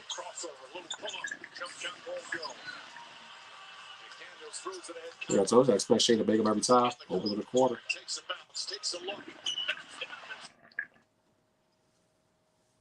Take your time. It's amazing sometimes what an injury can do for another player's career. Granted, it's just a short sample size. But tough shot. It's got something. A foul ball on Holmgren. Tough shot over the 7-foot outstretched arm. He's going to the line for two. 74-71. What I see here. It's such a great challenge. You know, if he could have sidestepped after he got the good contest. First free throw good. Next ESPN NBA Wednesday doubleheader. The Sixers and the Knicks at Madison Square Garden. And then it's the Spurs. For Chet to return from that broken hip, man, it's crazy. Kid's a mutant. And I know that, like, you know, folks have people have hip replacement surgeries and stuff like that. They're told to stay active, get up almost like the next day and start walking around and moving around. They don't want you to lay on it and get it stiff and like all that stuff. So the healing's not surprising, but to be a world-class athlete and get out here and still, you know what I mean, play basketball is the thing that's shocking.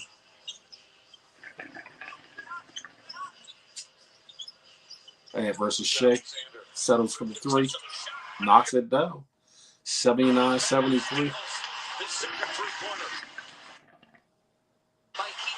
Loves dancing with the ball at the top. He's got to get to that step back, going to his left. Pass inside, Gordon, and a foul called on the entry pass. Edwards is called for the personal. That's his third. So we talk about balance with Anthony Edwards. He's, as you said, leading the league in threes made and attempted. And he's such a prolific driver because of that body and explosive get-by ability. But that's tough to defend right there. Well, that's the biggest. No, Dawes, that's your man. You go get him. Bro, that's annoying, bro.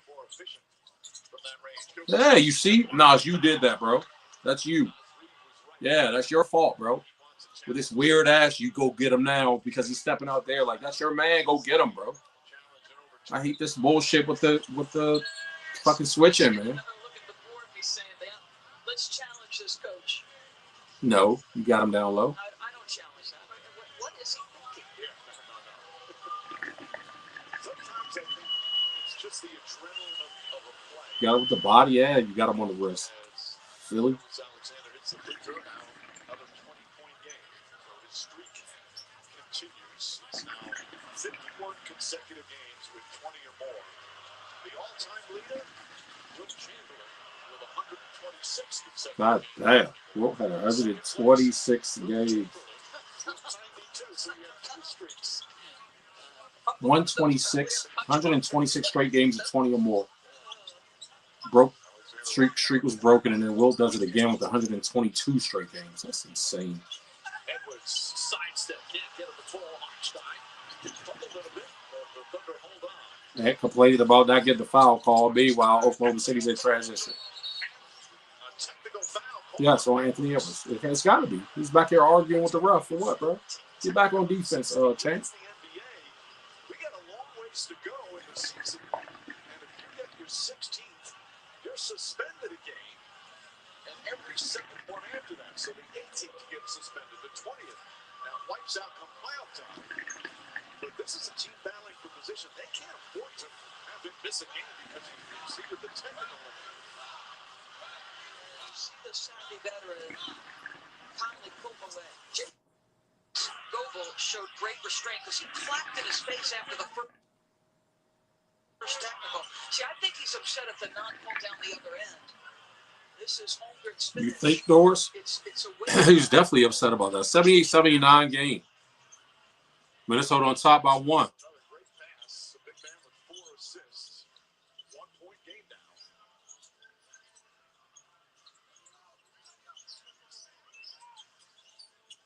No defense here from OKC. Clark to Edwards. Shot clock at 4. Sidestep. Tied up in the corner. Damn. With a 7. Well, say with a 7-footer on him, yeah, hard seen on Anthony Edwards in the corner, but bro, you don't have to. When you freeze him, you freeze that man with that dribble step back, you can just blow down the baseline and get the easier shot. He knocked down the 3, but it's unnecessary, bro. To just rely on the threes. I know he made the shot, bro. That's not the point. 82-78.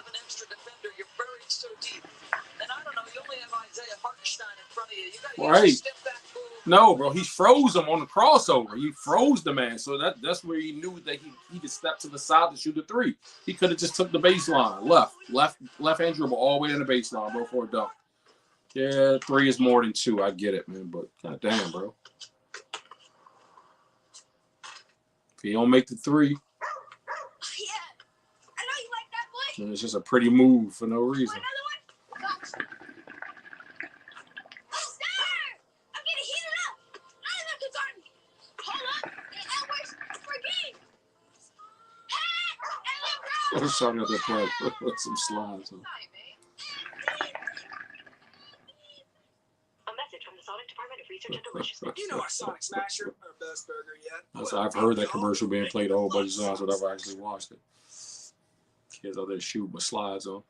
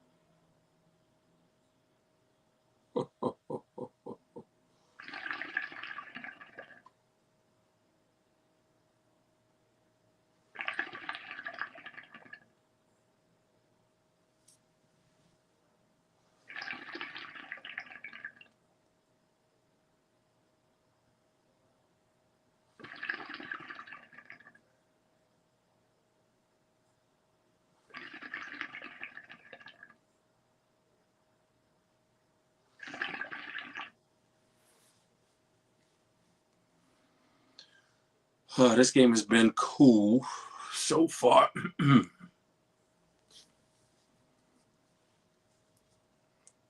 We saw Minnesota dig themselves, or I'll say Oklahoma City get out to a 19-point lead. Minnesota dig themselves out of a 19-point deficit to take the lead now. Only at 4 points. Again, could be a whole lot worse.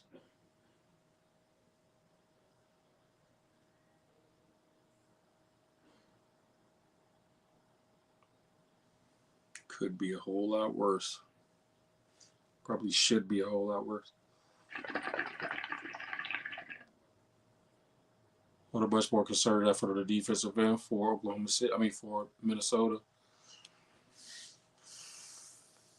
May not be retransmitted, reproduced, rebroadcast, or otherwise distributed or used in any form without the express written consent of the NBA. So this is the play that got Anthony Edwards upset. He felt like there was enough contact that he should have taken some free throws. Jason Goebel lets him react there. It continues on. He got a technical, and then after After he got the technical, he should have collapsed. Break the streak by Jason to just keep walking. The first restraint would have punished Oklahoma City on a fast break. The second one, 14 sacks already this it's season. clearly that he's getting a little more right there. Which is tremendous officiating, Mike. But to your point about Anthony, he has called his own self out for some immaturity this year. And it's about recognizing your value to what Minnesota control of the offensive end with a 4-point lead, 78-82. Jordan, good defense. 3-4 to shoot. Clark, stolen by Williams. Clark takes it right back for Williams. Jalen Clark goes it. Oh, yeah, easy. Einstein. Oh, wow, he hit the back of his head hard. He's down. Clark shaking up. Damn. Trey from AE. They need to commit a foul. Minnesota commits the foul to stop the clock, and now they can come out on the floor. When he fell down, his head snapped back, and the back of his head hit the court. What the fuck is the training staff? This young man has played brilliantly in just his second NBA start. I think the player for the bench makes it out faster before the training staff. You see that man laying on the ground the whole time? I should have been ready. So we'll take a timeout and check on Jalen Clark. Lux, your way with 5-7. Training staff out there react like the man ain't been laying there for 20 seconds. $5 classic going on? box is iconic all over. Weird. The $7 Supreme box has your decadent favorites and then some. The $9 Discovery box introduces you to your newest obsession, like cheesy dipping burritos. Introducing the new $5, $7, and $9 Lux Cravings box, only at Taco Bell. AT&T has a new guarantee because most things in business are not guaranteed. Like a distraction-free workout. Get those steps in, Kevin. Your coworkers keeping things confidential. Oh, she's doing all the time. Or office etiquette. Yeah, that's not guaranteed. I know you can see. You know what AT&T guarantees? Connectivity you depend on, the deals you want, and the service you deserve. That logo bigger or within the right. That's the AT&T guarantee. And now your action weather broadcast. We've got shifting weather conditions on the horizon. Expect high winds, scattered thunderstorms, cold fronts, and dense fog.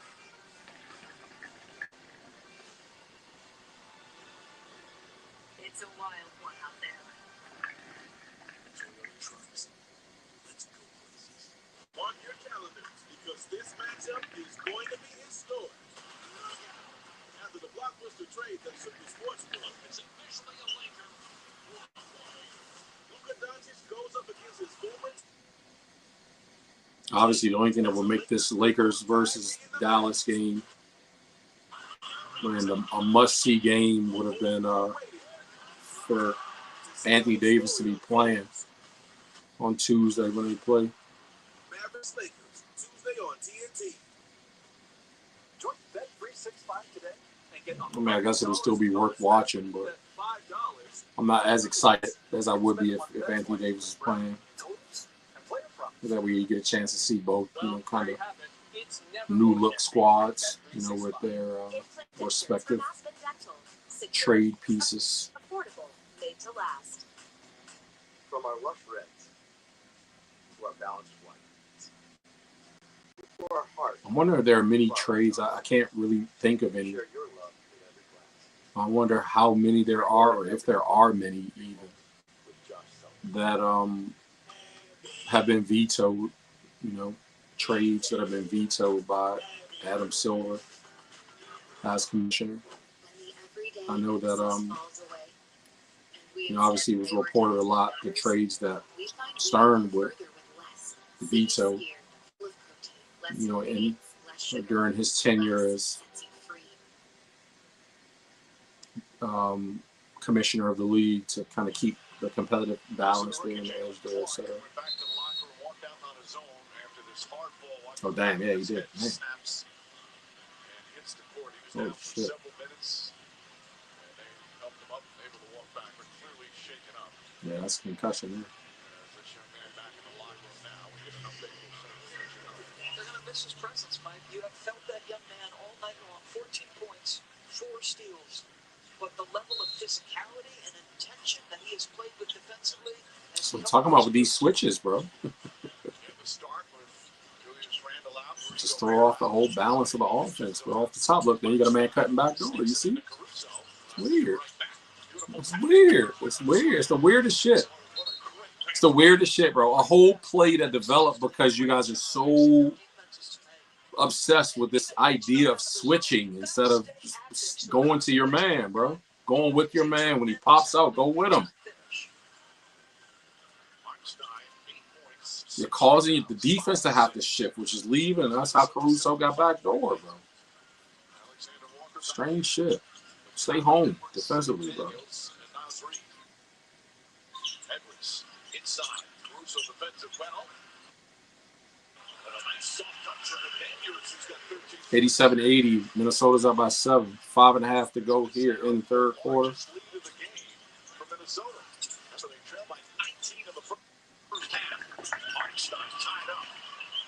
Caruso, corner 3. Hartenstein, another rebound. Gilgis Alexander connects. Shea for 3.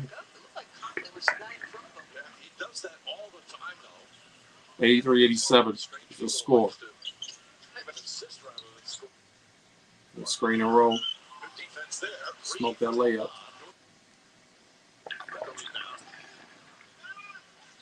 Under 5 to play here in the third. Gilgis Alexander sneaks in, kicks it out Caruso. This time in the left corner. And Naz Reid grabs his 10th rebound. Slow it up. 19 and 10. Slow it up. Naz Reid, starting center tonight for Minnesota. Off the steal, foul.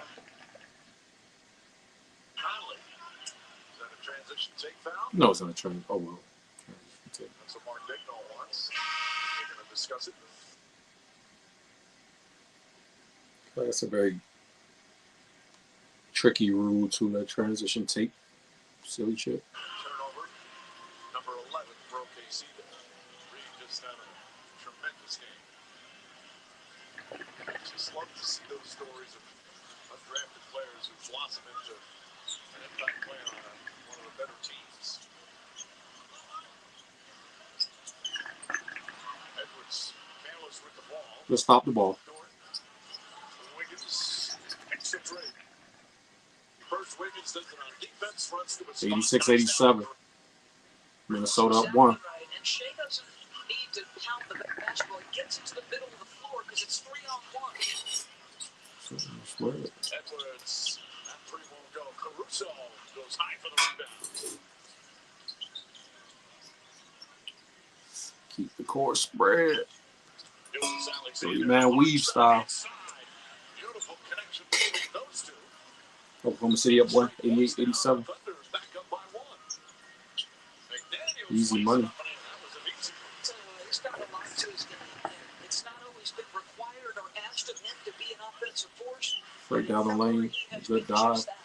He's on the best offensive stretch Whew. of his career. Another 3 from OKC. Wiggins.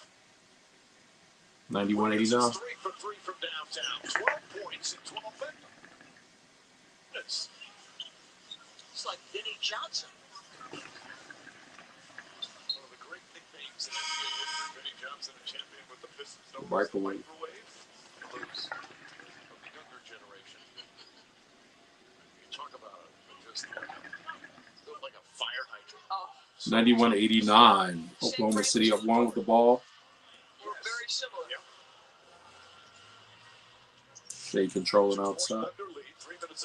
Passes out of the double to Holmgren.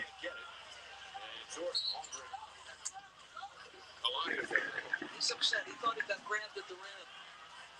That off the bounce game I talked about, though, that balance to his 3-point game.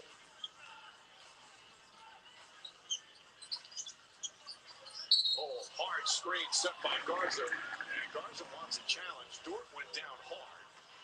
They both were down hard. Dort just ran right into him. Probably trying to run through him. That particular play. That's Wow. possible to talk about. Dort trying to run right through the screen. You got to fight through the pit. I have not been very successful. I ain't mad at him. Additional challenges. We got the call. I'd like to see more of it. This weird ass switching. 3 from Shea. Defensive rebound from Minnesota in control. Down 2. Garza with position on the inside. Lost it out of bounds. Tipped by Chet, they say. Great recovery by Shea's teammates. He was buried by Garza. You know, Minnesota, they've been Stop complaining so much. These niggas do is cry. Play ball, bro. maddeningly inconsistent all season. The refs do their job. You do yours. Just play. But his performances They like lead this, to the basket. can still be a real factor, especially when they get healthy as Edwards draws the foul. Oh, heck yeah. I mean, I think the thing that was most notable to me going into before Julius got hurt was Julius saying, all right, I'm not taking 16, 17 shots. I'm going to take 12 shots. I'm going to make sure I'm spraying the ball when I get turned. I mean, they're missing 3 starters, basically, because DiVincenzo was put into the starting lineup. Randall and Gobert. Just shows you the depth they have. And now with some of these younger players like Clark and Shannon. He knocks down first with 2. 90-91. Minnesota trailing by 1. 2:29 remaining in the third quarter.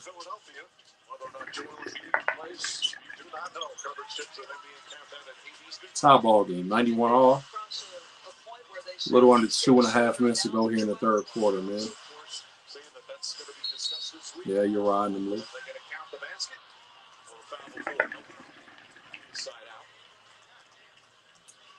What basket?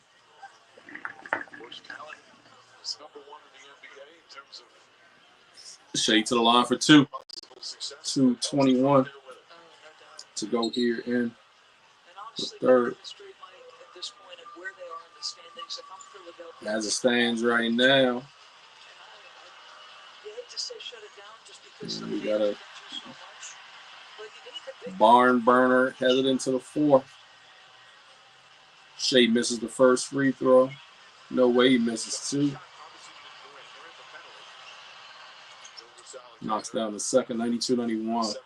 OKC up by 1 point, man. 2:20 and counting here in the third remaining. He's got 26 points with 2 minutes to go in the third. Well, it's the NBA's lead. Score. Garza hoists up a 3. Oh, Garza with a dribble hand off. AE. With the T-Wolves getting some real nice impact from their bench. Dort, clean look. Side of the backboard. Shannon attacks, of course. Oh, good steal. Alexander took it right out of his hands. Wiggins, the 3. Wiggins on fire out there, bro. Jesus Christ. 95-94. OKC up by 1. 1.5 minutes to go. Wiggins is 4 for 4, all from 3-point range. 15 minutes. In 13 minutes, he's got 15 points. Edwards doubled. That's a tough pass. McDaniels can't get it. Caruso chips it to Dort.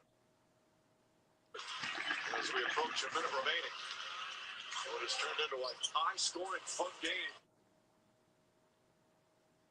Gilgeous Alexander. Go. Edwards. Draws the foul on Gilgeous Alexander.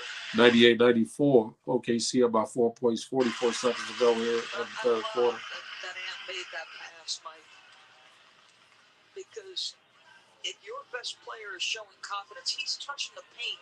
But that little pitch to an open shooter, that just makes you feel good as a teammate. I know that this sounds like Captain Obvious, but this is a very physical game. No doubt.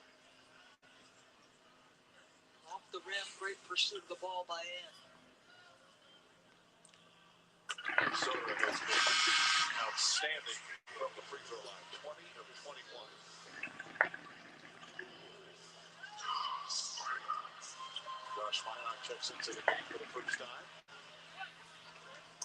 I like Minot too. 15 points, 9 rebounds from McDaniels. Best scoring stretch of his career.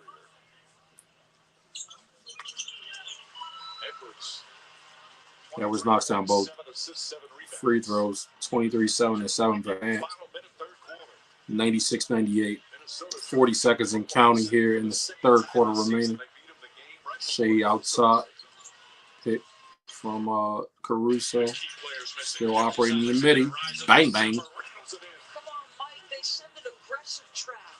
And he's opportunistic when he's going to attack to score it. And he gets away from the trap and makes that tough bucket. That's so good. They didn't send an aggressive trap. Caruso came out to pick. Left the trap in place.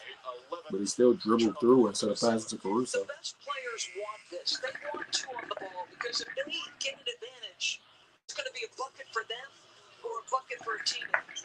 And that was what Mark Dagno was telling us before the game. 100 to 96, 17 seconds to go, one shot for OKC. Okay, I'm going to just get off the ball. No, you're their best offensive player. Go make a play. That is special. Oklahoma City has 39 points here in the third. Minnesota had 40 points in the second. This is against the best defensive team in OKC. They already set the aggressive trap. Backdoor, easy money. Easy money. They're trying to say it was interference on the shot that Zarbert is talking about. They might count the bucket. That's a little teamwork from the What did you do? Touched it, grabbed it up? So count it. And a free throw. Oh, he grabbed it up. Because I got caught to that by accident. Ball on the cylinder. Right out with the aggressive play, but not the smart play. Well, he went up for the block. His fingers just got caught in the. Wallace has started a lot of games. Bingo likes to switch up his starting lineup every once in a while. Just change of pace. Not just give opportunities, but it's an adjustment for the opponent. More tools in the tool bag. Final seconds here in the third. Caruso, great defense. Edwards just has to keep it up. That's not a bad attempt, considering, but that's Alex Caruso right there in a nutshell. So great defense. Should have given him a lot of love because he understands. 31 points for Shea through 3 quarters, 23 for Ant. I mean, this is a back and forth. The superstars are definitely out. Oklahoma City, 42 points in the third. Ant trying to hang in. That step back left, that is so good. Did they go from up 2 at halftime to down 7?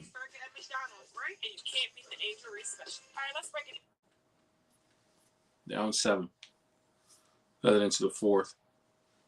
I'm going to hang in there as much as I can, man. 9:40. I ain't even eat.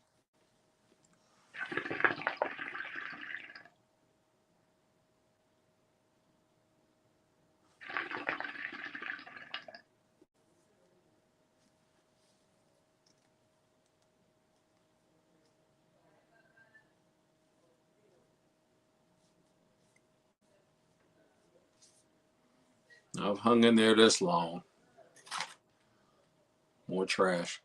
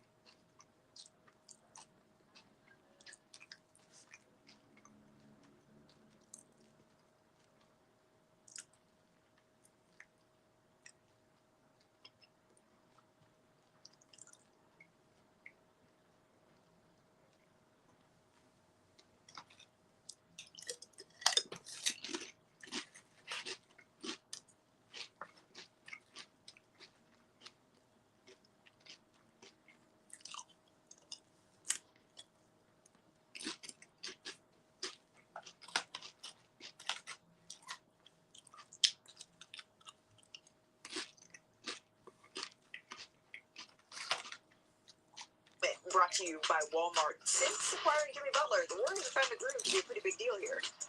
Well, Steph got some help out there, but today I don't even think he needed that much help. Number 30 put up 30 to give the Warriors their 30th win of the season. How about that?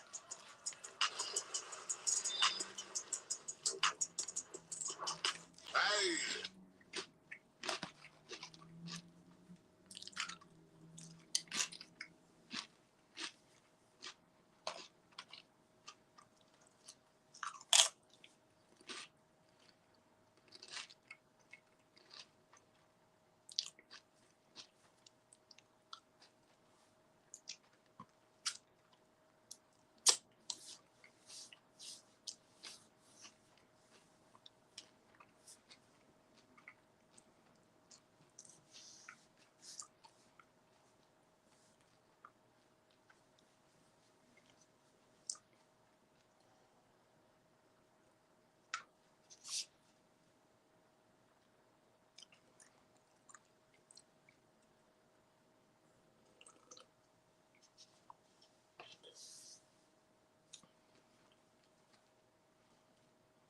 You see what this fourth quarter has in store, man.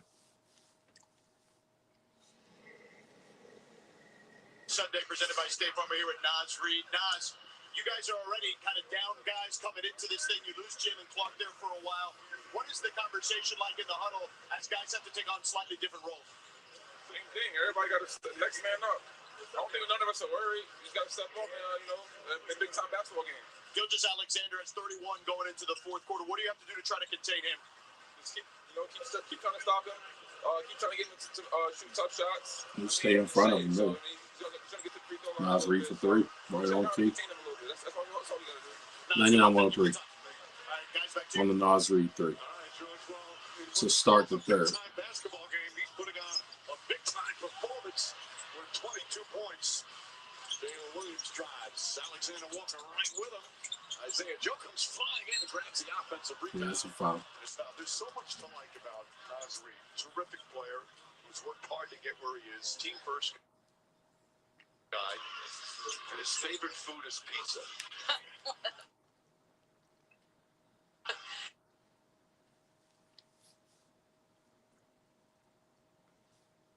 The elbow against Conley, and that's easy. 105.99. Hartenstein in the games he's played this year, they're 31-4. Reed misses that one. Hartenstein. It's a bad three right there. Man. After his 8th rebound.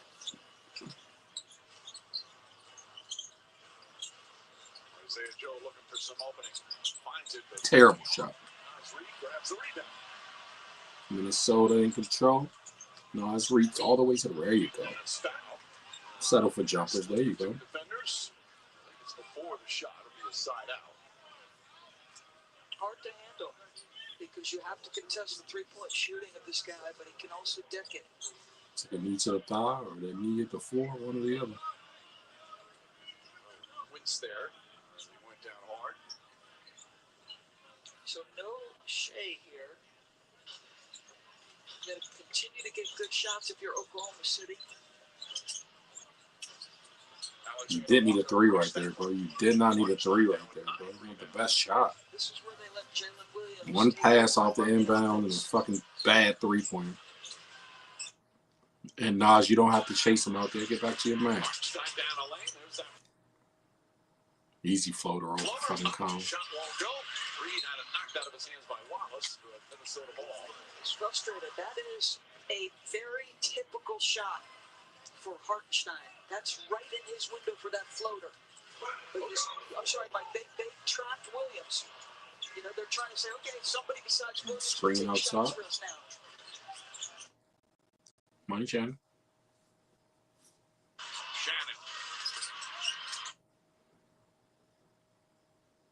Come on, lag. Back out. What's on there? Jalen Williams. And a foul call.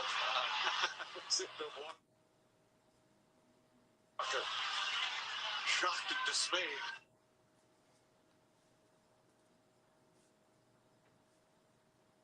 YouTube TV, do better. And Verizon, my Wi-Fi. Control.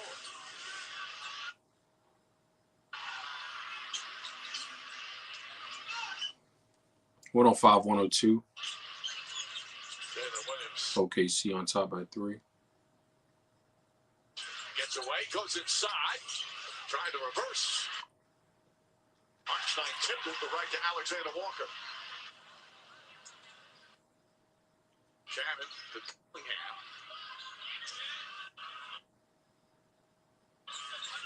You have 2 rookies out there right here. Crunch time, 4th quarter of a very, very important game. Oh, money. Those are the kinds of threes you can live with. Those are the ones you live with. You see, swing the ball around, man. You know, nobody dribbling the air out the ball. Those are better shots. 105 all. 9:21 to go here in the 4th. From down 7 to a tie ball game. Without Anthony Edwards on the floor. No Ant, no Shea. I bet they'll be coming back into the game here. You can spring for those new sneakers they need. The unlimited streaming he needs. And with Straight Talk, spring for something you never knew you needed. Spring forward with real unlimited data and get a free 5G phone with select plans on America's most reliable 5G network. Find us at Walmart and StraightTalk.com. Maybe your plans for the afternoon are too big to squeeze into the back of a sedan. That's been a much better game since the 2nd quarter. So we're in for a very exciting 9 minutes, man, to close this game out. Very competitive so far. Didn't look like it was going to be so. The game was getting out of control as OKC went up by 19 early.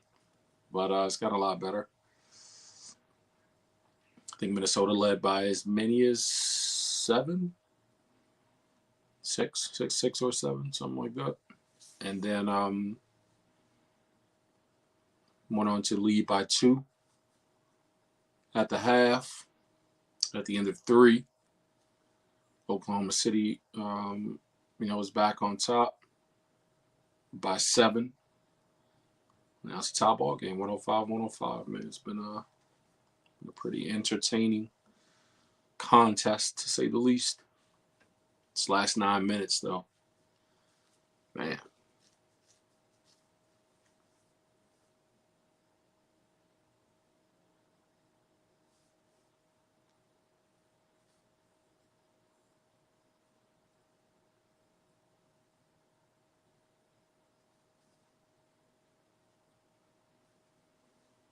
It's the last 9 minutes.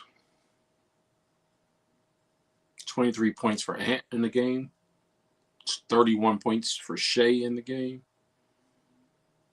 So the stars have definitely, the superstar players have not disappointed. This could be a potential playoff preview. Look at those standings again. Minnesota would have to slide some. But if the playoffs were to end today, no, they wouldn't match up unless Minnesota went. Based on the present standings, unless Minnesota went all the way to the Western Conference Finals. But I think they'd take the lower seed. Yeah, they would. They would see him in the semis. In 18 minutes and 14 points, this rookie from UCLA, knocking down some threes, playing some great defense, but he hit the back of his head on a hard ball. We done? To the locker room. Damn. Concussion for Jalen Clark. He's all right. He had a great game. He's good. Going in 14 points in 18 minutes. After that fall, he's dealing with pain. He is out for this game, Mike. No concussion. This kid hit that ground pretty hard.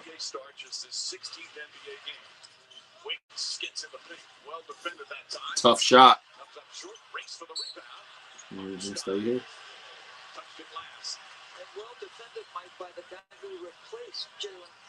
You know about that one, ref. Looks like Hartenstein knocked it off of Naz Reid, but whatever you say. Here we go. Tie ball game, man. 105-105. Good dive. Yeah, Nas just stayed out there too long, bro. He's settling for these step backs, bro. It's weird. Yeah, you made it, bro. But that was a horrible fucking shot when you got the 7-footer on you and you're faster than him.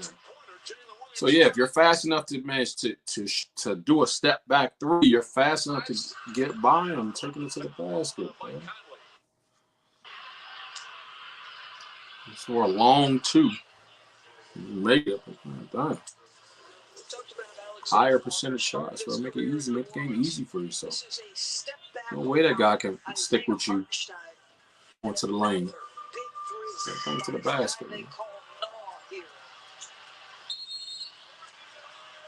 we're going to get a challenge from Chris Finch. Mike Conley thought he got in there in time. Or is it just a regular timeout? We'll find out when we come back.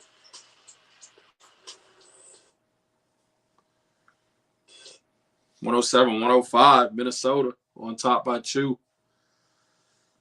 It's been a hard-fought contest for him to get back into this game, that's for sure. Hopefully Anthony Edwards don't get back in here, Jack and Rip. He got a rhythm and he jump back in there and fuck shit up. We'll see what happens, though. These boys are playing ball, man. You said Jalen Clark went out, man, with that hard fall. Banged the back of his head. He had 14 points in 18 minutes for the rookie. He's playing great. But he will not return. But it speaks to that depth of Minnesota's lineup. They have a lot of good players. I love that they're playing the rookies. We've seen, Jalen Clark obviously was having a great game. We've seen Rob Dillingham in the game. We saw Minot come in. So they've got some really good rookies that they rely on. I like them. Personally.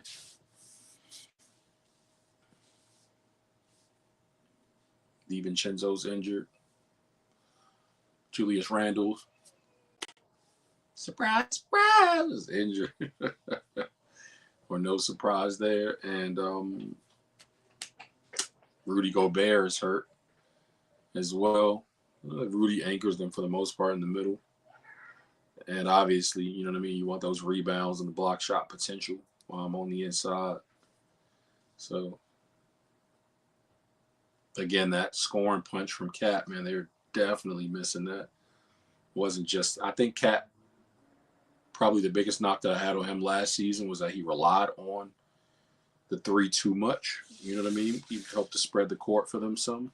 Clearly Naz Reid is still effective. Playing the game the way that he plays it. You know what I mean? And knocking down treys, which he's still been effective at doing. But Marah. Man, Cat was the balance that they needed. They don't have him anymore. It sucks. Man. It sucks. Even though Naz Reid is having an incredible game. What does he have? You said in the game? 21 points or something like that. 21 or 22 so far. So they're getting a great scoring contribution, man, from a host of players. In addition to Anthony Edwards' is 23 points, but they need a bona fide number 2, and they had that in Cat. So to not have Cat anymore, man, really sucks for them. Really sucks. Sucks for Ant. Really sucks for Ant. Full challenge for Minnesota. Taylor Williams, the drive. Yeah, I thought he was there. It was solid. He did take that step back into the restricted area, but he was there. Conley and 2 free throws. It's an offensive foul on Williams, his second. Minnesota ball. And again, this team, number 1 in the NBA in clutch games, Minnesota. 35 of them. They're 15 and 20. They've had trouble closing them out. Exploit that mismatch. Look over to Nas. There you go. Oh, swing it. Swing it. Money. That's how you do it. Swing the ball, man.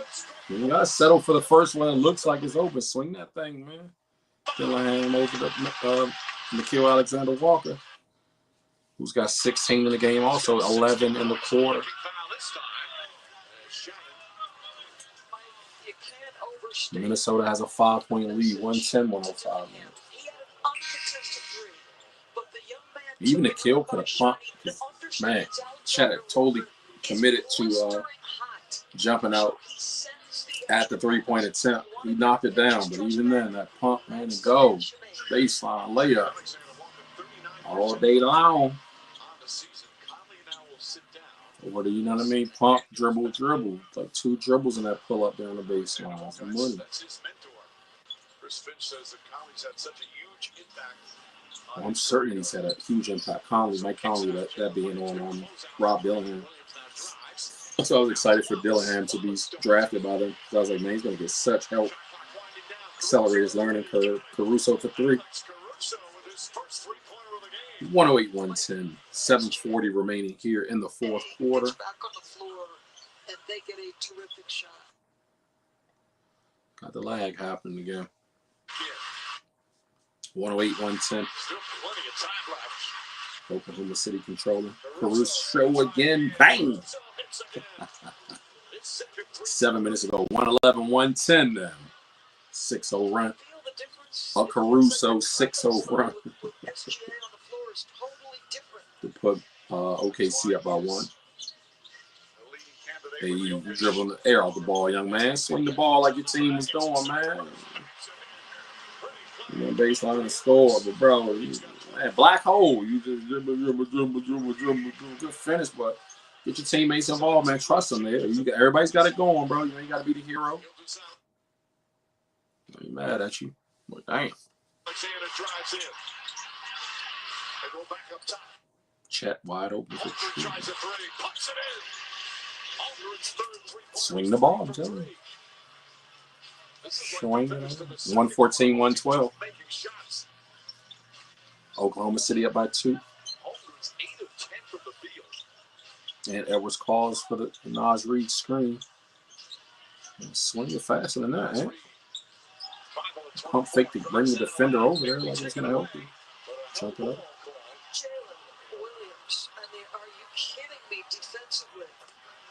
It's a good defensive stance from Jalen Williams on Naz Reid. This guy is cross-positionally strong.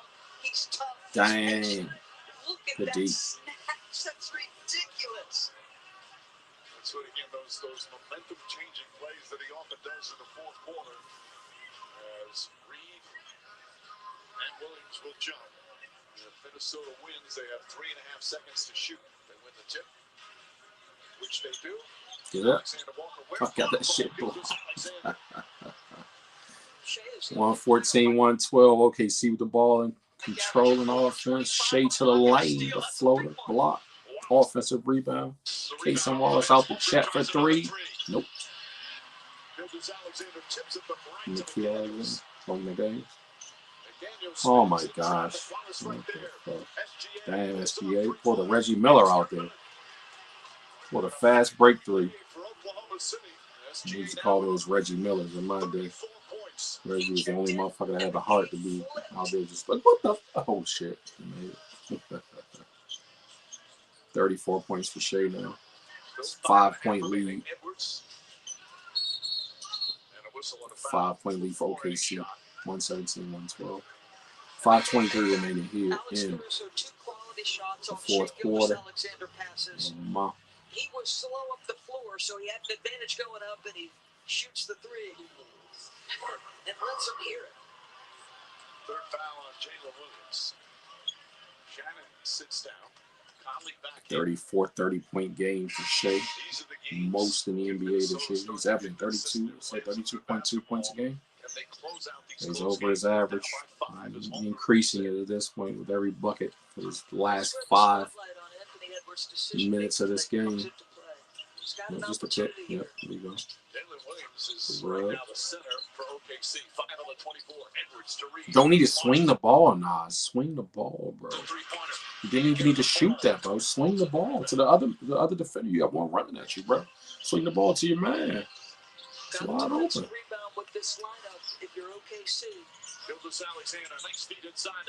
Caruso again from the corner. Makes you pay. It's an 8-point game all of a sudden, man, just like that. And see what happens when they swing the ball. That's success, bro. That's what y'all were doing before Ant came back in the game. You know, you got to get those to go down. And you don't get them. When you don't get them. That's going to be his third. And it's the third team. Shoot yourselves out of the game, bro. 4:40 remaining. Minnesota ball still. 14 on the shot clock. Down 8 points.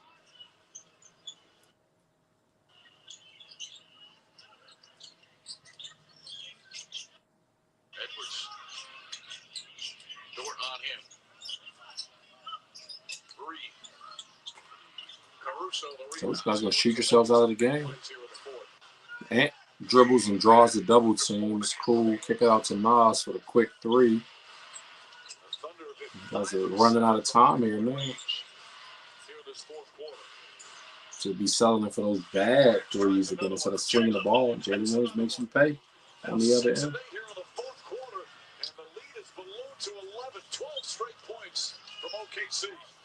That's the way the cookie crumbles, bruh. I'll go back to this one-on-one. Man, you triple teamed out there dribbling the ball. So guess what it means when you got 3 players around you. It means a couple of your teammates are open, bro. This entire game flipped on its head. Minnesota had all its momentum. He's hit Alex Caruso for a couple of open threes. Yeah, because he's willing to pass the ball around. When Ant comes back in the game and they start moving the ball, bro. That's the problem. I know Ant's your guy. He's the man for the team, but the ball can't stop with you, bro. Ball's got to keep moving around. They're back in the game, swinging the ball around. It's clear. That's the difference from what I've seen. I don't know what you guys are watching, but that's what I see. 6:30 Eastern. Second free throw is good. 9-point game. The Timberwolves led by 5 when SGA came back in the game. It was 105-110. Trail by 9. Gildas Alexander scoring, distributing, and even defending. Kicks it out in the corner. Cason Wallace, corner 3. It's very simple. You just have Shea operate out top, even though they're running some screen and roll action. But you just dribble penetration and just kicks it out to the man on the wing. It's like super easy to do. As soon as he gets his dribble penetration, the defender comes over, leaves that man in the corner wide open. So that's what you guys are going to do. You got to swing the ball. Shay's a willing distributor. He's just sucking the defense in, bro. It's like simple basketball. Instead, on the other end, Minnesota, Ant's just dribbling around, dribbling, holding it. 9-point lead for OKC. 3:29 remaining. Feels like this one might be over, ladies and gents. That's a $6.2 million banana. Are you kidding? We need to find you another banana. Bananas. Gentlemen, What applies you have? who eats art? I think you're supposed to say, hey, Meta. Like, hey, Meta, who eats art? And then Meta would say, Chris Pratt. Hey, Meta, call my lawyer. Louis! Ha! Woman! Action! Louis! Louis! Cut! Mud on her face! Louis! Okay, everybody. That's lunch.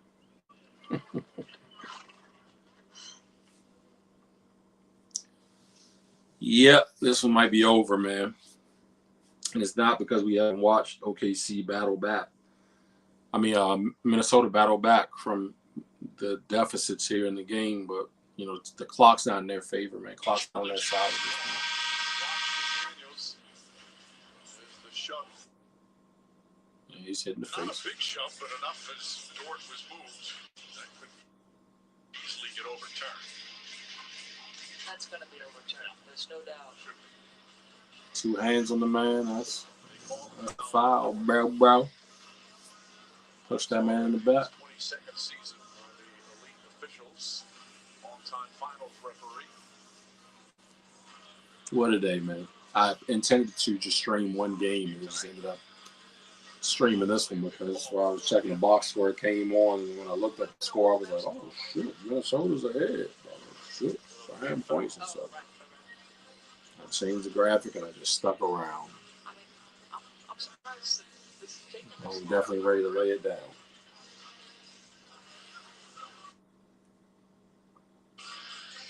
But the on-off, you talked about the run.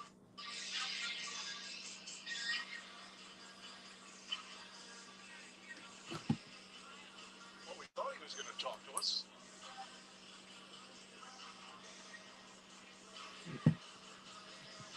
Man, this new iPhone battery is crazy. I don't think I was at 100%. Make the decision. Well, they So the made phone I was streaming, I was still at 69%. rolling his head. He's upset. Way to go, Apple. Figured out how to make a battery. The contact by McDaniels to Dort was not clear and conclusively illegal, therefore the call on the floor stands. Defensive foul on Dort. What? It wasn't clear and conclusive. He had two hands on that man, shoved him in the back. First of all, Dort is not a player to give in. Right? He just physically is never going to give in. All you need on him, you just need a slight shove, bro. Look. Just a little push. That little push got him under. What do you mean it's not clear and conclusive? I just think they're wrong. What do you mean? McDaniels will shoot the free throws. He's had another good game, 15 points, 11 rebounds. Every free throw you throw. I thought it was like 3:29. I thought the clock said 3:29, so it's 4:32. I'm just trying to speed the game up here. So, or am I lagging again? Meanwhile, picks up his third. A whole minute, 3 seconds. Clock. 16 points and 11 boards in the game for Jaden Daniels. So. Knocked them both down. 7-point game. 3 minutes, 25 seconds of counting in the fourth quarter remaining. There they go again, bro. Why are you doubling that man that far out, bro? Yeah, you don't have to, man. Just stay in front of him. See, one man to stay in front and not leave another man open, bro. Offensive rebound, bro. For OKC. Just stay in front of him, Jay. Or Nikhil, whoever it is. There you go. Just stay in front of him. You just need one defender on the man. One. Just stay in front of him. Make him take a tough shot. That's all you can ask. Just sending a double team every time. Aggressive trapping is weird out top. Especially in the center of the floor, bro. Trap a man in the center of the floor is weird. This guy's doing, bro. Shitty. It's a really shitty defense. Yeah, if you're trying to force the ball out of his hands, or you're trying to force him to pass, but he ain't passing. He just splitting your little dumbass trap. Attempted double. 2:44 remaining. 116, 123. Coming up next on Sports Center. Nikhil knocks down the first 3 free throws. Must see highlights of Alex Ovechkin as he gets closer to Wayne Gretzky's all-time goals record. That's crazy, that Ovechkin. It's like, you know, to watch records broken is a very interesting thing. Alex Ovechkin, from the time he came in as a rookie playing with the Caps, man, he was just a scoring machine. It appeared, man. He hasn't waned off through his career. For him to be only now, you know, a couple handfuls of goals away from breaking Wayne Gretzky's goals record is wow. I'm not a hockey fan even. I don't watch any hockey.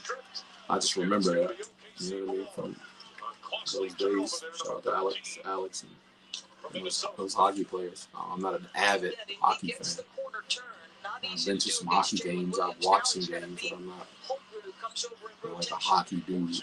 I've never claimed to be one. Man. God damn it, that's the game. Dagger. How many threes has SGA assisted on in this fourth quarter? 126-118. And you know why this keeps happening, Doris? I'll tell you.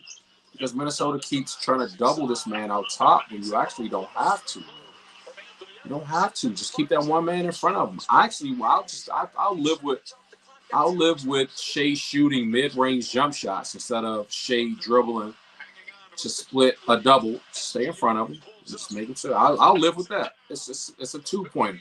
You can match 2s for 2s, but you can't match 2s with 3s, bro.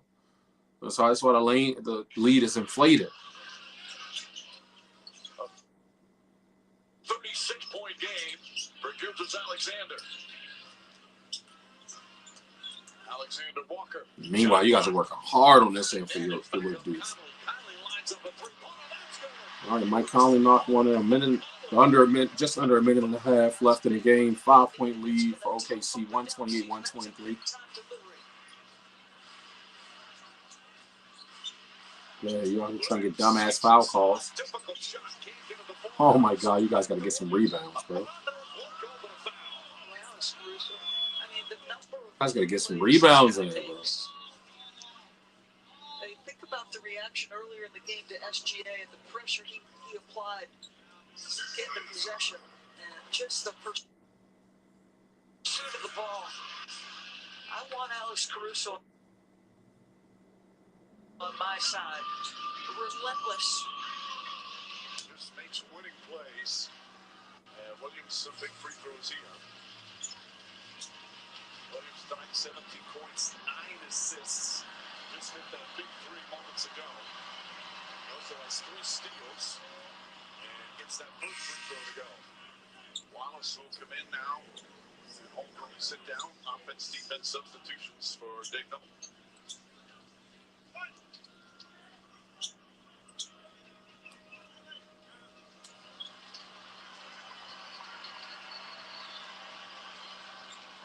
Missed that one.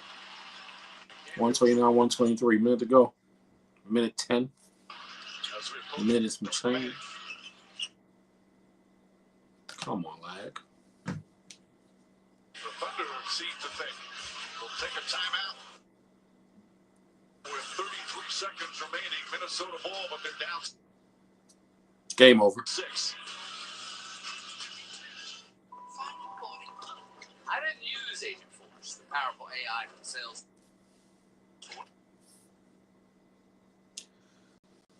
Anywho, man, I'm going to end this stream right here, barring some super magical comeback that I'll be like, damn, that's crazy. I didn't see that one coming. So, no, technically the game ain't over until it's over, typically. But, yeah, man, I'm ready to lay it down. Hop in the shower and call it a night. That has been this series of live streams for today, man. It's the longest I think I've ever streamed. I may have streamed 2 games before. So long as I stream, though. Appreciate y'all for tapping in, man. I'm out of here. I'll catch you. I have some content that I'll be uploading. A couple episodes that I'll shoot and get uploaded for you guys this week, man. So look forward. Until then, take care of yourselves, man. I'm out. Blessings.